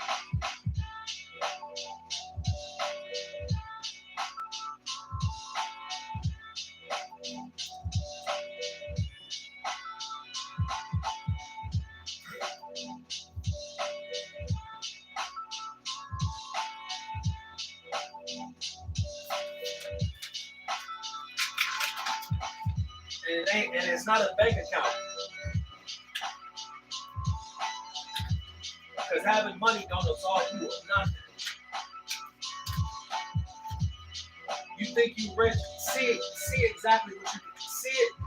If you think you're rich, figure out what happens to that money and figure out who's on it you can take it from. You'll find out exactly where you stand in this world when they don't even want your money. I don't want that shit. And that's when you truly understand power.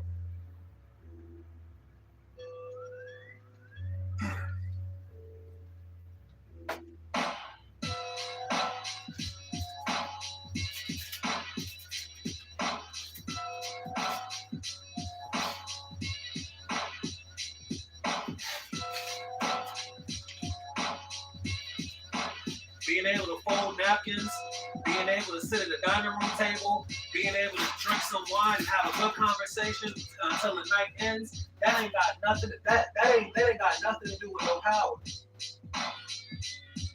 Being able to, keep up with things, being able to take care of yourself, that has nothing to do with power. That has to do with class. That ain't got nothing to do with power. Now, if that's all you know, if that's all you understand, and you are happy with that, then go ahead and do your thing.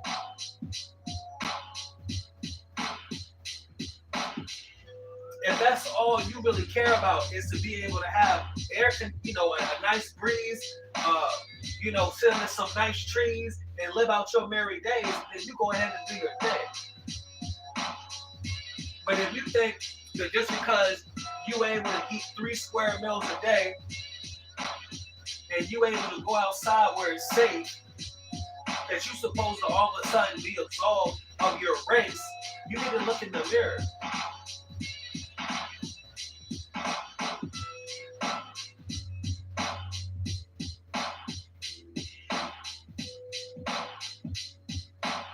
And if you think that because of those things you were supposed to be elite, then you need to go reference the elite and figure out exactly where you really are at.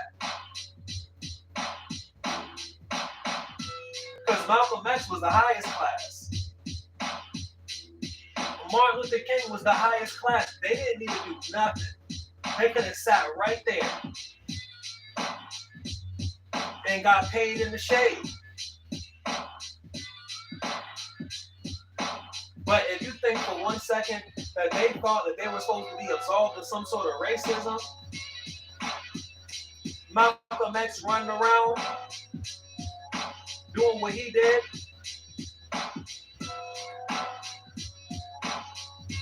he didn't didn't even know what racism was until he found himself in jail.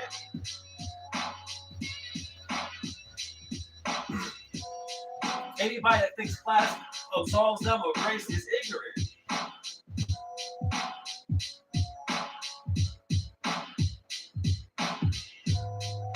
But you know, if they feeling good, it's not on you to interrupt it's not on you to interrupt, to crash their party. They feeling good, you don't know what they've been through. They feeling good. However, when it comes time to sit at the table and talk about what it is that is going on, when it comes time to, you know, when it comes time to achieve what you determine as success, they have achieved their success. But when it comes time to succeed as a black person, that's something they ain't got no point in that discussion.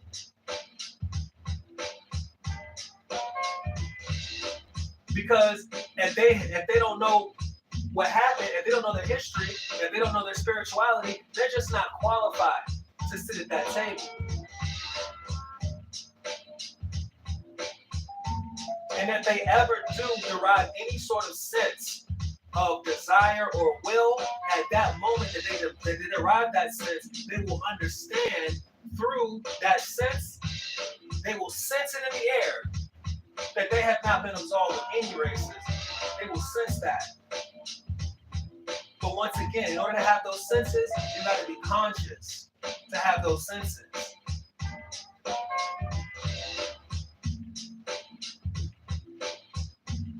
You got to be conscious to be able to understand that you can have a friend and you guys can be friends, but that doesn't change who you are when you no longer are holding hands. Matter of fact, that don't change who you are when you are holding hands.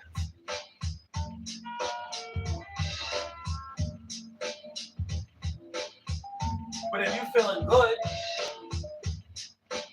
it's not, you know, hey, more power to you. I don't know what you've been through.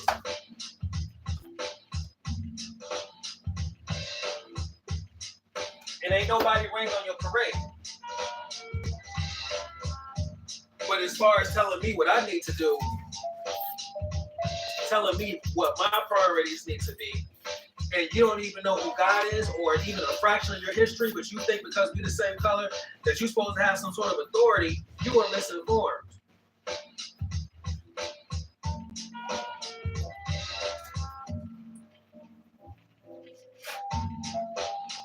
And you know, the interesting part about these things is you can sit there and you know you can tit for tat with them all day. As long as you know your history, you won't even break a sweat. They'll say, what about this? What about that? What about this? You'll say A, B, C, D. What else? They say, oh, all right. And they'll be good. But see, it's that desire of them asking those questions. What about this? What about that? What about this? That they need to be at in order for them to even accept the information. It's not on you to force it onto them.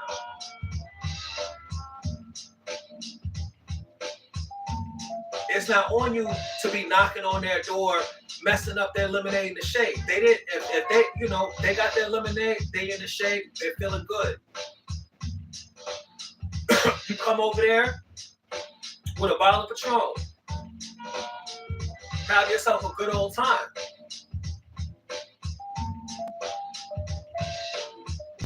But when it comes time breaking down authority and what needs to be done and all this and all that relative to culture and things like that, that's not their point of expertise. If they want to be some experts, you know what they're going to do? They're going to ask them questions. And see, by them asking those questions, what it does is it prevents you from getting caught up in the BS. It prevents you from getting taken out of context. They can't make you an enemy if they can't make you an enemy if they the ones if they the ones in search of power and you got the keys.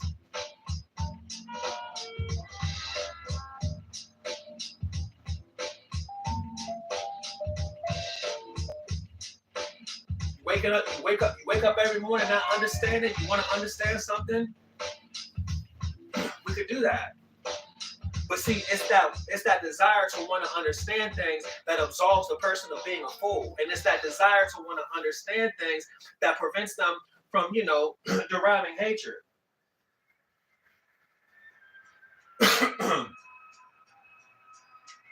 But if you sit there and knock on their door and tell them that they doing this and they doing that, that's when you run into that problem. They're gonna be like, oh, so what you really trying to say is,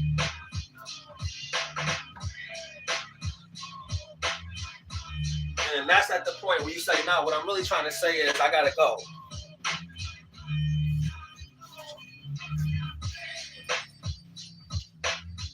That's how that works.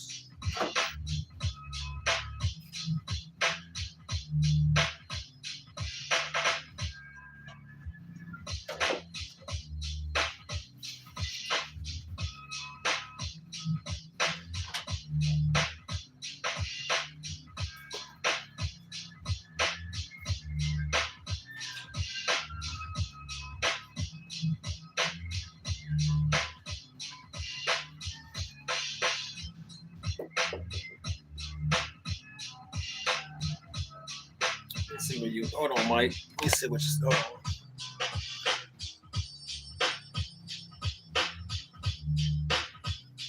It feels like all successful Black people are classist, regardless of culture and ethnicity. Well, the reason why that's the case is because there's not a lot of Black success. There's not a lot of Black success. And the reason there's no Black success is because nobody knows their history. Nobody knows how to succeed.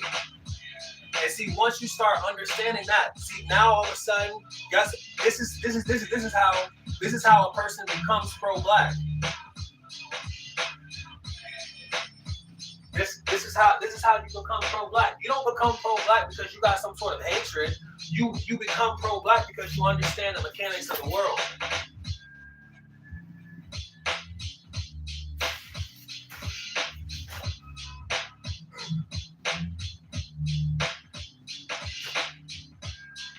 Now, class, a lot of people, this is like I said back to your original statement of, this is how a lot of Tom's, like, for lack of a better description, because I kind of want to get off of that. I don't want to talk about that. I want to leave that with Malcolm X, because he ultimately paid the price for that mission statement. But I'll say this. This is the reason why, for lack of a better description, a lot of Black people that are of higher class are misinformed, because they didn't get to that class on any type of Black wisdom. They didn't get to that class on any type of grand understanding. They got to that class on just pure, raw, hard work. Now, what they got for that hard work is on them. What it took for them to do that stuff is on them. But if they actually want to actually have any sort of fair equality, like we always want to talk about equality. If they actually want to have any type of equality, then the only way they're going to be able to achieve that equality is on their own. The only person that can give them equality is themselves. I remember I watched some material. This dude was talking about something about what we need to come to understand as Black people when it comes to equality, and how you ain't gonna have it and all sort of stuff. You're not gonna have it because they're not gonna know how to achieve it. If you accept the reality that you're never gonna have equality, then okay. That's the reason why you over there Tomming. What do I mean by you over there Tomming? That's the reason why you accepting less than your worth. Is that so much Tomming? Not necessarily. This is the reason why you want to put that over there. That's the reason why you were misinformed. You misinformed to think that just because you do something and your skin is a certain color, that it's never going to be fair for you. However, this is how Black people achieve high classes in society. They work twice as hard. They do 3 times as much. So when they finally do get their seat, not only are they respected amongst the people around them because of all they've done, but they really are valuable to the architecture of, whatever it is that they've come from. If I'm a doctor and I'm black, then please believe I'm valuable as a doctor. I'm a black doctor. I am valuable. Now, what I got paid for being a doctor, and how much credit and responsibility I get as being a doctor, and how much I'm able to pass down my heritage or my whatever you want to call it to people like me or my family, that's a matter of black consciousness. That's not a matter of hard work. This is the reason why a lot of black people in higher classes do not have any sort of black priorities, because they didn't achieve their success through black priorities. They didn't achieve their success through black ideology. And this is also the reason why a lot of people are very much ingrained in their reality. They don't care nothing about pro-black consciousness. They don't even understand it, because in reality, it doesn't matter to them. Because you know why? Because they got their lemonade. They're sitting in the shade. If they're happy with that, then leave them alone. Let them be happy with that. See, you may understand it as them being surrounded by racists, but in reality, they're not really surrounded. They're surrounded by their friends. Those people really are their friends. But when you understand the world and you understand the mechanics of the world, you realize that those people add value. They add value to their they add value to their philosophy.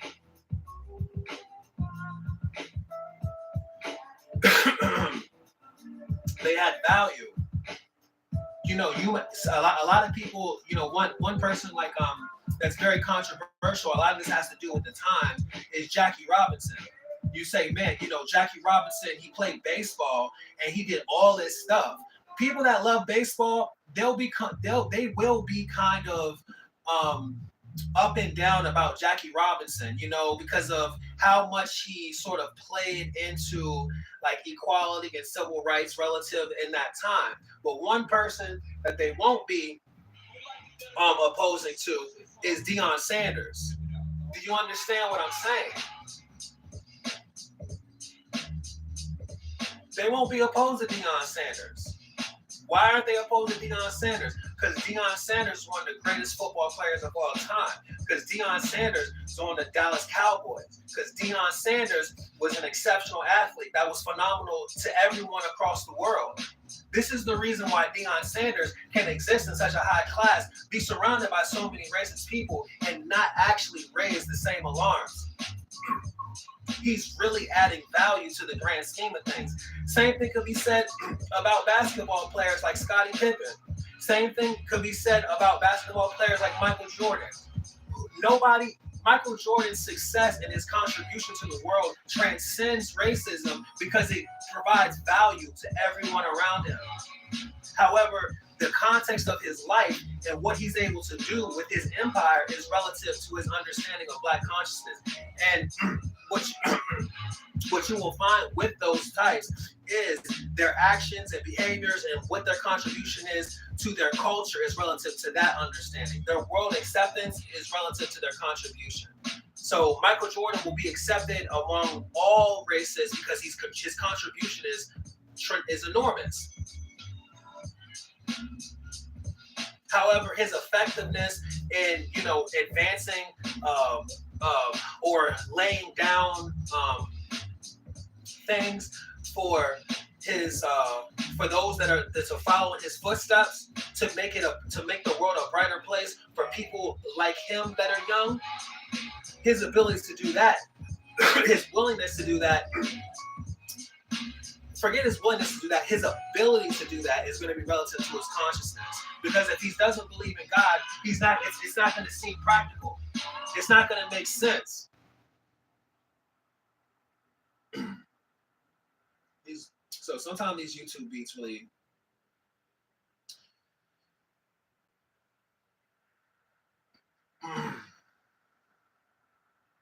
it's not going to make sense. And honestly, he's not even going to have the perspective to be able to successfully pull it off, because he's going to look at it from not even him, but just anyone at these heights. They look around like, how am I supposed to do this? Why would I do that? It doesn't make sense. And what you will realize with these people is it doesn't make sense. It doesn't make sense. They don't have the tools. Now, if they want to be conscious, they could be conscious, but you can't go up to them and try to tell them something because their value system isn't a value system of culture. Their value system, typically, because they're atheists, is a value system of value. So you'll be sitting there trying to break it down, and then they'll just be like, what are you talking about? I make more money than you. How can you advise me on anything? In the reality, based on their perspective, you really can't advise them on anything. This is why only God can do that. This is why God is so central to them. Without God, they actually are not black. If you want to get technical, I mean, not even technical. I mean, if you want to get technical, they are black no matter what.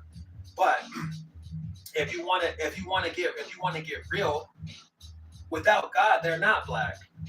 They can't even achieve a black perspective without God, because they'll sit there and look at history and they'll be like, if history repeats itself, I ain't doing this. And see, it's that level of intellect that confines them to the life that they live.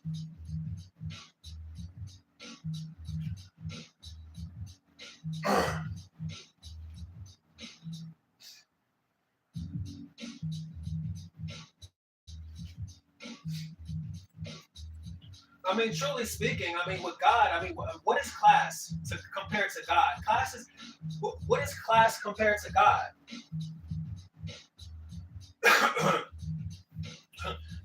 What is class compared to God? You have all the class in the world, and then you find yourself at Rikers Island. How about that? You got all the class in the world, and you over there at Rikers Island. How about that? Let's figure that out then. Let's use your hard work to figure out what you're going to be doing up there at Rikers Island with all your class and all your hard work. Yeah, you're going to be a sociopath for real over there at Rikers Island if you don't know who God is. Yeah, you're going to be a sociopath for real. Or you're going to be put in your place. It's that simple. And unfortunately, it's oftentimes these moments where a person comes to terms with reality and they actually do derive spirituality, and from that spirituality derive a sense of black consciousness. How many black men go to jail not knowing anything?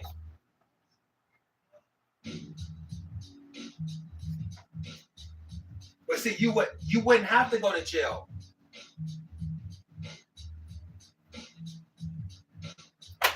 You wouldn't have to go to jail if you were conscious. And see, this is just another aspect of consciousness, because when you're in jail, this is what you ask yourself. You be like, damn, why did I go to jail?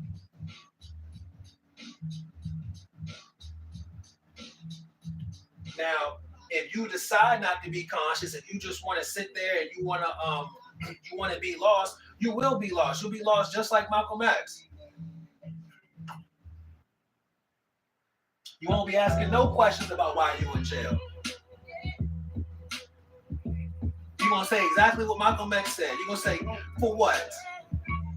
Read the Bible? For what? I can't make no money reading the Bible.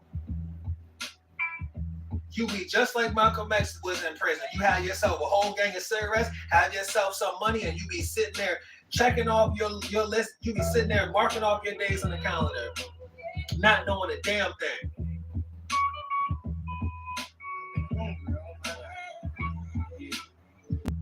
This man let Malcolm X know who God was.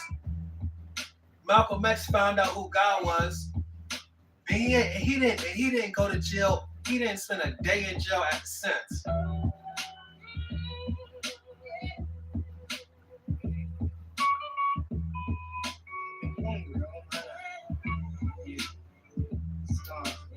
say Malcolm X was a racist. How you a racist when nobody going to jail?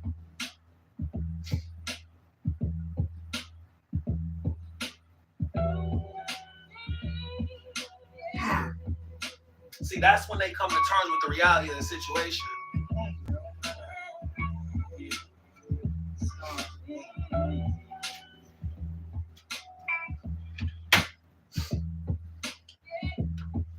They say this man ain't racist. Call his ass from jail. Call his ass from jail. Tell him you're innocent. And see, at that point, that's when you will understand that it's not a matter of, that's when you understand that it's a matter of human rights. Because people that don't have God don't care nothing about no damn human rights.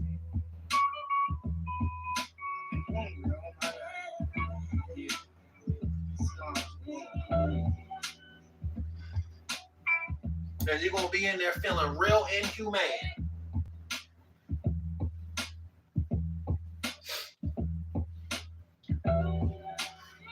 You're going to be like, do these savages?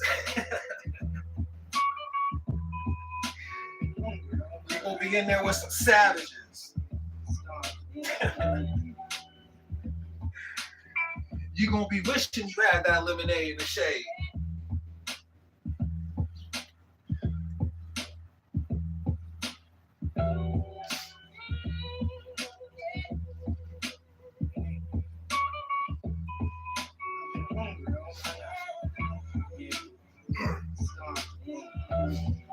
And you know, truth be told, that's the difference between now and then.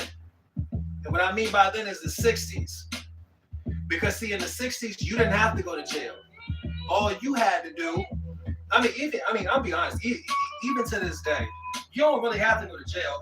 All you gotta do is be black. That's all you got to do. That's all you got to do is just be black. That's all you gotta do is be black and be around a whole bunch of black people. And you gonna find God. I guarantee that.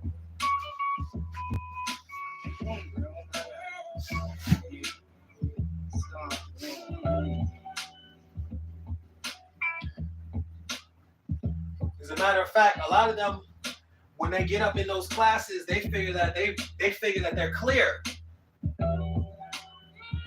They say, I got this money now, I don't need God. And that's exactly how they live. They said, I got this money now, I do not need God. I don't need God. I got this money.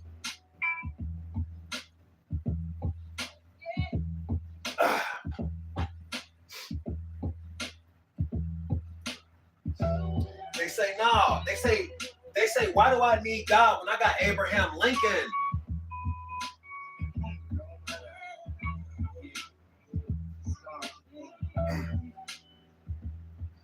And see, it's at that point that you understand black consciousness. That's what it's all about.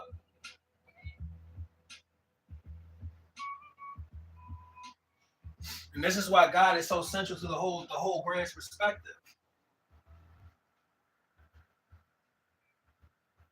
This is why they move like they move. This is why they act like they act. You believe in God. They believe in money.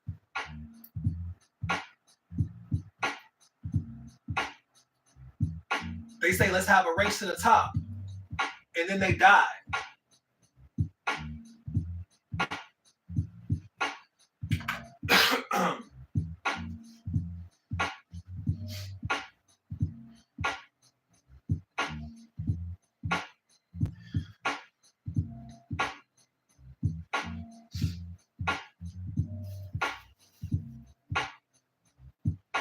See what that class do for you. See how that class makes you transcend race in jail.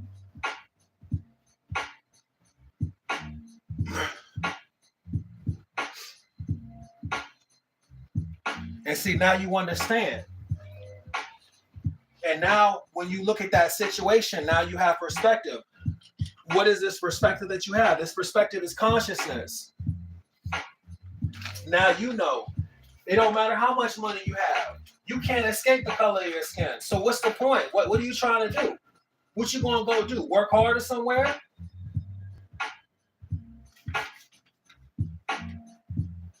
And that's what they do.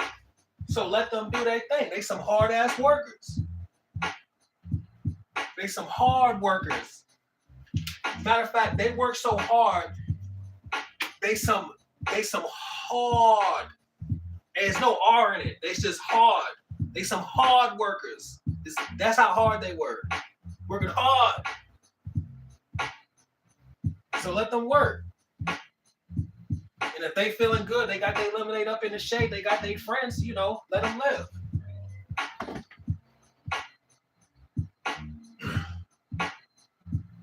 Because, you know, they find themselves on Rikers Island, what you gonna do with them then?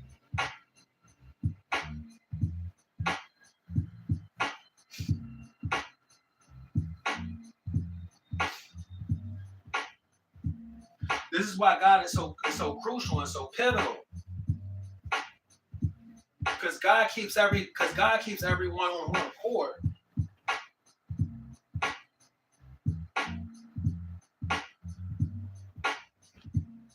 And this is the reason why, you know, and I mean, God keeps everyone on one accord.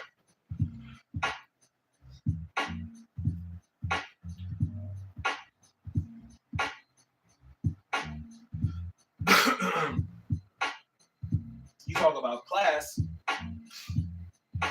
Money don't save you from being a dog. That's the ultimate class. You either gonna be a man or you're gonna be a boy. Money don't change that. You be a highly paid boy.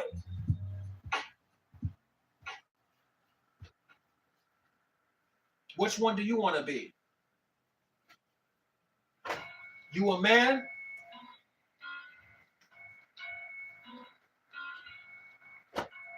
You want to do what men do?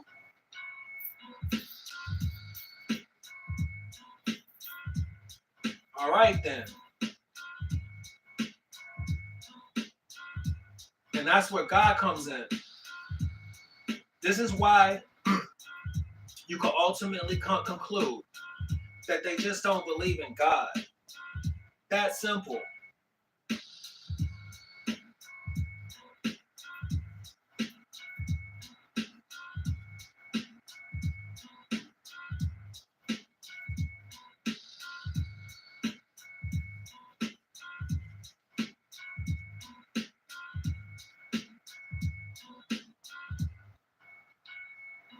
But see, here's the thing. Everybody in the world believes in God.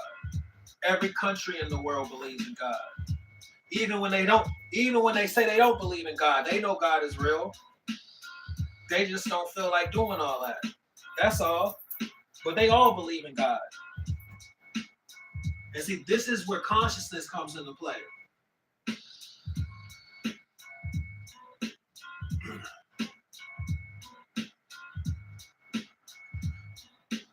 But you know, it's interesting because what you'll realize is, see, when it comes to class, the differentiating factor in class is whether or not the person actually knows what they're even doing at all. And a lot of times they don't even know what they're doing. They don't even know anything. All they know is what they know. So this is the reason why they live the way they live. It has nothing to do really with too much a lot of times. A lot of times people just don't know nothing. They don't know nothing. They've been doing this. It was working for them in 2003. It started and it kept working for them in 2004. That's what they know. It was really working for them back in 2006. And when they turned it up, it was really working for them in 2008. And that's all they want to hear. And you know, this is what you'll realize. When they are truly like that, that's the reason why. So just leave them alone. If they knew better, they do better. I mean, you think they do better. But they might not even believe that. So that's the reason why they live the way they live, because they don't believe in God. They don't believe in God. They say God, they say God, they say I got a $300 car note. Let me pray on this and see what happens to it. Nothing, exactly. That's what they think. That's how they live.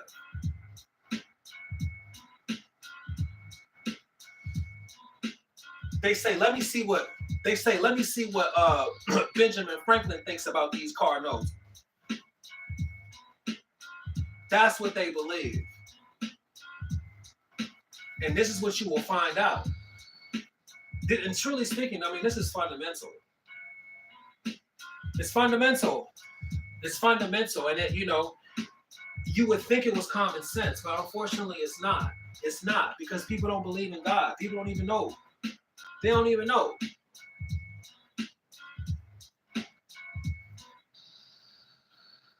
They don't even know who Jesus is.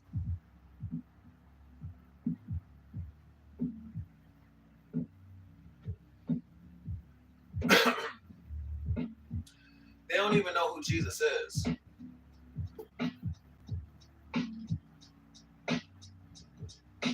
And this is what you will understand. This is what you will come to understand. They don't believe in God.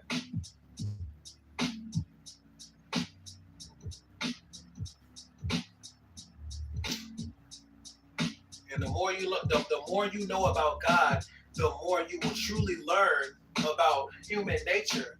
And the more you will truly understand how, as a black man, you can actually achieve power. Without God, without God, I don't know what you're doing. You're a hard worker. That's what you are. You a hard worker. And that's what they are. They some hard workers.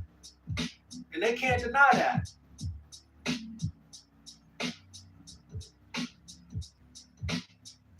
As a matter of fact, that's who they are. You say, man, you's a hard ass worker. They say, yeah. They take pride in that. Working hard. And so they do what they do and they get what they get. But when it comes to being a man,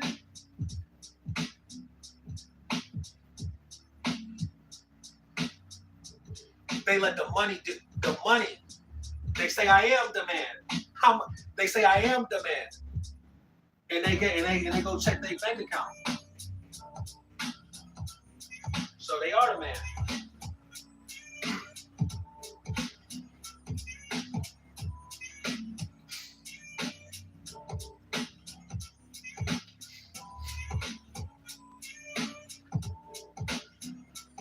I spent 3 years on the street. I didn't break a sweat. I had no question. I had no doubt in my mind what type of man I was. But you can't see, without God, you can't achieve that ability. This is why you get crushed by the devices of the world. This is why they get crushed by the devices of the world. But furthermore, this is why they get crushed and they can't even see it. However, you can look at the situation from a perspective of consciousness and know what it is. They over there, they feeling good up in the shade. Yeah, all right. Shit, I'll be feeling good too. If I was the one that had them up in the shade like that.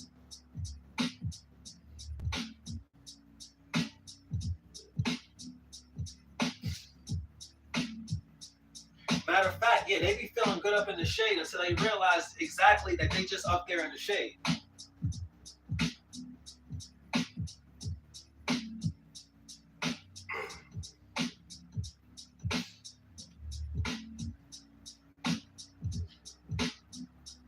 And everything comes full circle where they realize that they work so hard, but they're gonna start asking themselves different questions. They're gonna be like, man, I don't feel like I have any power.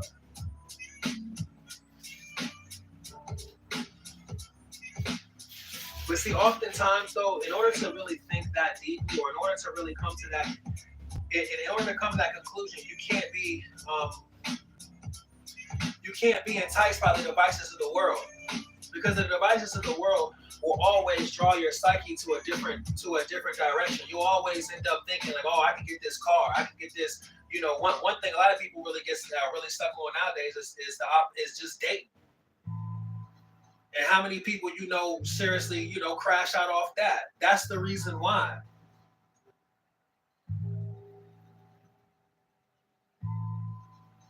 Especially if you have a simple mind, you'll just be sitting there thinking to yourself like, oh man, I am powerful. I am powerful. If I wasn't powerful, then why? Then okay, where do these women come from? And those be the same ones that be having 100 women, and then at the same time want the one that you got.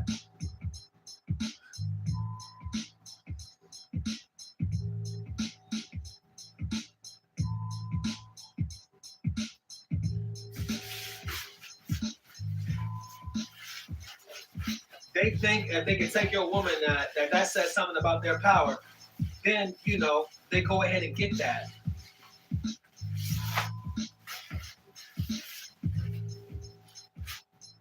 And then they be the same ones trying to figure out what else.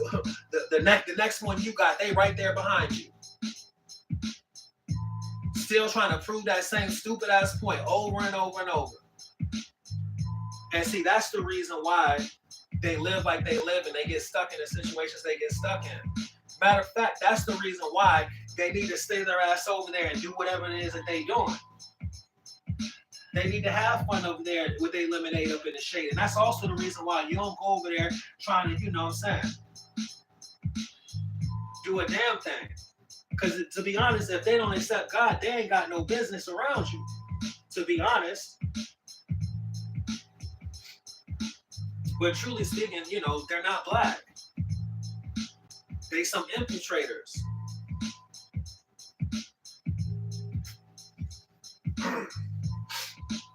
Do you understand what I'm saying? They not black. They some infiltrators. Because if they knew anything about God, they wouldn't act like that. Do you understand? They ain't got nothing to do with racism. Yeah, racism is an aspect of business. Capitalism. Making money. That's what that is. Pro-black means you believe in yourself and people like you. Pro-black is the ultimate mission statement of cultivating black power. What is black power? Black power is a family.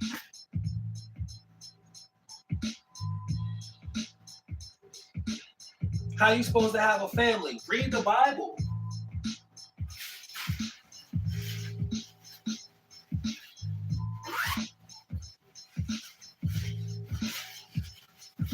Or take your ass to work.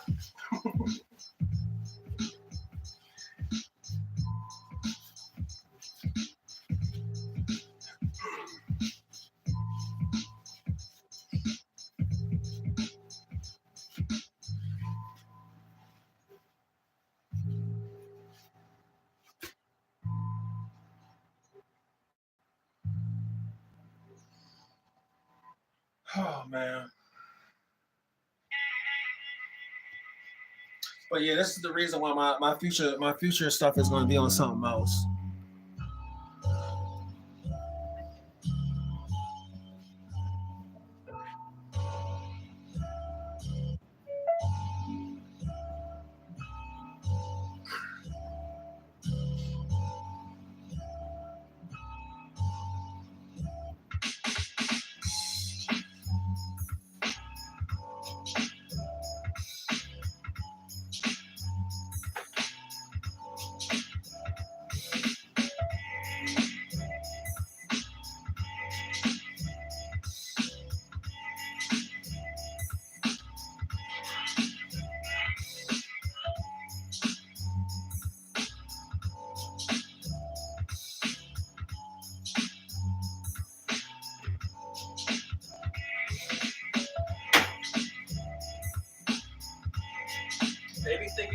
so much and they don't even believe in God. What could you possibly know if you don't believe in God? The only thing you could possibly know if you don't believe in God is nothing. Nonsense.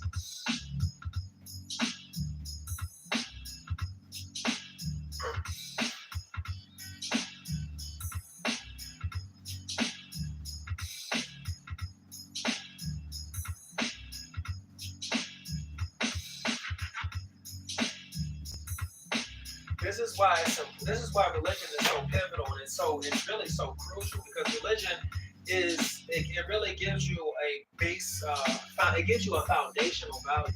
It gives you foundational values that transcend worldly possessions.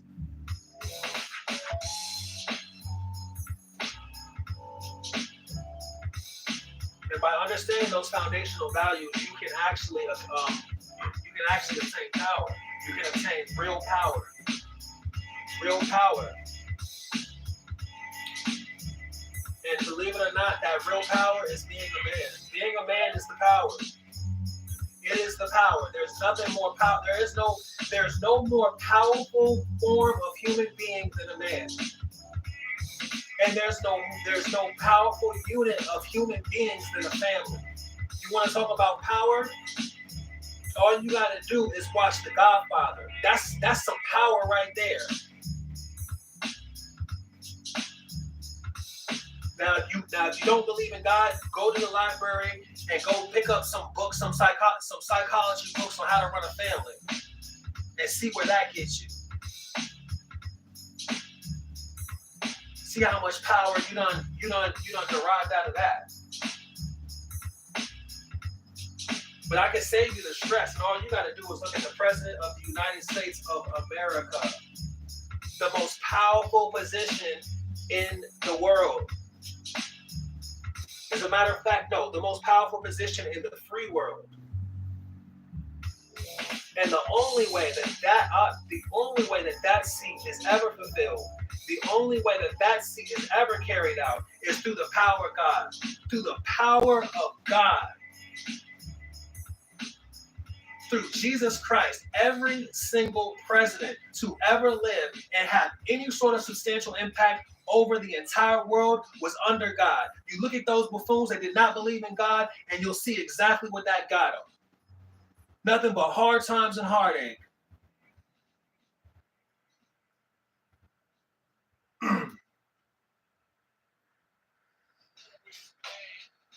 And some bubble gum. That's exactly what they got. And you know what? That's probably exactly what they like. With they dumb asses. Because that's exactly what you're going to be if you don't believe in God.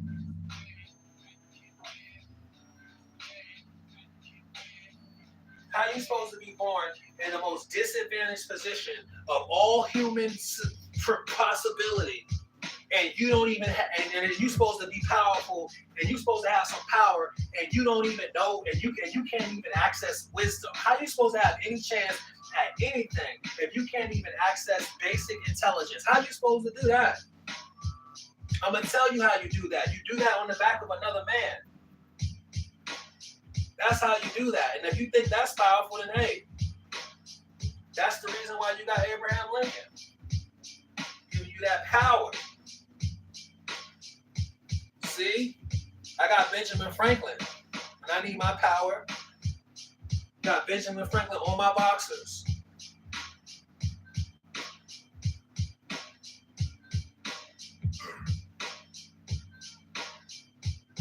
Not in my heart.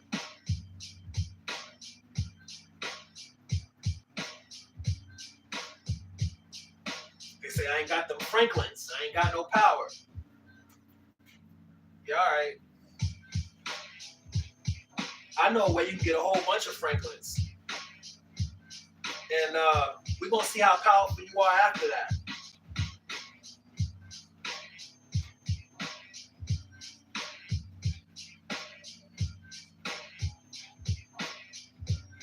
They say black power. They say that's racist. All right, then. Let's see how racist the power of the dollar is. Since we just some racists out here, let's just see how how much equity inclusion you gonna get out that dollar bill.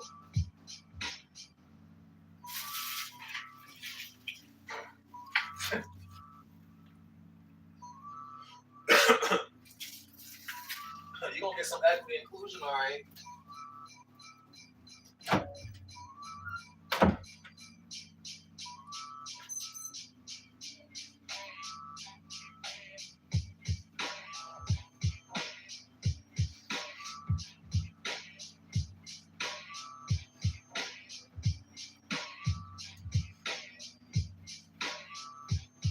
But you know, if they feeling good with their lemonade and the shake, man, don't break the, you know what I mean? Let them live, because in reality, you don't know what these people are doing. You don't know what they done had to do, and to be honest, they might. Hey, a hard worker deserves that. A hard worker done earn that. They don't work hard.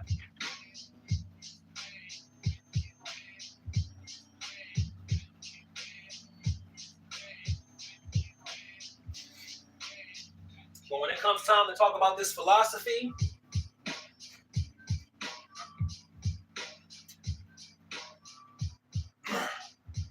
when it comes time to trying to achieve equality, they have no business at that table.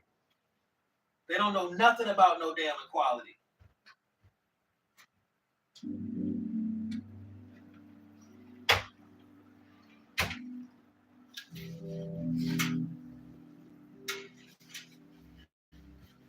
Oh, man.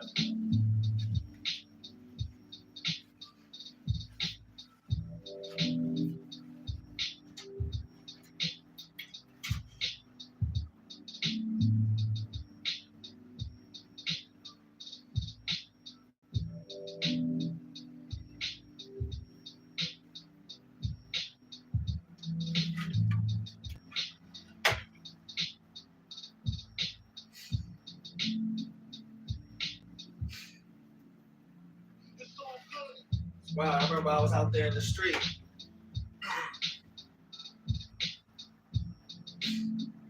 This man was preaching. I was going off. I said, without God, I would have been a dog out there in them streets. And that's real. I would have literally been a dog out there in the streets. I think the feminist philosophy, I think they call lost men wet dogs. That's how they refer to lost men. They some wet dogs.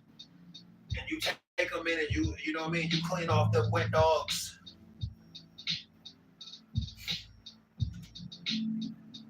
I'd have been a wet dog out there in the street, looking for a shelter and a home. But I wasn't. I was feeling good. Waking up in the morning, doing what I had to do. Not feeling like, understanding that, not concerned about what my value was. Because at the end of the day, my value wasn't in man. It wasn't in the dollar bill. It was in God.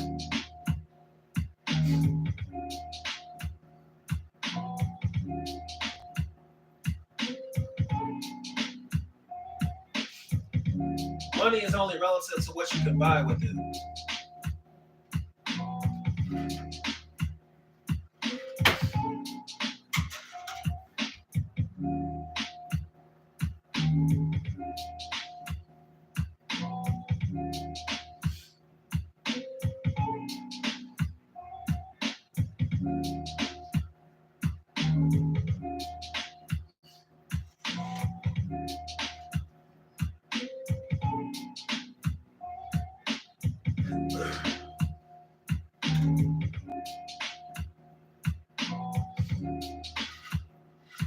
And one thing you can't buy with money is respect.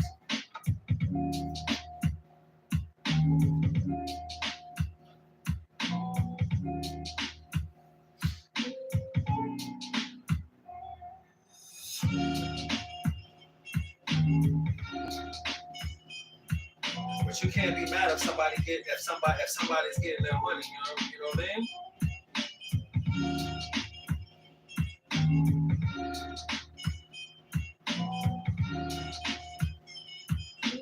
A lot of us, to be honest, a lot of us can't get that.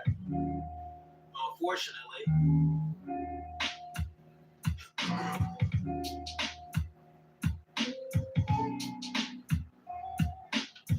So you say, God bless their little hearts.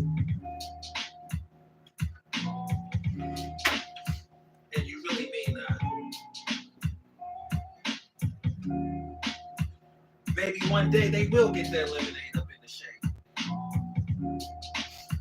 And you could be happy for them. Because they done worked hard. They some hard workers.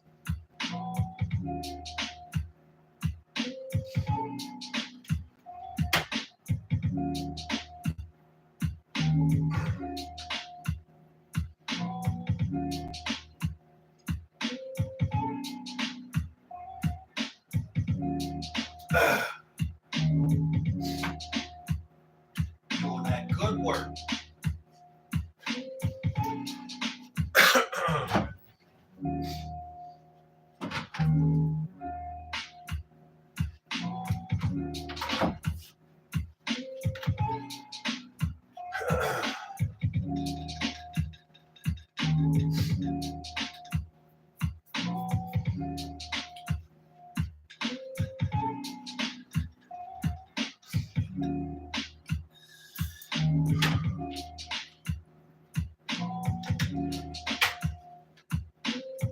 But you know, when you black and conscious though, all this stuff, it's all up there. It's all, you know, it's not even really a question. But you know, but see, that's the power of God. See, God gives you that point of reference so that you can know better. You can know right from wrong. And that's the reason why, you know, with God, you know, you don't have to really worry about as much.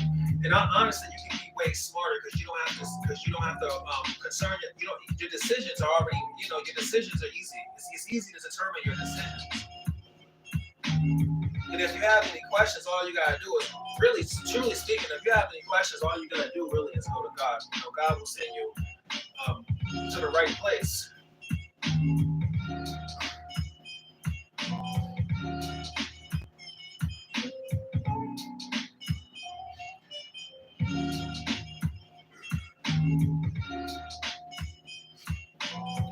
Truly speaking, with God, you really can't lose.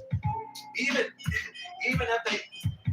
if somebody literally comes for you, like even if people really come for you, even if you perish, you still good with God. Because what you'll realize is that everything that's in line with God is everything that's in line with your best interest.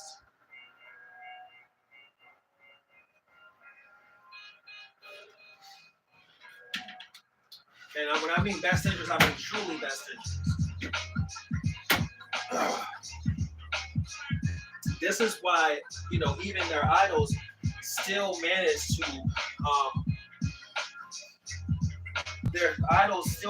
really serve them. You know, whether it be Buddha, you know, whether it be Buddha or whether it be you know, Socrates, you know, whether it be, you know, some aspect of the Dalai Lama, whether it be the spirit of the wolf. Ultimately speaking, these things are exalted because they are truly higher values of humanity. Even though they may be flawed in their reasoning. I mean, essentially, typically they are flawed. If they're not God, they are flawed.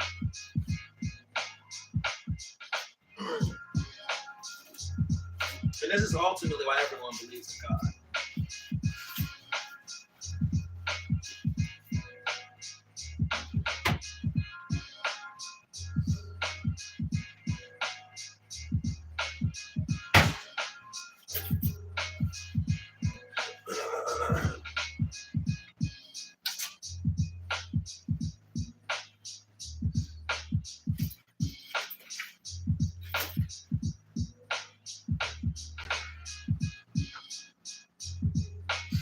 But see, the thing about it is, See, God knows this,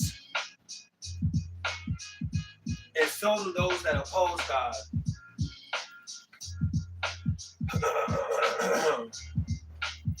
So this is the reason why the judgment comes down the way that it does.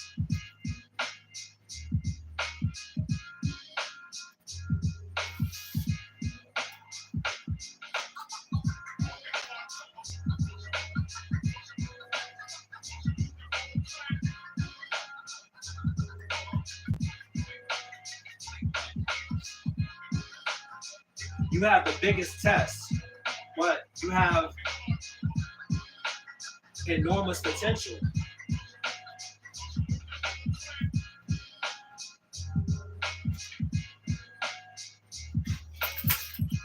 So you got all types of forces working against you. And without God, you wouldn't even really be able to come to terms with those. You wouldn't even be able to see it.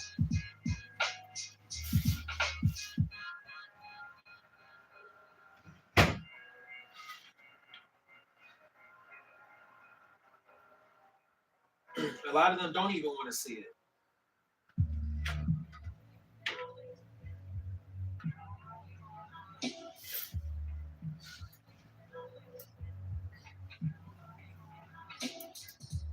So, they figure out what they can do against them. They can have fun with that. But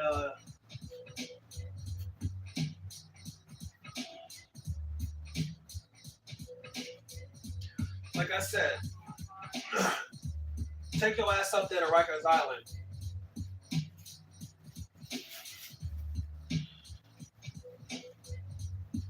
And you're gonna come to terms with something, that's for sure.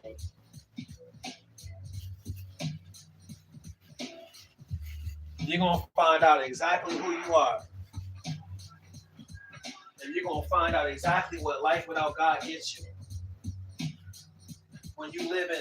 When you're especially in America,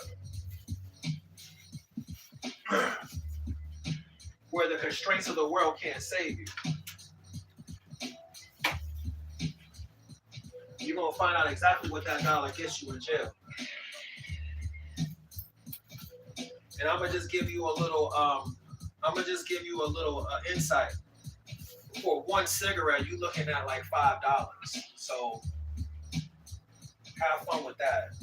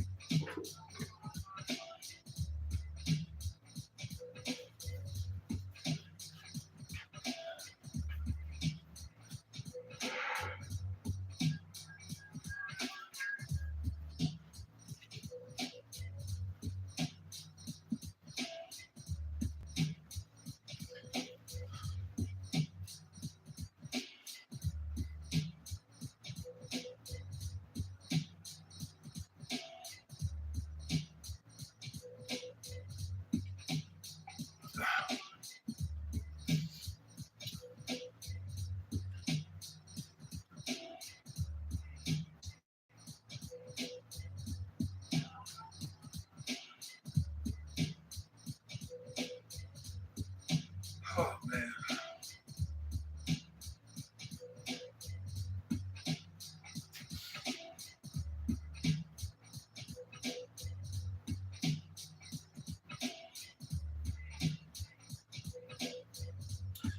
I still gotta clone these plants.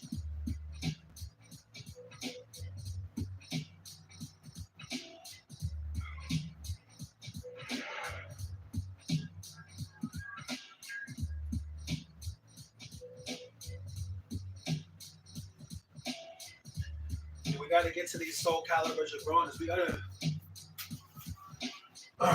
let them know we out here. But I'm gonna be honest, that took a lot out of me. I gotta set up this this smart light system.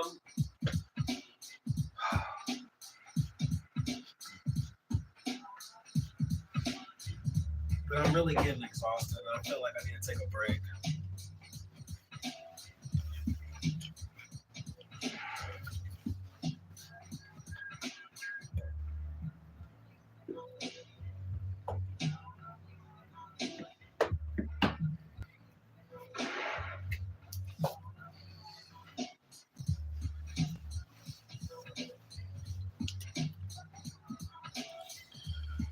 Let's see what's going on with this.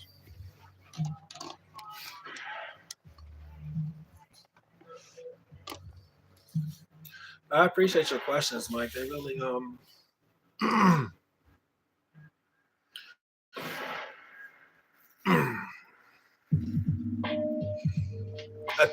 I think someone else watching this, would really get a lot out of it.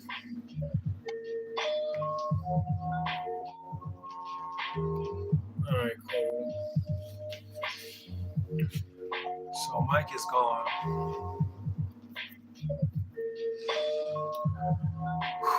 I'm gonna go ahead and wrap this one up. It's been about 5 hours.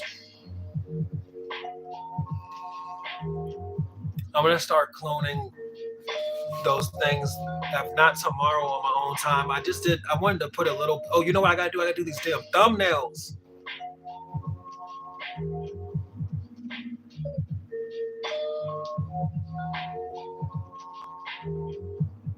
I'm gonna work on these thumbnails tomorrow.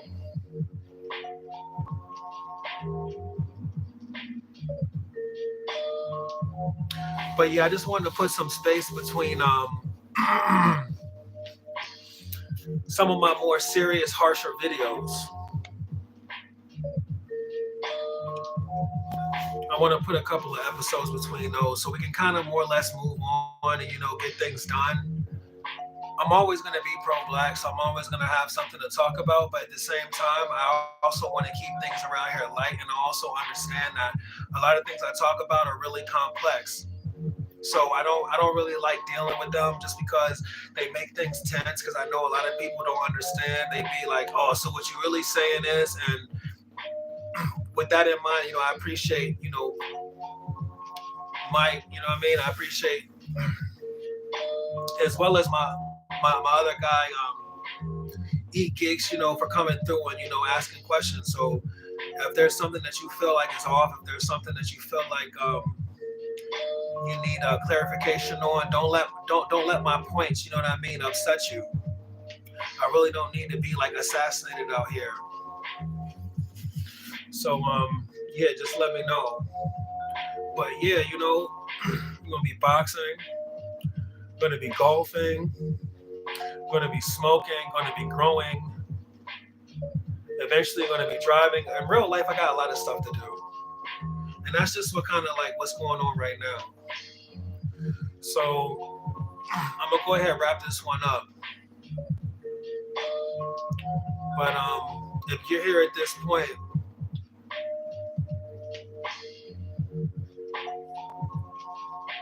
you might also like some of my other outlets, like some of the other things I'm doing, like my writing. And my writing will be in the description when this video gets a thumbnail. And then you can also check out my playlist if you're really interested in music and things like that. Especially if you have like headphones and you love listening to music, then you'll definitely find a lot of satisfaction in my playlist. I guarantee that. It definitely put some use to your headphones. You know what I mean? So anyways, with that said,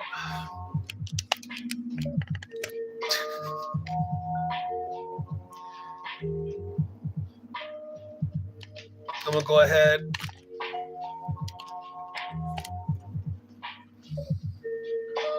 Take a break, hang out with Mocha a little bit, and I'll wrap this one up. Thanks for watching, and I'll catch you on the next one.